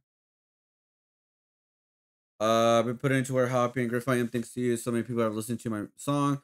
Living such watch comics, incredible, kind, and sweet. It's not even Christmas yet, but I received so much amazing gift that I honestly I don't know how to explain myself. You're my Santa. Thank you truly.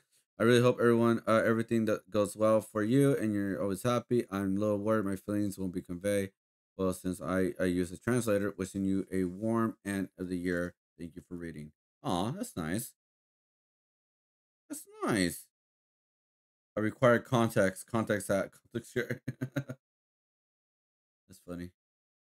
But yeah, she's 178 now, and it only was 2 days. Nice. Hopefully she gets more listeners.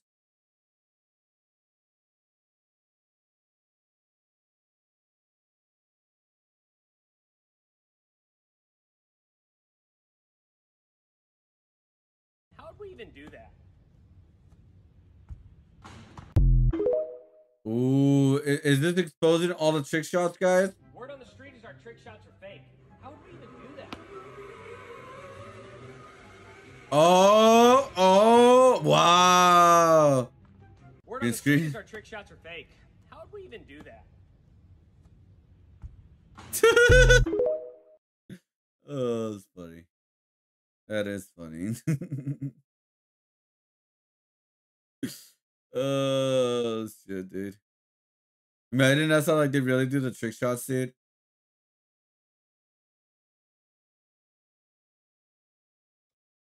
I still wonder what will be this year's last drama. Because if you guys don't know, in the streamer world, something always big happens at the end of the year. Like drama wise.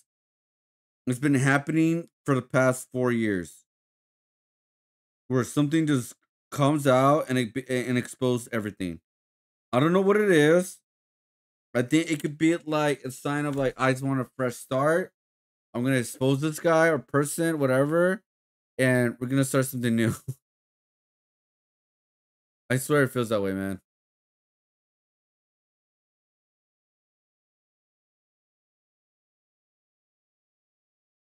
Oh my god.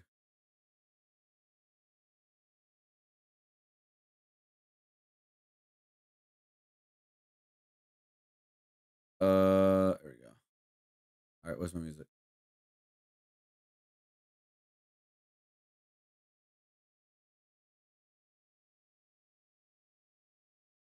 That's just stupid. Okay. I've been thinking about making a video of this. What do you guys think? Should I? I've been seeing a lot of this trend of people saying AI thing, right? Like pick up a pencil, right? Like that's like a thing going on right now. But it's like this is so weird. Like he broke the pencil, right? With his like I guess skin as well. And then it turns to the second one. Um Learn how to animate, fix it with AI. Fixing the stairs scene with an amazing animation from that, but dude, have a lot of respect for him. But not knowing him, kudos to him. I just edit him together. Bandai learn how to animate with all the editing and together. Bandai learn with all the money you could have spur some your animators instead. Oh right, because the One Punch Man, huh? And then he breaks into two pencils. I don't know. That makes sense. Okay, I don't know, dude. Yeah, I don't know. I've been thinking about making a video about it because it's a big trend lately.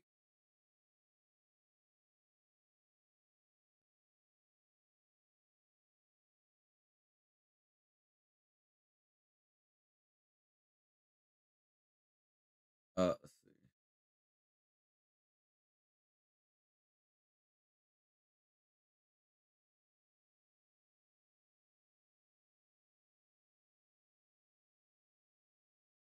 Talk about people fighting you, back up. Oh, wait, is that food in her face?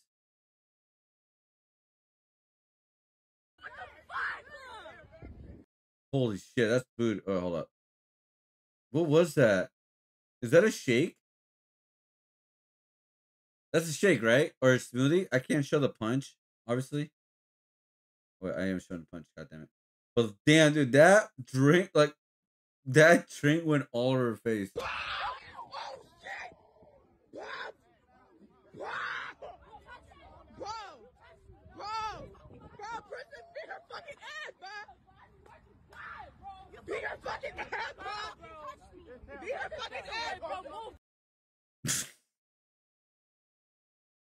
Oh my god.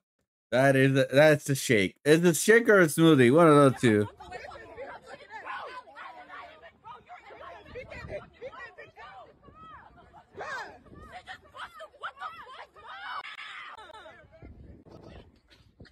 I wonder if she could get a refund. Yo, this girl punched me and smacked my smoothie out of my hand.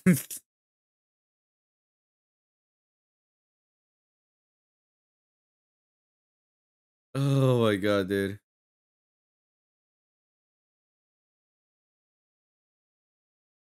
All right, let's see. All right, sorry, I get distracted easily, guys. Where is this one? Let's go with this one. Lele 474, how you doing? Welcome to the stream. Sorry, I got distracted. I was watching like, how do I go live? You click the live button. Download OBS or what's the other one? Streamlabs, and click the live button. You know, do a quick setup there. Where the fuck, bro? Play the freaking music, man.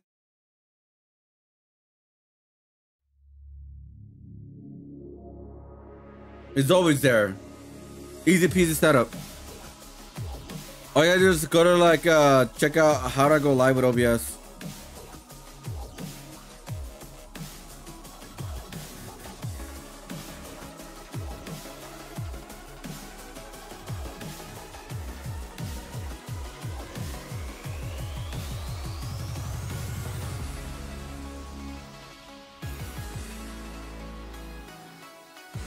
I'm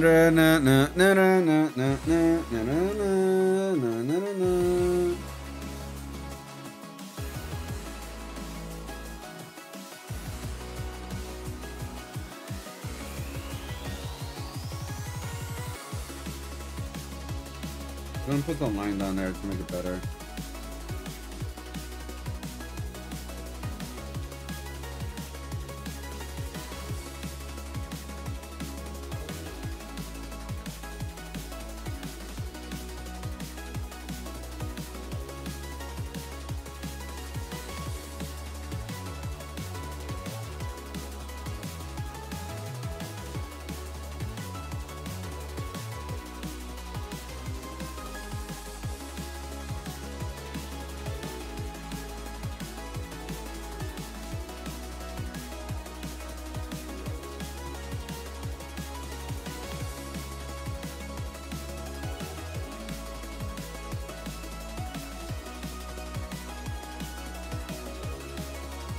Good morning, blessings to. May you have a stunning day and a stream blessed. Good day, vibes. Good vibes. Hey, thank you. I appreciate it. Don't take those words back, please. Don't take those words back. Appreciate it though.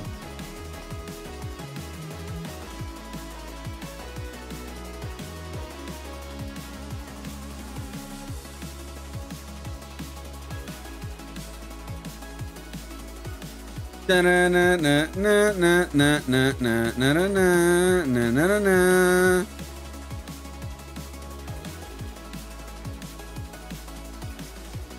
there any good live streaming apps? Yeah, it's called OBS or Streamlabs. Either or. And they're free!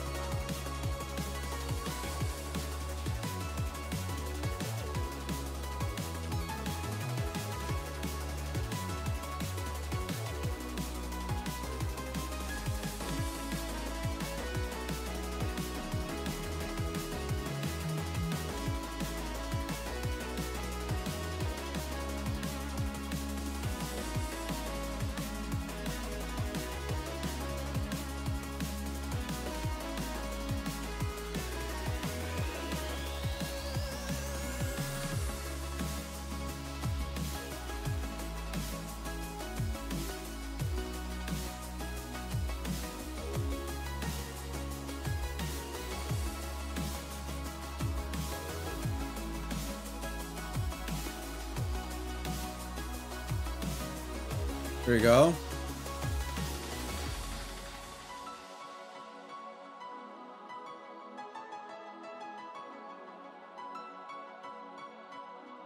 What?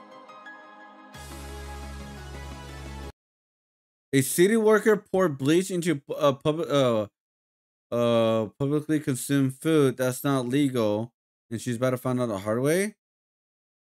Wait, why would she do that? Was the food contaminated? Like, we're like, oh, this food is bad for people, like, unhealth wise, or so like people don't want to consume it, like people don't try to resell it when they leave, that kind of thing. Like, what's going on? Jail. She is facing charges of criminal mischief. This city worker is about to go to jail. She is facing charges of. I feel like the voice is AI, by the way. I feel like I hear the same voice over and over when it comes to these type of Criminal videos. mischief, food tampering, and abuse of official capacity. 3 crimes that can end any public employee's career. City officials cannot put bleach in a street vendor's food, even if the vendor is operating without a license. Bleach is toxic. Bleach is dangerous. And pouring it into food is not enforcement. It's a crime. But she did it on camera, tilting an. Yeah, the voice sounds AI, by the way. Unlicensed vendor, nothing held under refrigeration, no sanitizer buckets, no hand wash facilities, food store on the ground. I see a gas can right by the food. Who knows the condition of the kitchen? It was prepared, considered a sketchy box truck. I'm good with this. This is a bot. No. I'm actually probably be the minorities, but if you don't have an official license to be a street vendor, then I do not trust your food. Because at least like with foods, you have to be very careful. It's with street foods anywhere, not United States, Mexico, Europe, whatever it is. You got to be very careful with street food in general, right? Because you can get you can get sick. There's a reason why a lot of people still prefer to go to restaurants because at least with restaurants, you most likely it's like for like it would most likely be like good health, not healthy, but like non contaminated food that's actually edible and you can actually eat it. Um, that's just me though. Like, what do you guys think? Would you guys prefer to eat from a street vendor or actually a food truck gives you more legitimacy too as well? Food trucks, for sure. But street vendors are like tent and stuff like that. I personally don't trust those. That's why I don't eat on those. Just that's just me. I just cannot do it. But I definitely say that what was wrong. There is a better way to handle these situations. Let me see the real story because I don't believe this is the full story. Because that voice sounds like AI. Like I hear that voice all the time. Here we go. Yeah, I knew it. Okay. So, City of Denver defense inspectors seen pouring bleach in food. The city saw a now viral video shows a public health inspector ruining a street vendor's unsafe food so it couldn't be sold. The city of Denver says the employees see in a viral video street was taking an extreme measure in response to extreme and repeated violations of the public health code. Oh, so the street vendor messed up multiple times. See? This is why you gotta find the full story, guys. The street vendor was the one fucking over like trying to like keep selling their food when it was not approved at all. What the fuck? Then fuck that food then. The video circulated on social media is enforcement action Saturday against the street vendor Tacos Tacolaro and Colorado Boulevard, Evans Avenue. In the clip, Denver Department of Public Health Environment employees are seen pouring bleach into food containers at the taco stand. The footage has spread widely and led online condemnation of the inspector's actions. Now, I will say that there's a food vendor that I always see in the weekends when I work, guys. There's always a food vendor there. And here's the thing, guys. In that food vendor stuff, I remember there's like dust, like dirt dust going onto the food, and people were still buying it. Now that's up to the people that still want to buy it, but I was like, fuck that, dude. It was just like dust of because they're in the stand area, and I'm like, I don't understand like how they're still selling food. I mean, like, should I be a dick and call like health inspectors or something like that? But I don't know, man. Like I said, I'm not really a big fan of seafood like this. For sure, food trucks. I'm more confident on food trucks for sure. Buenos Tacos, Colorado has been repeatedly cited for operating without a license. Repeated food safety violations, recorded review by 9 News indicated the food stand was operating in violation of multiple cease and desist public health orders issued by the city. So yeah, I don't feel bad for them. I don't feel bad for them at all. I mean, it sucks that they have to destroy food, which is a lot of food, but still, I don't feel bad for them. Tacolado refused to destroy the unsafe food and took approximately 100 pounds of pork, several pounds of chorizo into the lockbox truck, wouldn't unlock the truck for investigators. An inspection review, 9 News indicated that Taco Colorado was cited for 9 separate food safety violations on Saturday. Williams said all actions taken by the DDPEHE employee as seen on camera follow city policy. According to Grassy Burritos, the employees were not wearing badges or IDs during the inspection. The video shows that the employees were wearing shirts with the agency's name and logos, as well as badges on lanyards. All the interactions have been with staff on site. Says to pass along the information to the owner. Getting in touch with the business owner can be challenging where there's no business license. That's true. Yeah, I mean, I agree.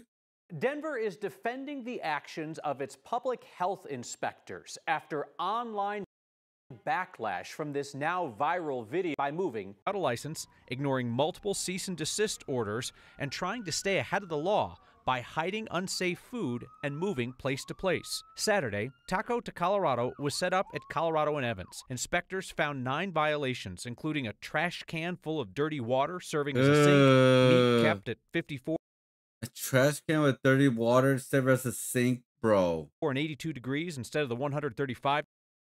Oh no, 80. Oh no, dude, no, degrees no. required to avoid spoiling, and raw meat kept in cardboard boxes on a table instead of in a refrigerator. Inspectors said the taco stand's employees grabbed the meat and locked it in a truck where it couldn't be disposed of. So inspectors used bleach on the rest of the food. What we've seen with this particular vendor is that they're moving to different locations on a daily basis, and when they're found in one violation by the local health department, they're moving to another location. So for that reason, you know, we did feel it was important to have that intervention to prevent that food from traveling elsewhere. Yeah, because I mean, that could like cause so many problems within city, man. Like, holy fuck, dude. So whoever this person is on Twitter, it's just rage bait content. They didn't look for the real story. Yeah, no. Yeah, look, the vendor should sue the, like, people just like so easily like.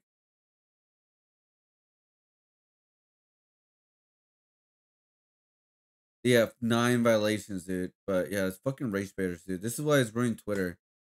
Fucking Twitter, dude. Look at this. Classic power chip, excessive force. You dumbass. You fucking dumbass. Just look for the full story. They had 9 violations, dude. The vendor should be the ones going to jail, dude. It's a big public safety. Look at that, guys. Just by looking at quick research, I found like pretty much not the full story, but I found a majority of the story. Like fucking A, man.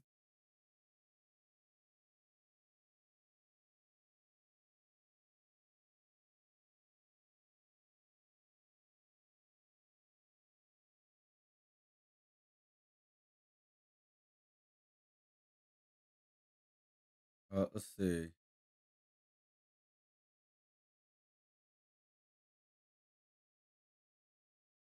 All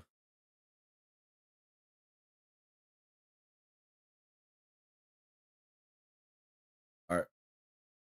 Where's my music? This is a weird remix, sorry, a very weird remix. I ain't gonna lie, not a big fan of it. Let's go with Sonic Boom, the full completion version.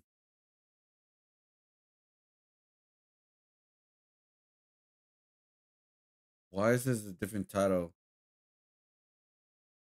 That's very weird.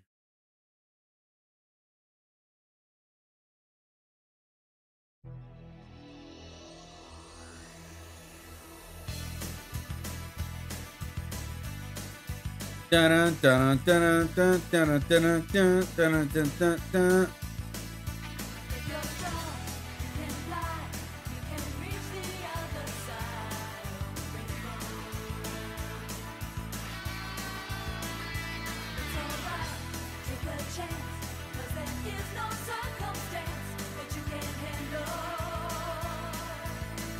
I wonder who's gonna buy Warner Bros. By the way, if you guys don't know, Warner Bros. Is being sold right now.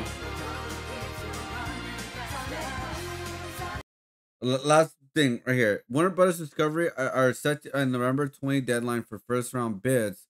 The board is expected to meet before Thanksgiving to evaluate the offers and aims to progress the wrap up by the end of the year. 3 legitimate bidders are putting together offers: Paramount, Skydance, Netflix, and Comcast.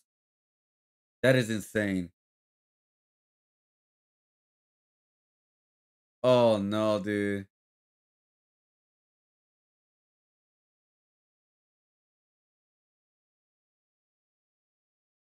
Oh man. I mean, this could hurt DC and everything too, as well. By the way,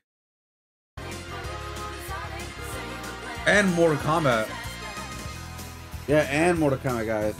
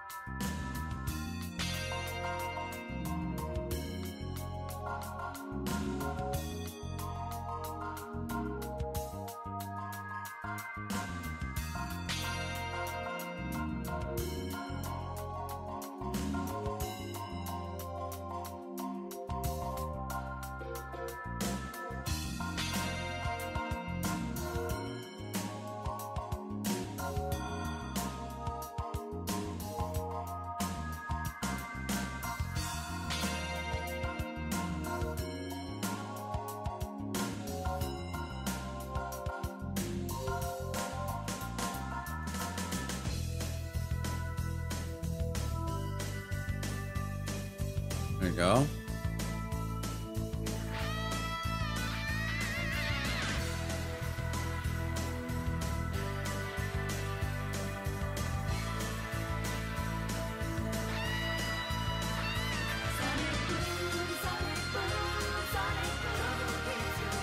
You are so stupid.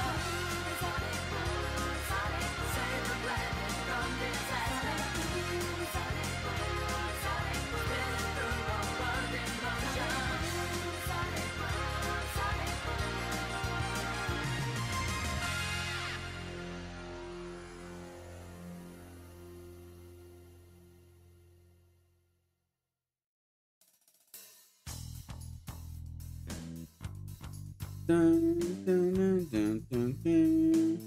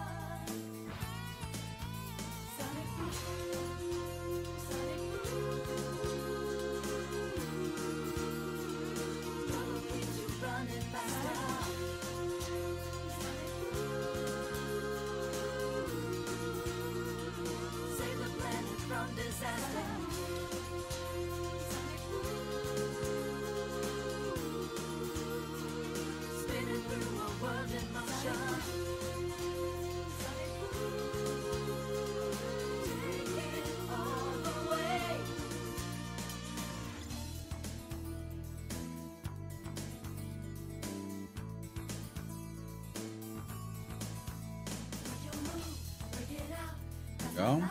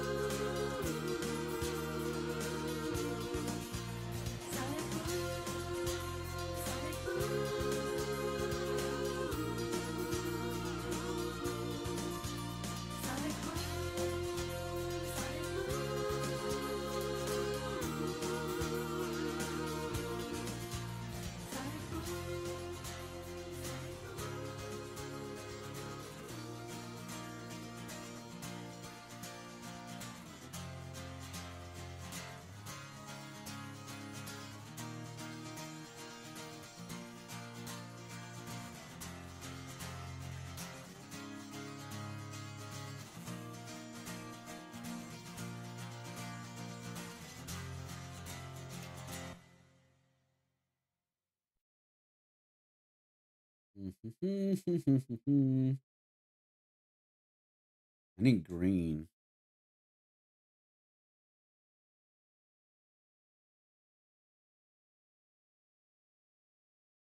Okay, that should be good. Oh, I gotta change the music again. Oh god.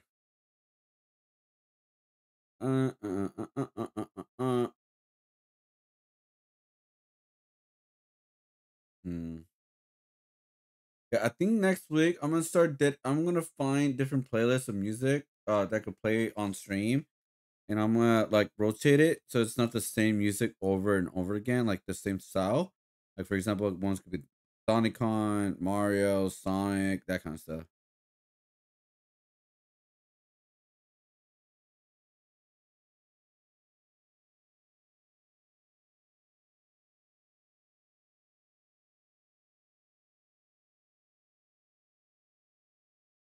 Let's see.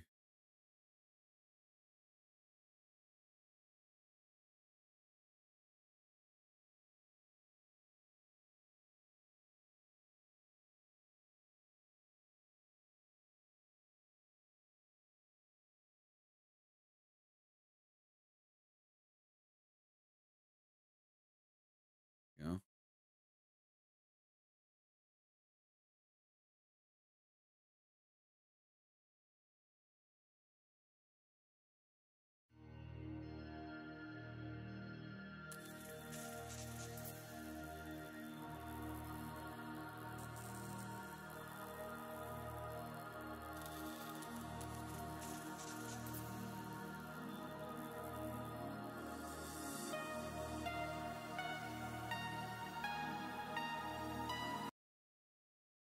What?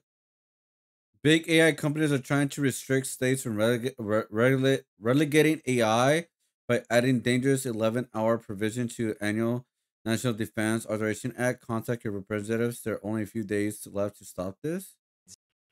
AI chatbots being allowed to prey on kids is not a matter of national defense.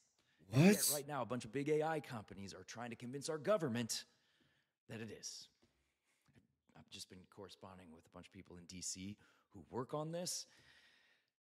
What? I'll tell you what's happening. It's got me kind of angry. These companies are very sneaky. Here's what they're doing. Every year, Congress passes this thing called the National Defense Authorization Act. I'm just learning. It's basically how they allocate the budget for the military, et cetera. And it passes every year. It's about to pass this year. But at the last minute, after the representatives and the senators have all already voted for it, they're trying to sneak in this new provision that says states are not allowed to make laws regulating AI. So, for example, in Utah, I'm actually going to Utah in a couple weeks because the governor there, Spencer Cox, and the whole state government is doing a great job trying to protect the kids of Utah from these predatory AI companies. Well, if this new provision gets into the National Defense Authorization Act, What? Utah will be SOL, not allowed to protect its own kids. Does that sound like a matter of national defense? No, it's obviously not. This is just about money. This is all about money. If there are laws that protect kids or laws that protect workers or laws that protect the environment, it's bad for their bottom line. That's all they know how to care about. And they tried to do this before with the One Big Beautiful Bill that also had a sneaky provision that would stop states from being able to regulate AI. Luckily, the public caught wind of it. It was so unpopular, they had to take it out. So we have to do that same thing again. Now, so call your representatives. I know it sounds like a cliche, but this is actually what works. Call your senators, tell them we don't want this AI preemption in the National Defense Authorization Act. We have to stop these sneaky motherfuckers. Oh my god, dude. What the fuck? You guys can't contact people until you're blue in the face or are going to do what they want. It's about the time America got serious and got rid of these insane clown parties of criminals. It's not AI that must be regulated, but the design of entire society. Very limited POV. States shouldn't restrict AI. It should be federal, one standard for all. I think I kind of agree with that. You know, like I think AI should be regulated, all standard for all, so nobody goes too crazy with it. Um, because again, like I like for sure AI needs to be regulated. You can't just do anything you want with AI. I That's just my personal opinion. I don't think you're allowed to make AI of other people. I don't care if it's a celebrity or not. I do not agree with that. I do not agree. You guys cannot just like create. If you want to create AI of yourself, hey, you're using your own image. You're doing your own thing. You're more welcome to do whatever you want.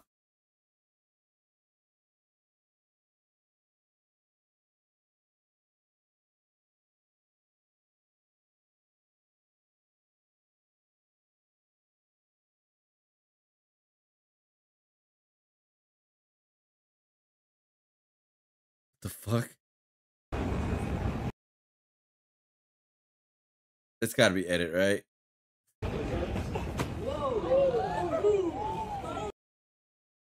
Nah, what? That's dangerous, but what? No, that's gonna be edit or some shit, dude.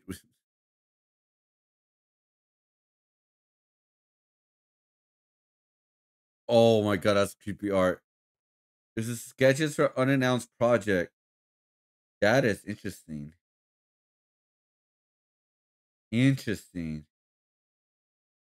This feels like a scarier version of freaking Resident Evil, dude. like no lie, that feels like a bro. I wonder what game he's working on, dude.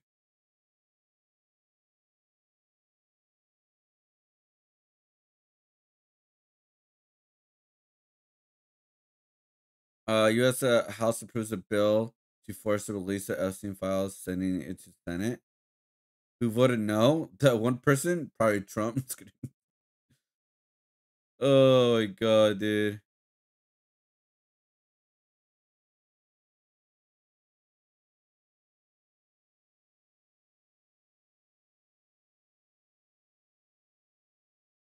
Oh right, the Zelda film. Did I talk about this on stream? Yeah, this how it looks. Doesn't look bad at all, honestly. It does not look. I wonder if Link is gonna be talking or not. You know what I mean? We don't know if it's actually gonna be talking. I do wonder that because he only does grunts. But I wouldn't be surprised if they decided to go with Link talking in this film. Because they went Mario with talking instead of just like gestures and stuff.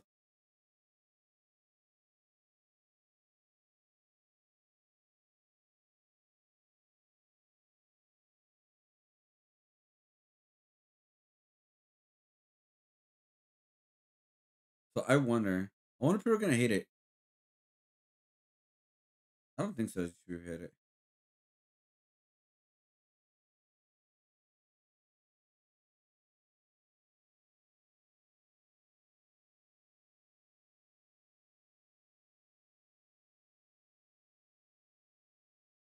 Just hurry the fuck and get in there, bro. We don't need all this shit. Just get in there. All this shit. Just get in there. I would OTC! OTC! OTC! Oh yeah, a lot of people are not big fans of Brock Lesnar anymore. But there's certain things that came out. I don't know what's true or not. I'm just like, if you join the product or not. I'll look that up without. Don't do it. Don't do it. What's this? I do. I'll click that shit. I don't know what Pichula R34. What the fuck? I told you not to do. Wait, am I gonna get banned too? Hold up. What am I doing this on? Hold up. Wait. What was that?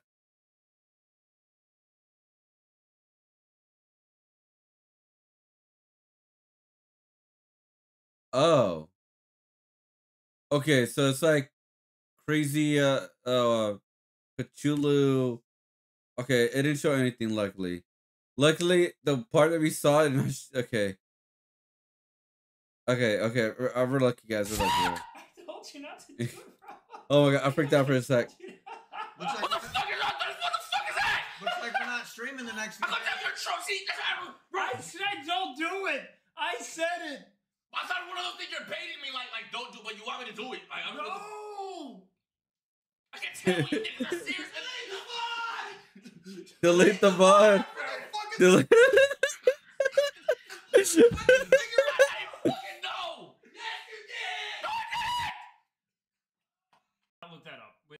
All right, I can't. Yeah, we can't see it on stream.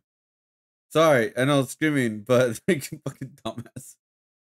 I looked at it. I was like, okay, it's not that bad. The screen that showcased was not bad, but it was like if he actually scrolled down, it would have been really bad.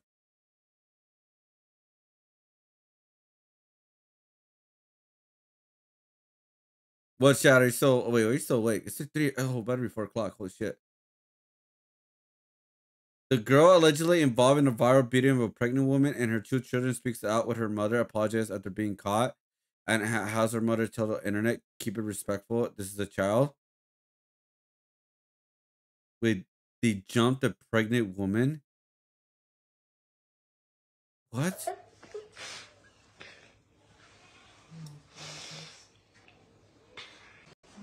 Say anything. Keep it respectful. This is the child. It's okay. Yeah, hopefully she gets arrested. And the other kids too. Like, what the fuck? Jumping a pregnant woman? Showing clip of Chicago showing a pregnant mom with the sickle cell disease and her kids getting brutally jumped by a mob of kids near Orville T. Bright Elementary has parents shocked and demanding CPS make real changes and arrests. What the fuck? I did not expect that. An American is 22, has already $91,000 worth of debt, owns $51,000 on a car, owes $5,000 on a motorcycle. Why the fuck you have a motorcycle and a car? Owns $13,000 on a camper she lives in because she can't afford a house. Okay, compromise, I guess. $12,000 worth of student loans, which is not that crazy compared to how many student loans other people get. $2,200 worth of medical bills. Damn, it sucks. And $7,700 worth of credit and credit card debt. That is crazy, dude. Okay, there's something wrong. Okay, number one, why does she own a motorcycle and a car and a camper? That makes zero sense to me. So shouldn't she get rid of the motorcycle? Out of all the things I've seen, the motorcycle should be like getting rid of that. The camper, no, obviously she can't get rid of the campers. That's where she lives, right? Obviously.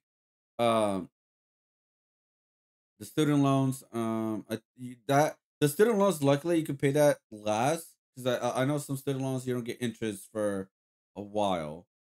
And there's the medical bills. I don't know I don't know anything about that. I mean, luckily my medical bills were not fully taken care of, but they were very lowered for me, luckily, because it was like an accident. Or like, that's like a weird thing. And I don't know what the $7,700 worth of stuff is because I wonder what she pays for that.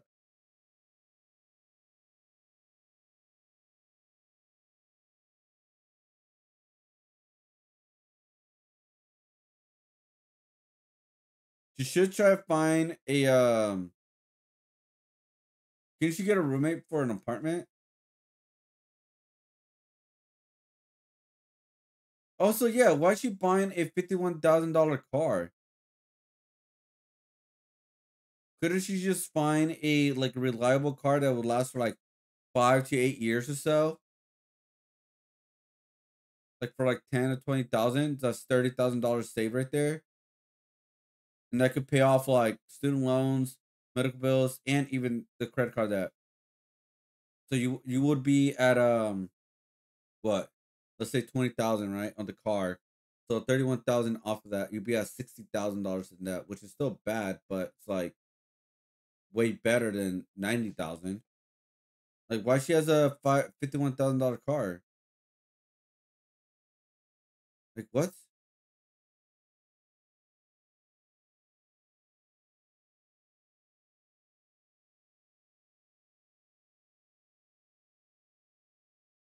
Also, like, how did you get $7,700 in debt in credit card bills?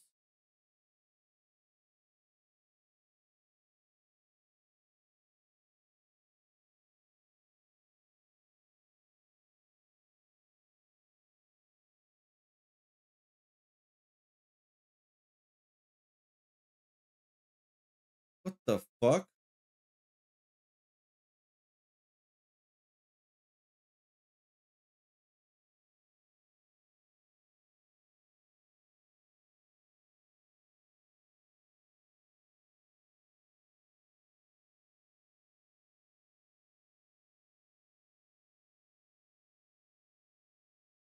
Okay, what the fuck? Okay.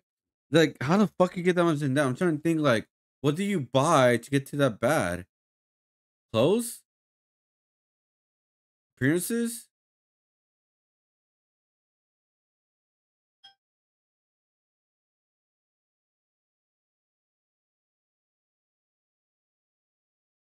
I don't know, man.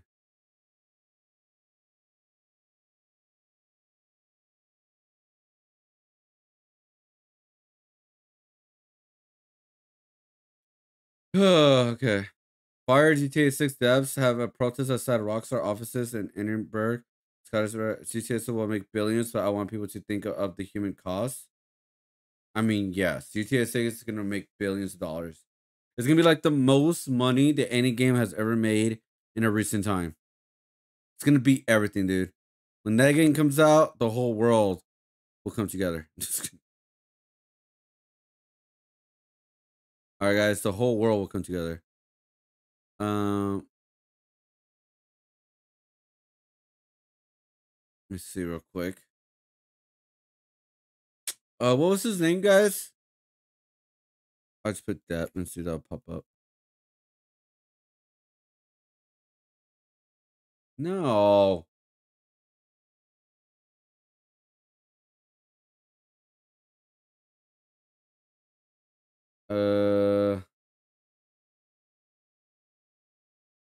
No.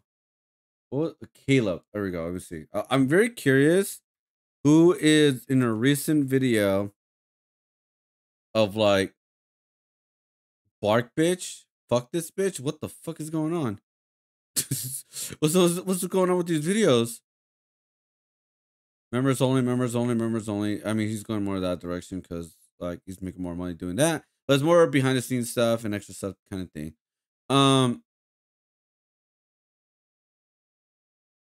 He treats his wife like a dog. She F 3 coworkers and none of them known about it.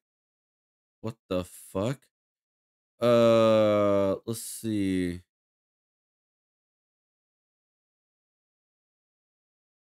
There's a lot of membership, dude. A lot of membership. I wish you could turn that off. To see the content I could watch, you know what I mean?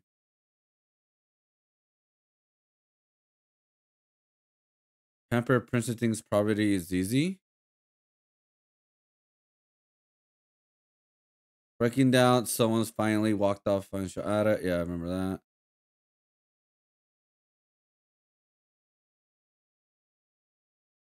There's a lot of membership content now. I wish there's a way for like to separate that, honestly, which is good. Again, this is great for people that want to support him. He's putting an extra like content out there, which is great. Which I've been thinking about doing that, even though I don't have a lot of members at all. I was thinking about like maybe just starting it kind of thing, where like just experiment with like the members only videos are videos that don't regularly post on my regular channel, that kind of thing. Because like everything he's posting is like extra content that's not have to do anything really with like with his regular stuff for the most part, right? For example, trying the most popular Halloween candy. Calabama survives a haunted house. Like all this content right here, it's like it's not affecting his main channel because it's not the regular videos he posts up. So actually, I'm thinking about what if I use like I could start with maybe basic stuff where I do reaction content members only stuff, but I don't know because again that's different. That's different views. Yeah, that's the different views and all that, you know.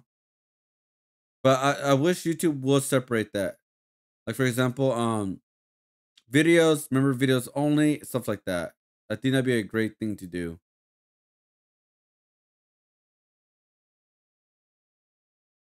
Fuck this bitch. Let me see why you said that.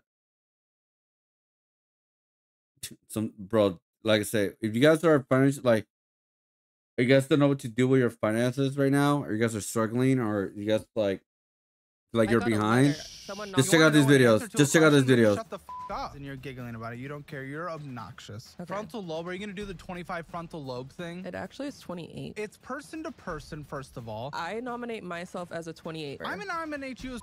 I think you're saying this because your frontal lobe is still developing. You're annoying. Frontal lobe? You're annoying. I don't give a f.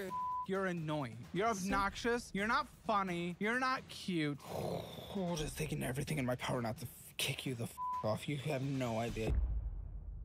Black Friday starts now. Master your money. My all-in-one personal finance membership is finally. Weird collections would be gone. Repos would be off the record. That's why I'm here. We're gonna work on it together. We are working on it together. Yeah. This is why you're here. Is why you answer questions. You're here to answer questions. So try to answer the question that I am trying to ask. Sorry, not to come off too combative, but that's not an answer. That's what. Well, yeah, I did mess up. Yes, but I'm trying to understand. You're saying, yeah, you messed up at 19, but that shouldn't really be affecting you too much right now. Yeah. So I don't feel like that is a valid reason for why you're here. Yeah. Oh, So okay. basically, I started making more and more money. I just kept spending it. That's the root of the issue. Yeah, but clearly not paying your taxes if I see I started that logo. I started living an upper class lifestyle. Oh my without God. like handling my past. Which maybe you could do in the middle of Kansas. Sacramento, I'm not 100% sure on 6 figures without setting enough money aside for taxes. Did you set money aside for taxes? No. Ever? 19 to 30? No. Okay, No, I understand the first couple of years, maybe you pick it up a little, but you'd learn. I was getting money back. Wait, when did you start doing well? Like 3 years now. Okay, when was the last time you got money back from your filing? Do you file every year? Yeah. When was the last time you got money back from your filing? Like 3 years ago. What do you do? What's your photography? I photograph kids. Huh? Can you say that in a different way? You don't want to say you shoot kids. I photograph. I wouldn't want to say that either. Yeah. I photograph kids. But maybe some context would go a long way. I mean, more specifically, I want you to more say exactly what you intend to say, because I'm not saying anything. I want you to say these words. Yeah, I photograph kids. Most specifically, I photograph dancers. Okay, it sounds a little better. Yeah, my job is I'm a dance photographer. Can you just say that? My goodness. Come on. Come on. I photograph kids versus I'm a dance photographer. Yes. Come on. I'm a dance photographer. There you go. Please answer that whenever anyone asks you in the future. No? Well, I try to be like so specific because if you say like nowadays dance photographer is more specific. But because I don't want people to think I shoot adults. I don't like. That's fine. Yeah, I have to say kids dance photographer. Yes. We're getting there together. Are you contract or are you on like a payroll here? I work for myself. You work for yourself? Yes. And is this per shoot? Yeah, I do. Why were you the winner? I'm really good at what I do. Mm-hmm. Good. I love that. I mean, I'm like one of the best, again, but a lot of people don't like me for that reason. Why? Because I'm one of the best. What, you mean other photographers don't like you for that reason? Yeah. I don't care. Who cares? Yeah. I'm I'm really good. I don't give a shit. The lioness doesn't, what is it? I don't know. Something like that. The lioness doesn't concern herself with the, So if she's doing so well, how the fuck she in debt? Never mind. Alright, moving on. Okay, either way, yes, get an LLC, create a business checking account that's attached to your LLC. Well, I have all the money. I have a business checking account. Okay, what the fuck are you talking about then? You just then why does everything come into one instead of going into there? No, everything goes into my business checking. So you spend personal out of your business checking? Yes. That's moronic. That's so stupid. That's my main Create a separate card. checking account for yourself. Okay. Budget your business, figure out what you're spending on business expenses. Yeah. You can distribute profits, maybe leave $10,000 in there as some wiggle room, distribute your profits at the end of the month to you and set 30% aside for taxes. Is that complicated? Oh, like at the end of the month, but then like if I need money to spend on the other days.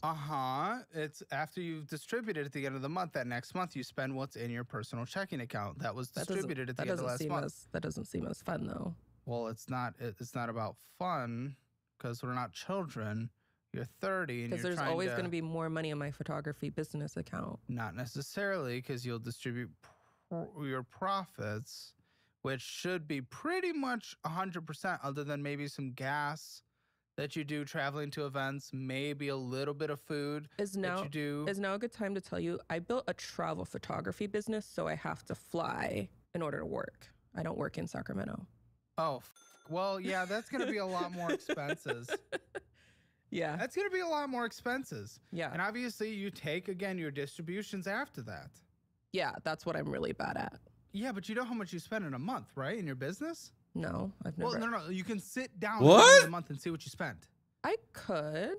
I mean, really, it should be like towards like the first or second week of the next month. Look previous, see what you spent. It's just like one of those things where like I'm never like I don't track. I don't know how much comes in. Dude, even if you're not tracking, let's say $10,000 is our baseline in our checking account. Next month, call it the second week of the next month, first week of the next month. Whatever's above 10,000 hours, you can take out. If you want to be overly simplistic of it, then put 30% of that aside that you take out. There you go. But it's that was like a one-step process. Two-step. But I don't know how much my business is going to cost to run that month because it's like that's so. Okay. Then take your highest expense month, leave that amount in your business checking account at all times. Anything above that you can take out. And actually, that's what I kind of been doing lately with my stuff. So if you guys don't know, I was in the big negative for last year because I was like kind of restarting everything for Artist Alley and all that.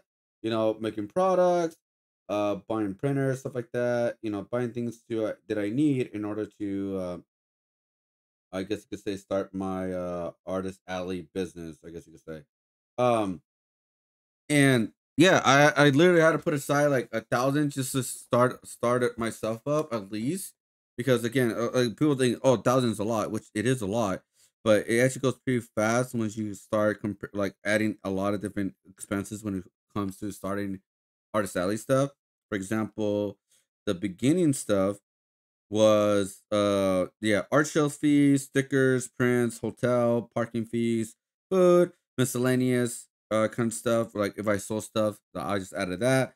And then just continue doing. And so right now I'm at so I just bought a booth, right? Cost $225.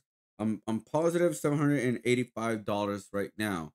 But because I bought the booth recently, I'm at $560. That's very little.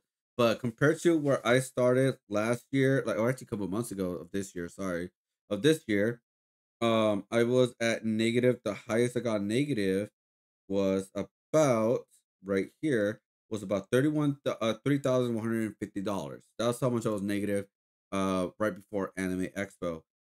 When Anime Expo happened, I got into the positives. After that, I started doing some commissions. I started doing like a lot of other stuff, and there's a lot of art shows and everything kind of thing.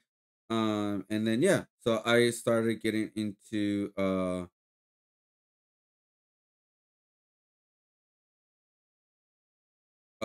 so then I lost a lot of money on a hotel recently on LA Comic Con.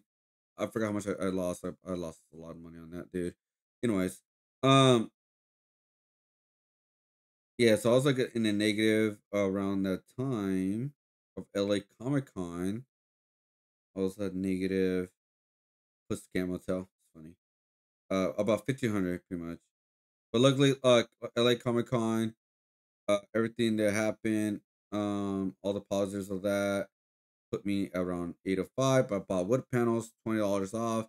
$20 because I bought wood panels and all that kind of stuff. Anyways, so right now we're at $560 on our positive Artist Alley budget.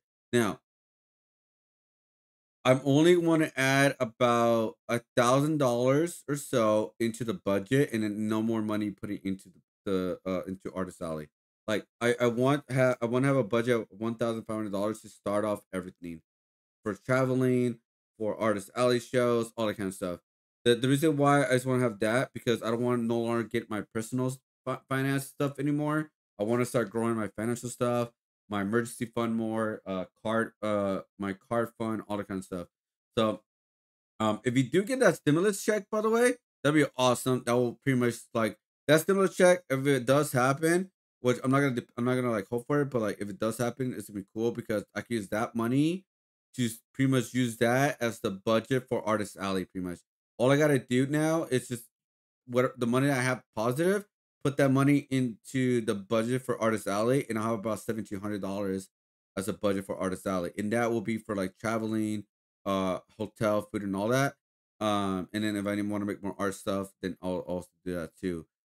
Which I think will be fine because the first show is only one day, and then the second show, will be like a basic day based around Anaheim, which is a lot cheaper compared to LA and that kind of stuff. So like you just gotta figure out like the budget and all that. The one thing that I need to do my personal money, where like my job and stuff right now, is that for around January, February, and March, I'm gonna start saving a lot more money for taxes, pretty much. Um, which I know I should have been doing that already, but like I've been trying to finance a lot of things right now. But yeah, so taxes is like my main goal that I'm gonna start saving up money for next. Since I don't make extremely a lot of money, I made more than last like the previous 2 years though. But yeah, I think like 3 months of like saving extra money for tax will be fine for me. Like just like all right, we'll be in a good spot. Anything you take out, set 30% aside. You can take it out multiple times a month if you want to. Yeah, if we're just going overly simplistic. Do you want to hear a funny story? No, not particularly. Okay. But apparently your card was declined yesterday because you didn't even know. I didn't know it was a bank holiday yesterday. I thought like wasn't Columbus Day canceled or something? Why are we still celebrating it? But your card was declined? That doesn't make any sense. Yeah, why that would a doesn't make card sense. be declined? Because I used that business account for everything. And so like Dude, I was using my business account yesterday. It wasn't declined. What are you talking about? No, because okay, so Sunday night I got the email saying, "Oh, you're going to get this much deposited tomorrow based off what I made this weekend." But it wasn't deposited. Oh, because of the holiday. Yeah. So you're relying on deposits to deposits just for frivolous spending? For fun stuff, yeah. If 10,000, listen, you're doing okay. You're making $120,000 a year. Okay, before expenses. That's I don't crazy know what your good. expenses are. We're gonna look through it, but even still, this doesn't 100. I don't understand. Emmanuel? You're not living like an incredibly woo-woo, super rich lifestyle in Sacramento. You're not going to on 120 at before expenses. And I'm guessing, what is that, 20, 30 a year maybe? I don't know. Flights can be expensive. Hotels can be expensive, especially depending on how you're trying to do it. Yeah, You're not living a poor lifestyle either. So you shouldn't be distribution to or like pay to pay in order to just make a small frivolous spend. It's because I was in Alaska this past weekend, so I spent. But for business. Yeah, but then I like to treat myself when I go on these business trips. No, that doesn't make any sense. Why would we be treating on business trips? Also, treat yourself on your vacations. Treat No, yourself when you're home. I don't take vacations. What does treat yourself in Alaska look like? Well, you know, Alaska's expensive. I spent like $60 on chow mein. Okay, did it make sense to take the job? Did you break even? Did you even make money? Usually I profit. This one, it's Alaska. Like, there's not that many Then we're not dancers taking Alaskan jobs. But I wanted to go. So it was a work trip and a vacation. Okay, you just said you didn't take vacations. No, I don't. I was But working. this was a break even, and if you wanted to use the break even to go somewhere you wanted to go, that's fine. But if it's literally just for business, obviously it's not. We don't go for just break even when you could have used that time making a profit somewhere else. I think I lost money, especially after the chow mein, and I spent $50 to rent a bike. Even still, I will say it's okay to slightly lose money if you use that as a way to subsidize a vacation. Yeah. I'm okay with that. I saw moose. But let's not call it not a vacation. It was a vacation. No. If it's a strictly business opportunity, then it was and dumb and you should have done something else.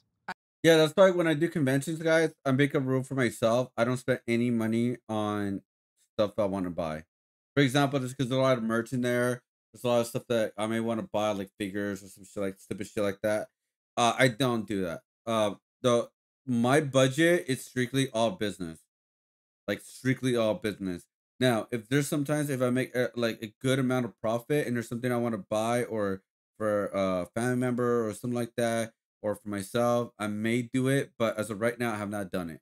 I've not done it whatsoever. I've been tempted to do it sometimes to get an art like a signature. I did it like for the Ed and Eddie signature print of the artist. I did that, but it cost like $5 or like $15. It wasn't that crazy. But like I said, like there are times I'm tempted to get like, okay, I'm buying this, I get the sign or something like that. I never done it.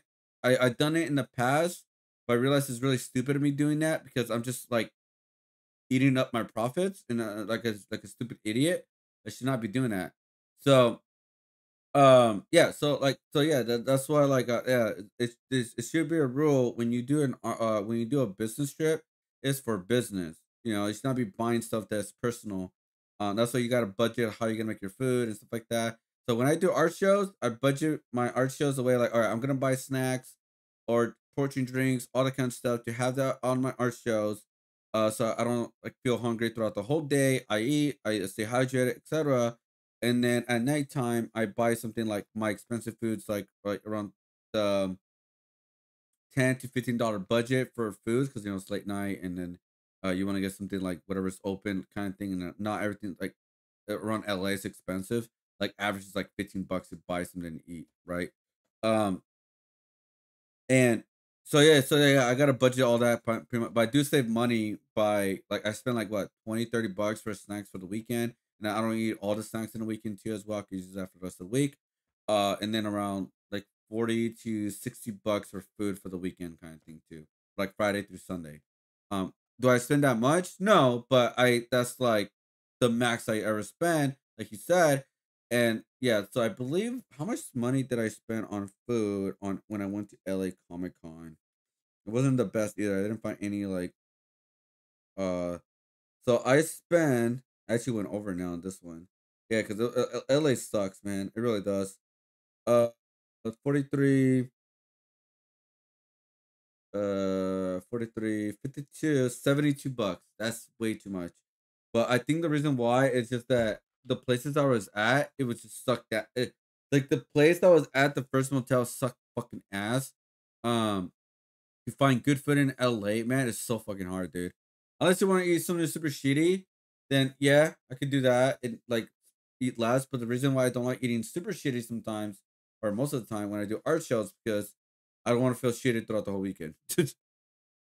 I consider any time I bring my camera a work trip. Which, okay, yeah, the IRS might have some fun with that at some point. If we're being honest. Yeah, people that's don't not- really understand deductions too much in this country. You think you can just write things off. No, So I you bought my can't. camera, and I did take Well, photos. that would be business. Buying a camera for your business would be business. I brought my camera to Alaska, and I took photos of dancers. So it was a work trip. Well, this is a great year to do it with 100% depreciation. Absolutely. There's a lot of advantages that you could be taking advantage of right now with equipment for this year specifically. Yeah. I'm learning that Your side. CPA will help you with, but apparently you don't work with a CPA. Yeah, so reductions. I believe I could do art shows reductions because like I have everything list. By the way, the one thing I messed up on my profits and loss list is that I didn't put the dates like a fucking idiot. But I do have the dates of the conventions pretty much. I just have to look for them, and I could find out like where I use like where I purchase stuff for the most part. Like from Amazon, anything like that. So that's like the look like oh okay I bought certain things. So like that's why I've been keeping everything on track on my phone. I will have a better I will have a better way to track all this down, but this is like for this year only. So once this is done, I'm gonna download this whole thing and then put it on a file or print it out and put it on my documents just in case. But yeah. So let's see. Actually, I should start a new one. Yeah, I'm actually gonna start a new one, guys. Yeah. I'm gonna start a new one just to like I could start 2026 version. CPA, you got a Craigslist guy that told you something once? He did tell me about depreciation. Okay, he told you something about the okay. I wrote off my printer. Yeah, and that would probably make sense. Yeah. To a certain extent. But he And also we'll he also see. said we got to be careful not to like because now that the IRS they might like pay more attention to me now that I'm like Why you? Because like I'm a business owner. Yeah, but a lower income on the business owning threshold. So usually you wouldn't be in the, gaze of Sauron. Wait, aren't I like high income? I don't know. What's high in America? As far as an overall business, no, not necessarily. Okay. What if they're auditing a person in a business? Usually they have more limited resources for what it's worth. So they go after like the big bucks. Is now a good time to tell you that I was audited? Oh, okay. So they did. You must have triggered something. I did, yes. What did you do? That's insane. I haven't had someone audited on this show. Really? That's insane. See, Yes. I'm so special. They okay, it wasn't my fault actually. Of course. So Of course not. one, I didn't know photographers had to pay taxes. Nobody told me that. Okay, When continue. I was little. Little? I was. Girl, you've never been little in your life.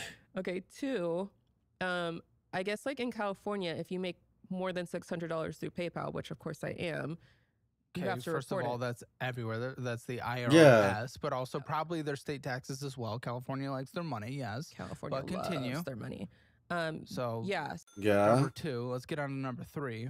if you make more than $600, you have to report it. Well, I Yeah. wasn't We all reporting know PayPal. that. Yep. Okay. I wasn't reporting PayPal. Of course not. They, of course, now on PayPal, Venmo, Cash App, they have statements for end of year for taxes. Literally, if you just looked at it, you would have been able to submit it, and you're okay. Whatever. Yes. So it's they super told on easy. me. PayPal told them. Yeah. So, yeah, I don't make a lot of money on PayPal because I don't really accept a lot of PayPal anymore.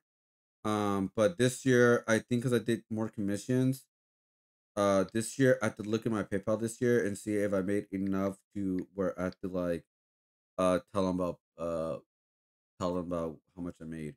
But I do like, I did every year, but I haven't done it in like the past 2 years because again wasn't making enough. Um, but yeah, I have to check how much money I made through PayPal, which is usually by Twitch because Twitch pays me through PayPal. By the way, commissions on PayPal, and that's pretty much it, really, for the most part. Yeah, and also tips, I guess you could say too sometimes.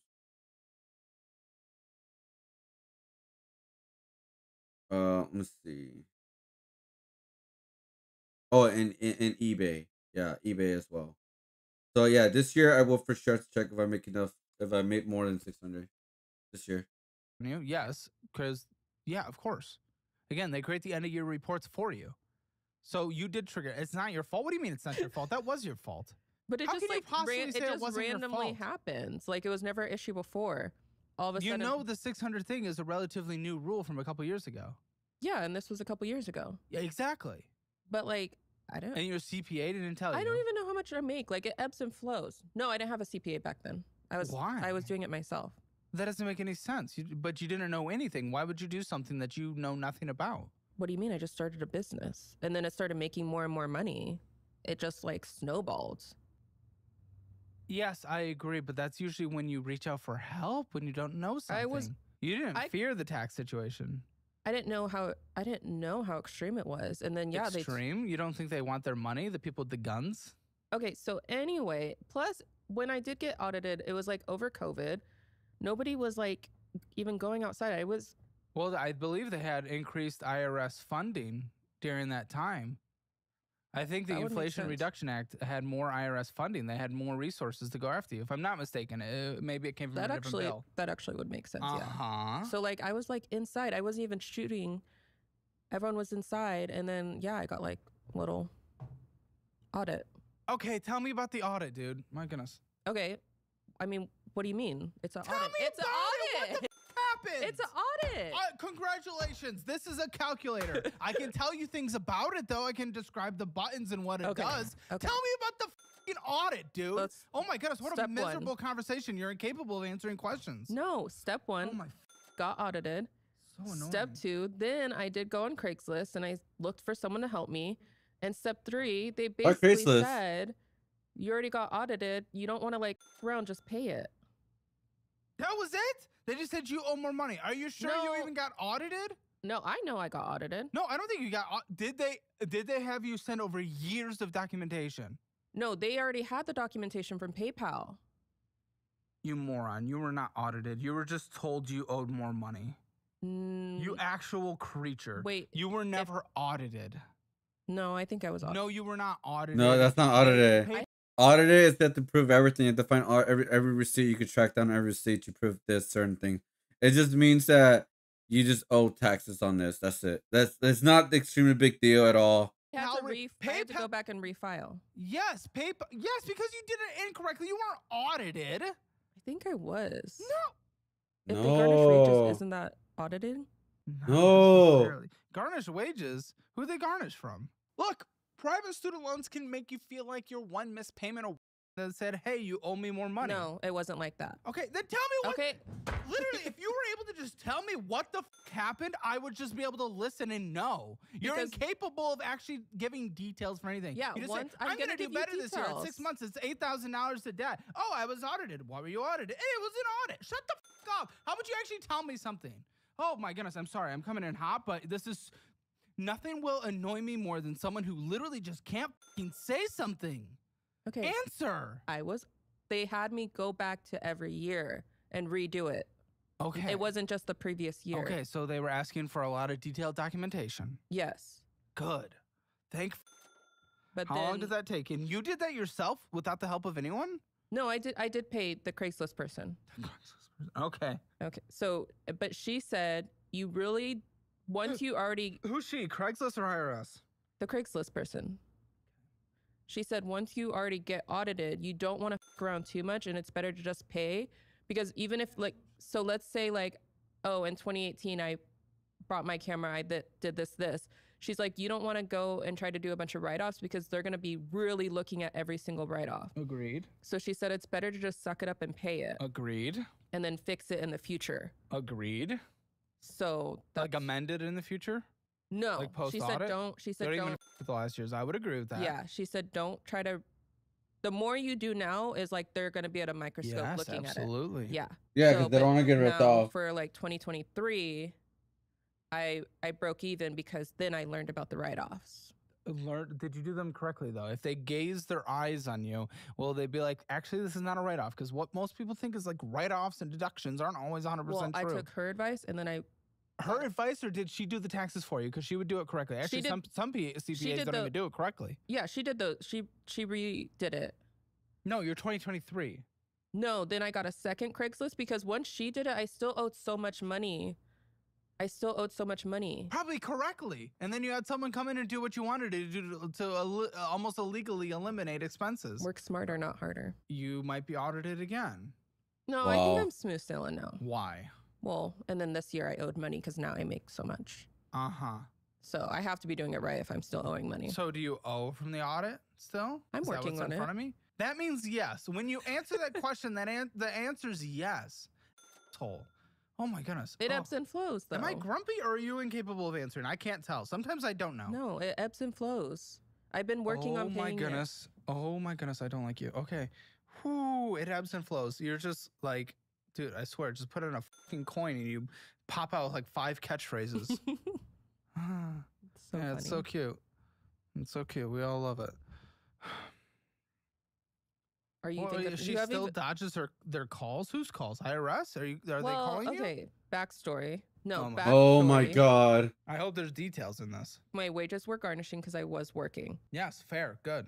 And then when I left that job, they had nothing to garnish. But they still wanted their money. Uh-huh. And so welcome to paying taxes. Then they knocked on my door with saying like, you have to pay this and we're canceling your payment plan because you're not making the payments. But I didn't answer the door so that they can't prove that I ever got the letter. Dude, this is the IRS. This isn't some random law firm, though. Work smarter, not harder. No. So, who did you consult for that? What do you mean? I just didn't answer the door. Exactly. So you didn't try to get advice from any kind of expert that would say. No, I'm gonna pay it though. I don't need advice. I'm gonna hope so. I don't need advice. I'm gonna pay it. I hope so, but what they could, might not. Again, you're lower on the scale. No, you're right. My CPA person did say, like, especially in California, they will boot your car. Yes, they could do a lot of things, but they could also, if you go back to employers that are employing you for these photography things multiple times and they see that, they could go to them and they could garnish your wages from that before it hits you.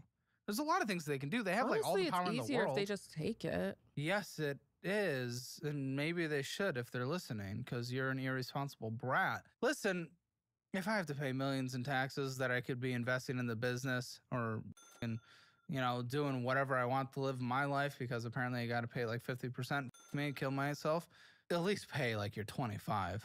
Don't be a... I told you I'm working on it. No. Okay, you're working on it. Very good. We know how much came in last month. It was about that 10. That's great. That's great. 12,000. Wait, what was last month? Like September? About 10. Last month was September. What did I do last month? Oh my god. It could be up there.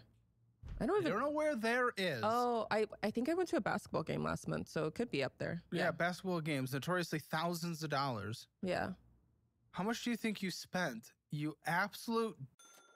Answer the fucking question. Well, probably. There is nothing. Basketball means nothing. Oh, up is nothing. Give a number. I probably spent a lot last month, like 10, 12, 15,000. Oh, big range. Yeah, it was 19,600. Oh, 59 cents, and you're giggling about it. You don't care. You're obnoxious. What is wrong with you as just a person? I went to Seattle as a personality. What is wrong with you? I went to Seattle last for a month. job.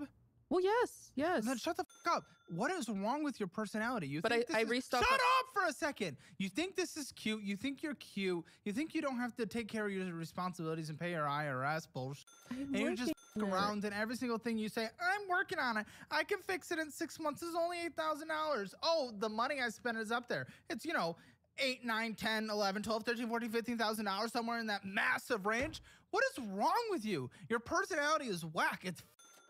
You have a personality. To be fair, my friends still owe me money for the basketball game. They're gonna pay me back. So, to be fair, I don't know how the you have friends. It's gonna be less of what I spent. Lindsay's telling me your friends are not gonna pay you back. They're working on it. Oh, and oh that my you know, 'cause God! you told her, and now that you're on camera, your catchphrase is "I'm working on it," or "They're working on it," in order to just move on from a question. Shut the fuck up. You told Lindsay they're not gonna pay you back. How much do they owe you? Well, it was a women's basketball game. It wasn't that crazy. It was the Valkyrie. Yeah, that sounds like they probably paid you to come. Probably. I paid for everything. I assumed they'd like throw a 10 in for gas. How much did a ticket cost? For all 4 tickets, I probably spent like $600. 600? Oh, you got scammed. That's impossible. Well, it was upper. That's extra impossible. It was upper bowl. Dude, floor seats at a WNBA game is about $2.50. And they throw in a bag of popcorn. No, it's because the Valkyries, they're in California. It's their first year. It's their inaugural season. So everyone was very excited about them. Who is everyone? All the Bay Area. Bay Area. Yeah, all the tech bros really care about WNBA. They got to the playoffs. I didn't go to that. Nobody did. Anyway, so we drove. I thought people would pay me for gas. Nobody did. We went to the game. Why do you have such friends? And I like to offer to pay for things because I'm wealthy. It's nice, but I get those. But I Amex don't have points. expectations of payback, nor do I want it. But you Amex. clearly did, and yet they just don't. Like, these don't sound like good friends. I think someone bought me a drink. Want to know a dirty little secret?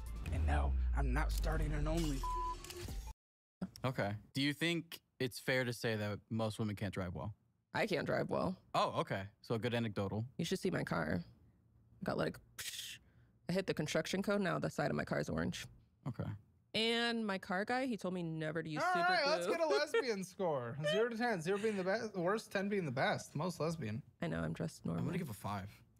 5 out of 10. If you want your lesbian score, see where you stand in the world of lesbian, go to calebhammer.com/lesbian. Oh, we got to go into this IRS. But what do you think your finances are? 0 to 10. 0 being the worst, 10 being the best. What the I fuck? probably make more money than Oh most my people on the anymore. That's not how it works. You are still responsible for the things that you have done and the mistakes that you are now dealing with.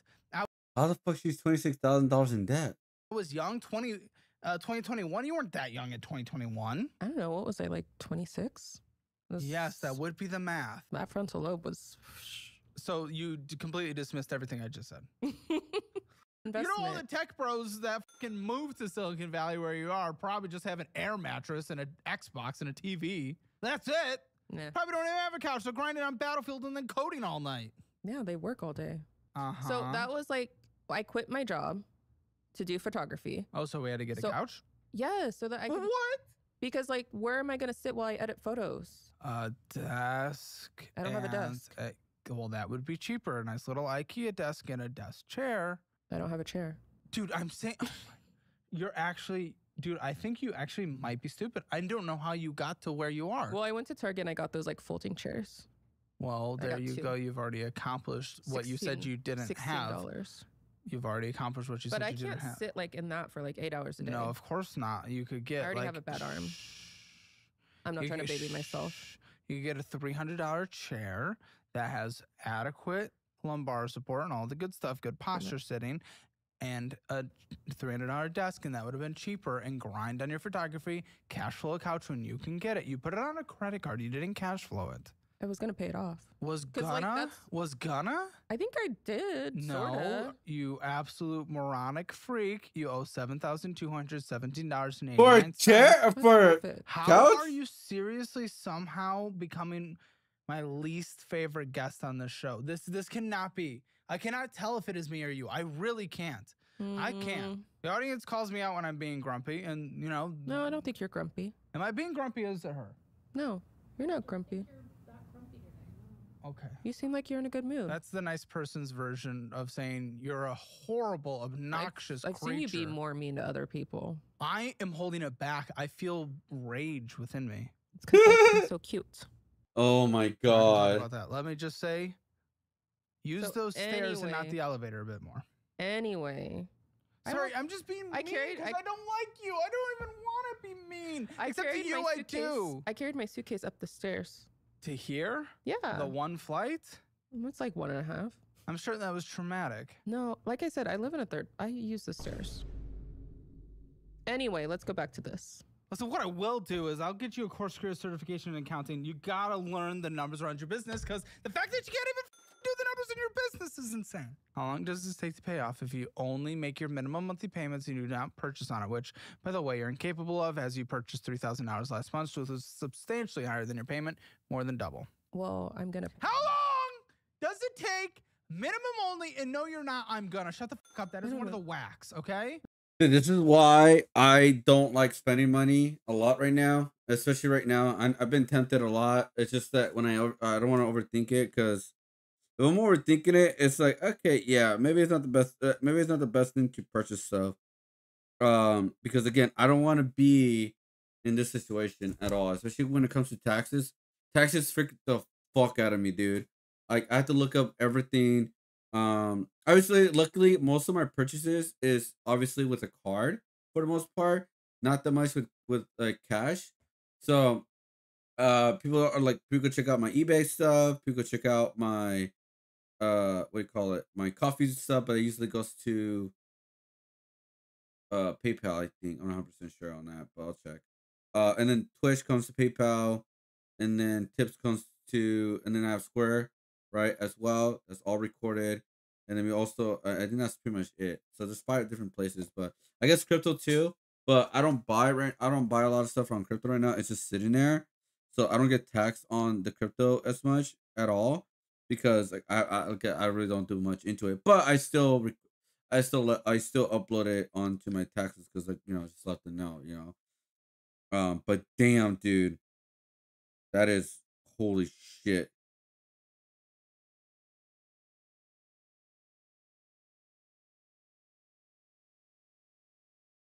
It went down.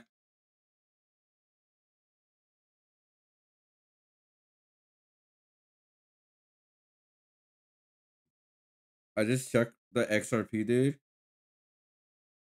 In the past month, it's gone down a lot. Bro, we were at a wow. Like on 2027, where I was literally a lot higher.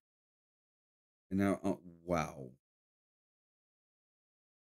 That is I mean, we're still like compare a year ago, we're still in a way better spot, but damn.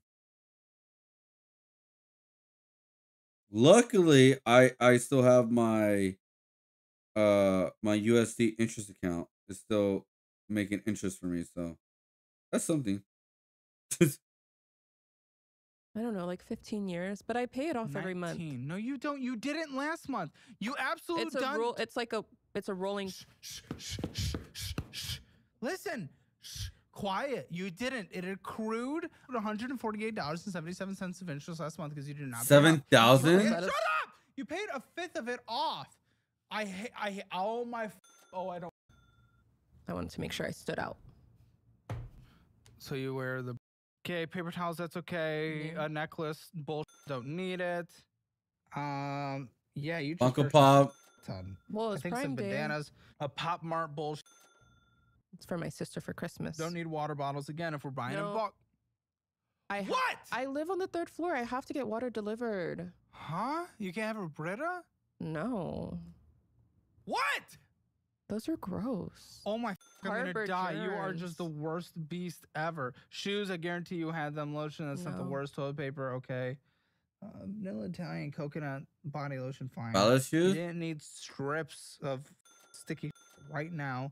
Trash bags It was is to hang okay. up You my didn't Ring need a camera. wireless outdoor camera. You didn't need it right now. no. You didn't need the Ring camera right now. No, I did. You Do you didn't wanna need hear the why? palette. You didn't need the fucking wooden artist palette. It was for a photo shoot. Exactly. You didn't fucking need it. It was artsy. Squeeze bottle didn't need it. I assume you had sheets. You didn't probably need that. Paint colors. You definitely don't need plastic paper plates when you have plates that you can wash. So you cannot afford this life. No, because I travel. You can't afford this life. I don't want to do You dishes can't all the afford time. this life. Shut the fuck up. Portable selfie lighting kit probably makes sense with your thing. You don't need a cell phone stand. Another selfie kit, so I don't know why we need twice. My sister Health took and fitness mini stepper. Maybe just don't take the elevator. Vinyl gloves. I don't know if we 100% need that. Under eye patches. I mean, come on. What are we doing? Plastic flavors for kids. Party flavors for kids. Whole Foods Market. Well, some of it seems like it's for work. Yogurt. I mean, come on. It was like 50-50.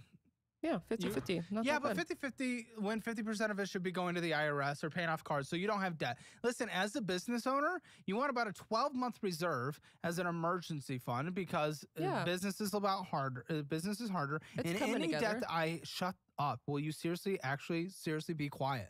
Like, you are so annoying. You are incapable. Just shut up. Guys, just real quick, don't forget to take your Hammer financial score at calebhammer.com. See where you stand, where you got to do better, where you're doing shit. Listen to just say. Wait, that's why I want to build my emergency fund more, because the biggest thing, guys, if my PC shuts off, bro, I will lose a lot of work. If my PC shuts off, I need to replace it right away. That's the biggest reason why I want to have an emergency fund. Maybe just a part, not the whole PC, but like, you know, maybe it's a part or something like that. I do have a backup PC just in case, so we do have good news on that. That's why I got to start backing up everything again. By the way, I haven't done that in about 2 months, so I need to start doing that soon. But that's why it's good just to have a backup. Like, I have a backup PC for now. It may not be the greatest. It may take forever to edit stuff, or it won't be as great, but at least I can still use it and create stuff there. You know what I mean? At least it's something. I make too much. Good. So good.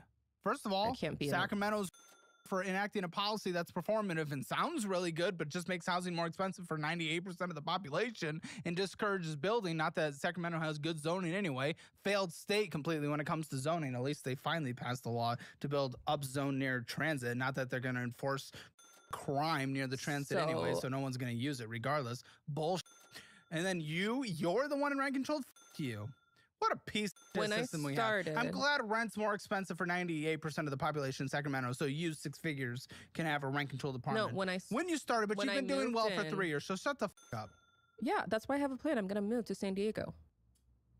And I'm not going to keep taking advantage of the rent-controlled apartment. They should kick you out 2 years ago. No. Yes. Yes. Well, they just asked for my pay You are stubs. being subsidized by everyone having to pay more rent. Also, performative people can say, oh, rent control, because it sounds really good. It feels really good. It never works. There's not a single city in this world that has enacted rent-controlled policies and rent did not only go up. The contract is I can make up to 100% more than I made when I moved in. Okay, well, your rent's going to be about double from the averages we pulled. When I moved into the apartment, I was only making like $35 a year. Yes, when you moved in, you've been doing well since then. But I could make 100% more. But now I passed that. So I could make up to $60,000 a year. So it hasn't been that long. Oh, this is so stupid. It's such a flawed, moronic system. When we should actually be taking care of people who need it instead of people like you. It's disgusting. And then we punish everyone else for it. I needed just it so when I people on did. TikTok can feel good about having a performative position instead of something that actually has end results that help people in the end. I needed it when I moved in. And when you moved in, you don't need it now. You didn't need it a year ago. You didn't need it 2 years ago. But I'm paying it forward by donating to PBS and the fire station. There's no argument that will ever be effective to you because then you just repeat what you've already said. I know I'm taking advantage of them, but I'm paying it forward by Yeah, but your argument is, well, I needed it at the time. No one discounts that. No one discounts that. But you didn't need it a year ago. You didn't need it 2 years ago. You don't need it now. You shouldn't have had it. I'm saving money to move. Yeah, you're saving so much. Shut the fuck up. PayPal, it's endless. Uber, Apple services. Apple, Uber, DoorDash. Great. Hey guys, she needs rent control, and then she's DoorDashing, going out to eat every single day of her life. This Only is when great. I Thank goodness we all pay more expensive housing because of your failed policy. Only when I Moron. Uber Eats endlessly.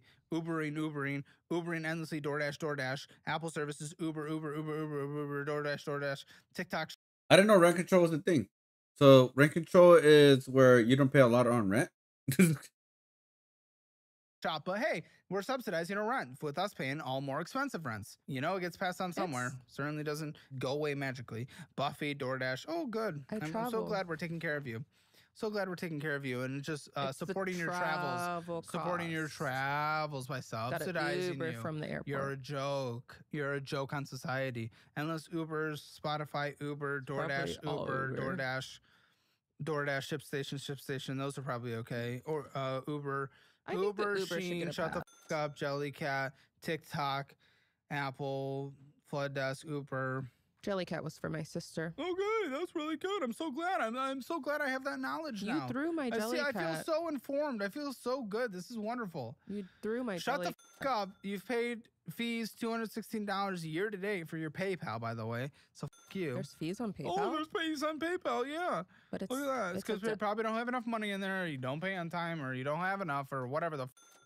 Endless Ubers, Apple services. You're the worst person that's ever existed in the history of my life. PayPal, Uber, DoorDash. This is bullshit. This is I endless. stopped DoorDashing. I'm not You going to do stopped that anymore. DoorDashing the day before coming on the show. Shut the f up. That's not how that works. Like a That is month. another whack, okay? Listen, yeah, well, we all stopped doing things immediately. Yep, chargeback. There you go, $50. Why do you think you get fees? There it is. You don't have enough money. Endless DoorDashings, endless Uberings, endless. Valid. Shut the f Sheen, dumb Apple Bill. I need a new Pull outfit up your for the phone, pull up your phone, pull up your basketball phone. I don't want to hear you game. talk. Pull up your phone. For the basketball Pull up game. your phone. I don't want to hear you talk. I don't Okay. even want to hear your voice. In fact, I wish I could just. Unfortunately, if I mute your mic, I still hear you, and I'm the one dealing with it. So, What do you want me to pull up? give me your fucking phone. Damn. Okay, she has Apple Care. Oh, what? It looks like it's paid annually. That's good on her MacBook. I mean, that's fine. So my CapCut. You really need CapCut. You don't have anything else. And then Instagram Meta verified twice. You have 2 Meta verifieds. Yeah, I don't want to lose my account. You have 2. Yeah, I have 2 accounts. What? Use one. No. Don't be verified on the one that doesn't matter. They both matter. And then aesthetic photo shoot thing, guys. That's what you're paying your photographer so much for, her $40 subscription to be able to make her photo shoots aesthetic. Just on my cell phone post. I have Lightroom. So anyway, I had to buy a new computer because So anyway, shut the fuck up. You have a Nissan, it looks like. yeah, it's just a little baby. Sorry, I'm not supposed to say little. Huh? It's just a little car. You know that wasn't what I was talking about. I know. It was you calling yourself little. You was a- see, I'm trying she's to be incapable funny. of processing information. I'm trying to be funny. You're not. You're literally no. I don't think there's a single person that will find you funny or cute in this episode. No. I think you want to laugh. Anyway, it's just a little car. It's not. Here's the thing: when a guest is actually genuinely funny, you hear laughter in the room. There has not been one piece of laughter from anything you've said this entire episode. I think they're scared. No, they laugh so easily. They laugh so easily when a guest says something funny. You are not funny. You are not cute. You are not a good person. You're horrible. You're disgusting. You're a beast. Because they're scared. Shut the fuck up. What are they scared of? What, are you going to pull out a gun? So what are they scared of? They don't want you to be more mad. But you laugh. I don't care if they laugh. They laugh all the time. I don't give a shit. They laugh endlessly. If I cared, they would see me caring every episode when they laugh. Anyway, they don't laugh. My car is not a big deal. It's just a little small car. Huh? It's not a big deal. It's just a little small car. I think it's like almost paid off almost. Probably. Congratulations on being one of the most hated guests on the show history. $42,000 in debt. Right Damn. now, they hate you. I've seen some that are questionable. You don't think you're gonna line up there? Your personality is horrendous. Mm. You don't think so? No one ever thinks theirs is. No. $195 a month, balance $2,796.29. So yes, you're nearing the end. Yeah, not terrible. It's not the worst for your income, but I'm being told you want to buy a new car anyway. Well, yeah, when I move to San Diego, I want to like go into San Diego like a fresh slate, so have a new car. Why does that matter? my car doesn't get parked at my house now because there's not parking. So I can't get a new car now. I have to wait till I have parking at my house. So that'll be like my treat to myself when I move. Oh, treat to yourself, a car? How much is a car gonna be while you're in IRS debt and credit card debt? Well, this is only $195 a month. You actual idiot. How much will a new car be for you? Like the same, right? This was only like 5,000, so I don't know. A new car, probably what, 10,000? You're not gonna get a new car for 10,000. I've never had a new car. Like I've never had a new couch. Bro. And then like once I get a new car, it'll last me like 10 years, right? It's an investment. Die.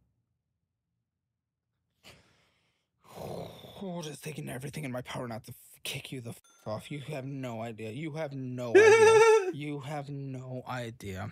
So I'm gonna get a new car when I move to San Diego. So proud of Not you. right this second. In February. Before February. So much paperwork left, but I don't see any. Is that the end of the debt? This is my main card. That's not a credit. It's not a credit. That is correct. Yeah. You have endless accounts in here. You have a main account, a main savings, a manifest account, which is shows me really how you are. My San Diego fund. Yeah, San Diego comes before IRS. IRS literally take everything away from her, including her apartment. Please, please. I'm not even kidding. Like they should take everything from you. One of those is you deserve none of this. One of those. Look what you're choosing to do while you owe them money. It's disgusting. Emergency fund. It is disgusting. You preach emergency Come fund. take her money. You preach emergency fund. When do I preach it? I don't know. You tell people. Okay, like, see, you're an idiot. You're you swiping hear what with you the- want to hear, and then nothing beyond that. So I say a 1 month emergency fund, right? Or I have highest that. deductible, the money guy rule. I have that. And then you pay off all your debt. Yeah, you wouldn't have a San Diego fund, you absolute creature. One of those is an IRS account. She can't process information. No, one of those is for the IRS. Hey. Yes. Take the mic. Mm-hmm. Push it away from your mouth. I'm not joking. Push it away from your mouth. More. Oh my all God. the way until it's on the other side. That's not fun. Other side. Go. Concessions. Looks like you withdraw from Square, but I don't know. PayPal, Coffee, The Well, going in and getting some bull. PayPal, Office Depot, H&M, Lyft, Cafe Zupas, going in and getting some bullshit. Probably PayPal. Quilted Bear, American Eagle, La Baba Coffee, going in and getting some bullshit. Venmoing out $400. In-N-Out, Victoria's Secret, Culver's, Quick Quack, Cuppies, Swig, Best Buy, CF United, News Shop, Olive Garden, Chipotle, Urban Outfitters, Marshalls, Lyft, Rose Tea Lounge, Venmoing out $300. Chocolate Fish, PayPal. $300? Withdrawal 200. Wow. Wait, so how much money is she in debt? Let me see. But that's all you got. You can't tell me numbers. You can't tell me frequency. You can't tell me what you'd be saving. You can't tell me anything. Because you don't know your numbers. And we're not going to be able to get your numbers. They're somewhere in here. Okay, travel is 3,933. So are we saying it's 4,000 hours to make 12, you have to spend 4 on travel? That's travel. That's not food. That's literally just I don't travel. have to. Okay. So what like, can we bring it down from 4? That's just travel. That's not eating. That's just travel. What can Yeah, you it's bring not it down hotel from, either. from 4? Well, I could answer the question. I could get cheaper hotels. Okay, what do you think that saves? Probably a lot. 10%, 25, 50. Yeah. What are we talking? I don't know. Yeah. 20%. Okay. I don't always need rental cars. So let's pretend of the 4 you spent, I didn't get a rental car here. it now becomes 3,200. Mm-hmm. So let's try to budget this in. If you make a $12,000 a month, which is not okay, what's the ratio of the that means times 0.77. That means sorry, 7 times 0.77. So 5 minus 7,000. Hold on. See, this is how I feel. Shh, quiet. Okay, if you make 10 and you spend traditionally 33% on travel. That'd be 3,300, but we can cut it by 20%, so times 0.8. We can get your travel on an average of a 10% month. And listen, I don't even know how 100% accurate this is because again, you don't know your. This isn't perfect, but we call 10,000 as income. Let's do. Let's see, other large travel. We put that at 2,640 because you cut back. And listen, okay, I'm gonna do 300 for. Let's grocery. It's gonna be more expensive because you're traveling a lot, but let's cap your food budget at 700. Let's call that in the food expense. You're still going. Go like- there. Shh. Go there. Go to grocery stores. Go. Fuck you. Fuck you. I'm going 500. Go there. Go to grocery stores. You're not going out to eat for a while you're traveling. The issue is I like grocery stores a little too much. Okay, well, you're going in with a budget. You're deciding exactly what you're doing. You're only spending 500. If you tell the me, whole month? tell me you yes, it would be 300, but I'm gonna give you a little leniency for the travel. I spend like 175 a week on. Okay. This is your budget. You can do Okay, it. We've proven okay. it. Follow the meal plan. Follow that. Got it. Tell me you can't do it, and I will rip this up and kick you the off No, because I know you can I do it. understand. We're on the I same know page what you now. want to do. This is what you will do. Okay, we're on the same page now. Oh my god. Yelling. Takes you about 20 minutes to get on the same page somehow. I don't know why you. I really don't. Your listening capabilities are so horrible. Minimum monthly debt payment $729.75. Okay, business expenses outside of travel now. What are we talking? Equipment. How often do you have to do this? I don't know. I probably spend like 200 a month. Okay. On all business extras outside of travel, is that what you're saying? 200? Yeah, sure. Including subscriptions? Let's call yeah. subscriptions an extra 100, okay? Yeah. Medical, how are you doing health insurance? I'm not. Okay, well, I'm putting that in at $400. I think I make too much to have health insurance. Oh my goodness, you are actually. I'm No, sorry. no, Cover No, you California are said a I make too stupid. much. Yes, for government subsidized. You actual beast. You can go purchase health insurance. They quoted Hey me like, guys, if you make too much money, you die at the hospital. You go just shop any health insurance. What you are looking for. Yeah, Listen without for a second. I would need you to listen. What you are looking for, you're not shopping through California. You're shopping through just health insurance. Okay? You are looking for catastrophic coverage so you don't go bankrupt if something really bad happens. Yes. So $400 I'm putting in there. They quoted me 697. I'm saying for catastrophic. You're not looking around. Asshole. TP fund, $100. Anything else you need? Gas, vroom, drive. Not that much probably, right? No, I don't. Okay. Well, $50, $100? Yeah. 100 Okay, bucks. $100. What's your car insurance? Oh, 295 maybe? I don't know. Okay. Something like that. What's your rent? It's gonna be in February, but for now. I don't know. What is does the paper say? What does the paper say? Dude, you asshole, you don't know your fucking rent? I just write a check and hope it works. Okay. All right. I'm done. Let's go to the post show. Ladies and gentlemen, this is absolutely what a pathetic like existence. you are. 1,300. Shut up. What a pathetic person. We're moving on to the post show. I have to do another 20. Wow. Sorry, I didn't mean to watch the whole thing, but it's like, damn, dude, this is great. Like, this is crazy, dude. Oh my god, sorry, I didn't mean to watch the whole thing. I was just focused on finishing the artwork, guys. I kind of want to see if I can finish this right before 5 a.m. It's a little bit late, but since tomorrow I'm kind of going a little bit late. It's kind of weird. I'm going to watch a movie, but I'm going there to see if I could get like any opportunity there. It's kind of weird because again, it's for YouTube. They invited me to watch Wicked of all things, and see if I could like it's gonna be like a connection thing for like an hour, and then the movie's gonna be like 2 hours and something, which is oh god. So like it's like yeah, so it's kind of like work in some ways because I'm networking. So I'm gonna bring like my business cards and all that kind of stuff. Like that, I'm not expecting much to it, but we'll see how that goes, honestly. But yeah, it's until like the afternoon, so I do have to go to bed soon though. Even though it's an afternoon, because I have to leave like I think around 3 o'clock at least, because the whole thing starts around 5. Yeah, 5 o'clock. So I need to leave around 3, so that'll be like at least an hour, because it's gonna be like an hour and a half to drive there, but it's gonna be a little bit longer because it's 3 o'clock. So I don't know, but it's on a Wednesday, so it shouldn't be too crazy. Hopefully, um, yeah. So we'll see how it goes. We'll see how it goes, really. But yes, so I should be there by 4:30, if not max 5 o'clock. You know, park and all that kind of stuff as soon as possible.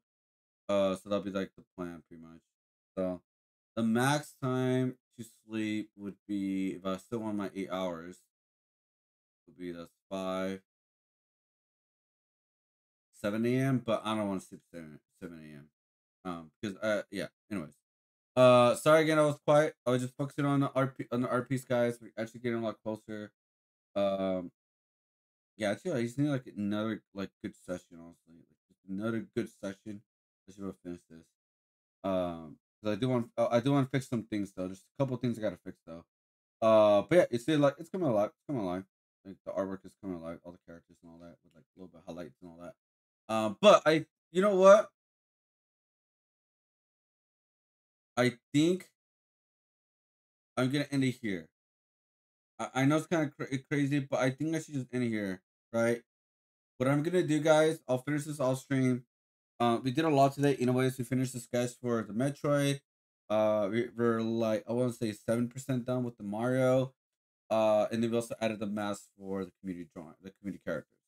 So, Thursday, Thursday. Thursday, what we're gonna do, guys, we're gonna do a remake drawing, which I'm gonna do. I'm obviously gonna sketch it out off stream first, because I don't want to do the sketch phase on stream anymore. So I don't waste a lot of time trying to figure out how I'm gonna draw, etc. But we're gonna do a remake drawing of one of my ink drawings of the past. I think I'm gonna do the bomb old school character. See what we could do with that. And yeah, so we're gonna do that on Thursday. We're gonna ink it up. We may do a colored pencil. I'm not 100% sure on that, but yeah, we're gonna ink it up. That's what we're gonna do on Thursday. For Friday, I will have to figure out what is to do exactly on Friday, because it's usually a late stream on Friday, because I watch SmackDown that ends usually around 7 or 8 o'clock. And yeah, so like I said, there's still a lot to do. I'll let you guys know. I'll look into my segments. I'm actually gonna start writing my segments down, so so I can keep track of what I've done and what I've not done, and then what I could rotate to. Like, oh, I haven't done this in some time. Let's go back to doing this kind of thing. So that would be like the idea, pretty much. So I'll let you guys know, and then the weekend, obviously, I'm gonna work double shift, do the whole thing. I'm super nervous about today. Like I said, I don't know how it's gonna go with the Wicked thing. That's the only reason why I streamed today, guys, on Tuesday for the most part, is because I wanted to. Because tomorrow, when I come back home, which will most likely be around 10 o'clock, 10:30 ish, around there, I want to spend the night of like editing like at least 2 videos, and not only editing 2 videos, start a sketch for Thursday, pretty much, of like the remake and all that. So before I go to bed, around 6 o'clock in the morning, which is still very late, but it would be good enough. I still get my 8 hours. I will be able to. I'm gonna edit a video right now, at least most of it, and then tomorrow will be a lot easier to edit the 2 videos and kind of go from there.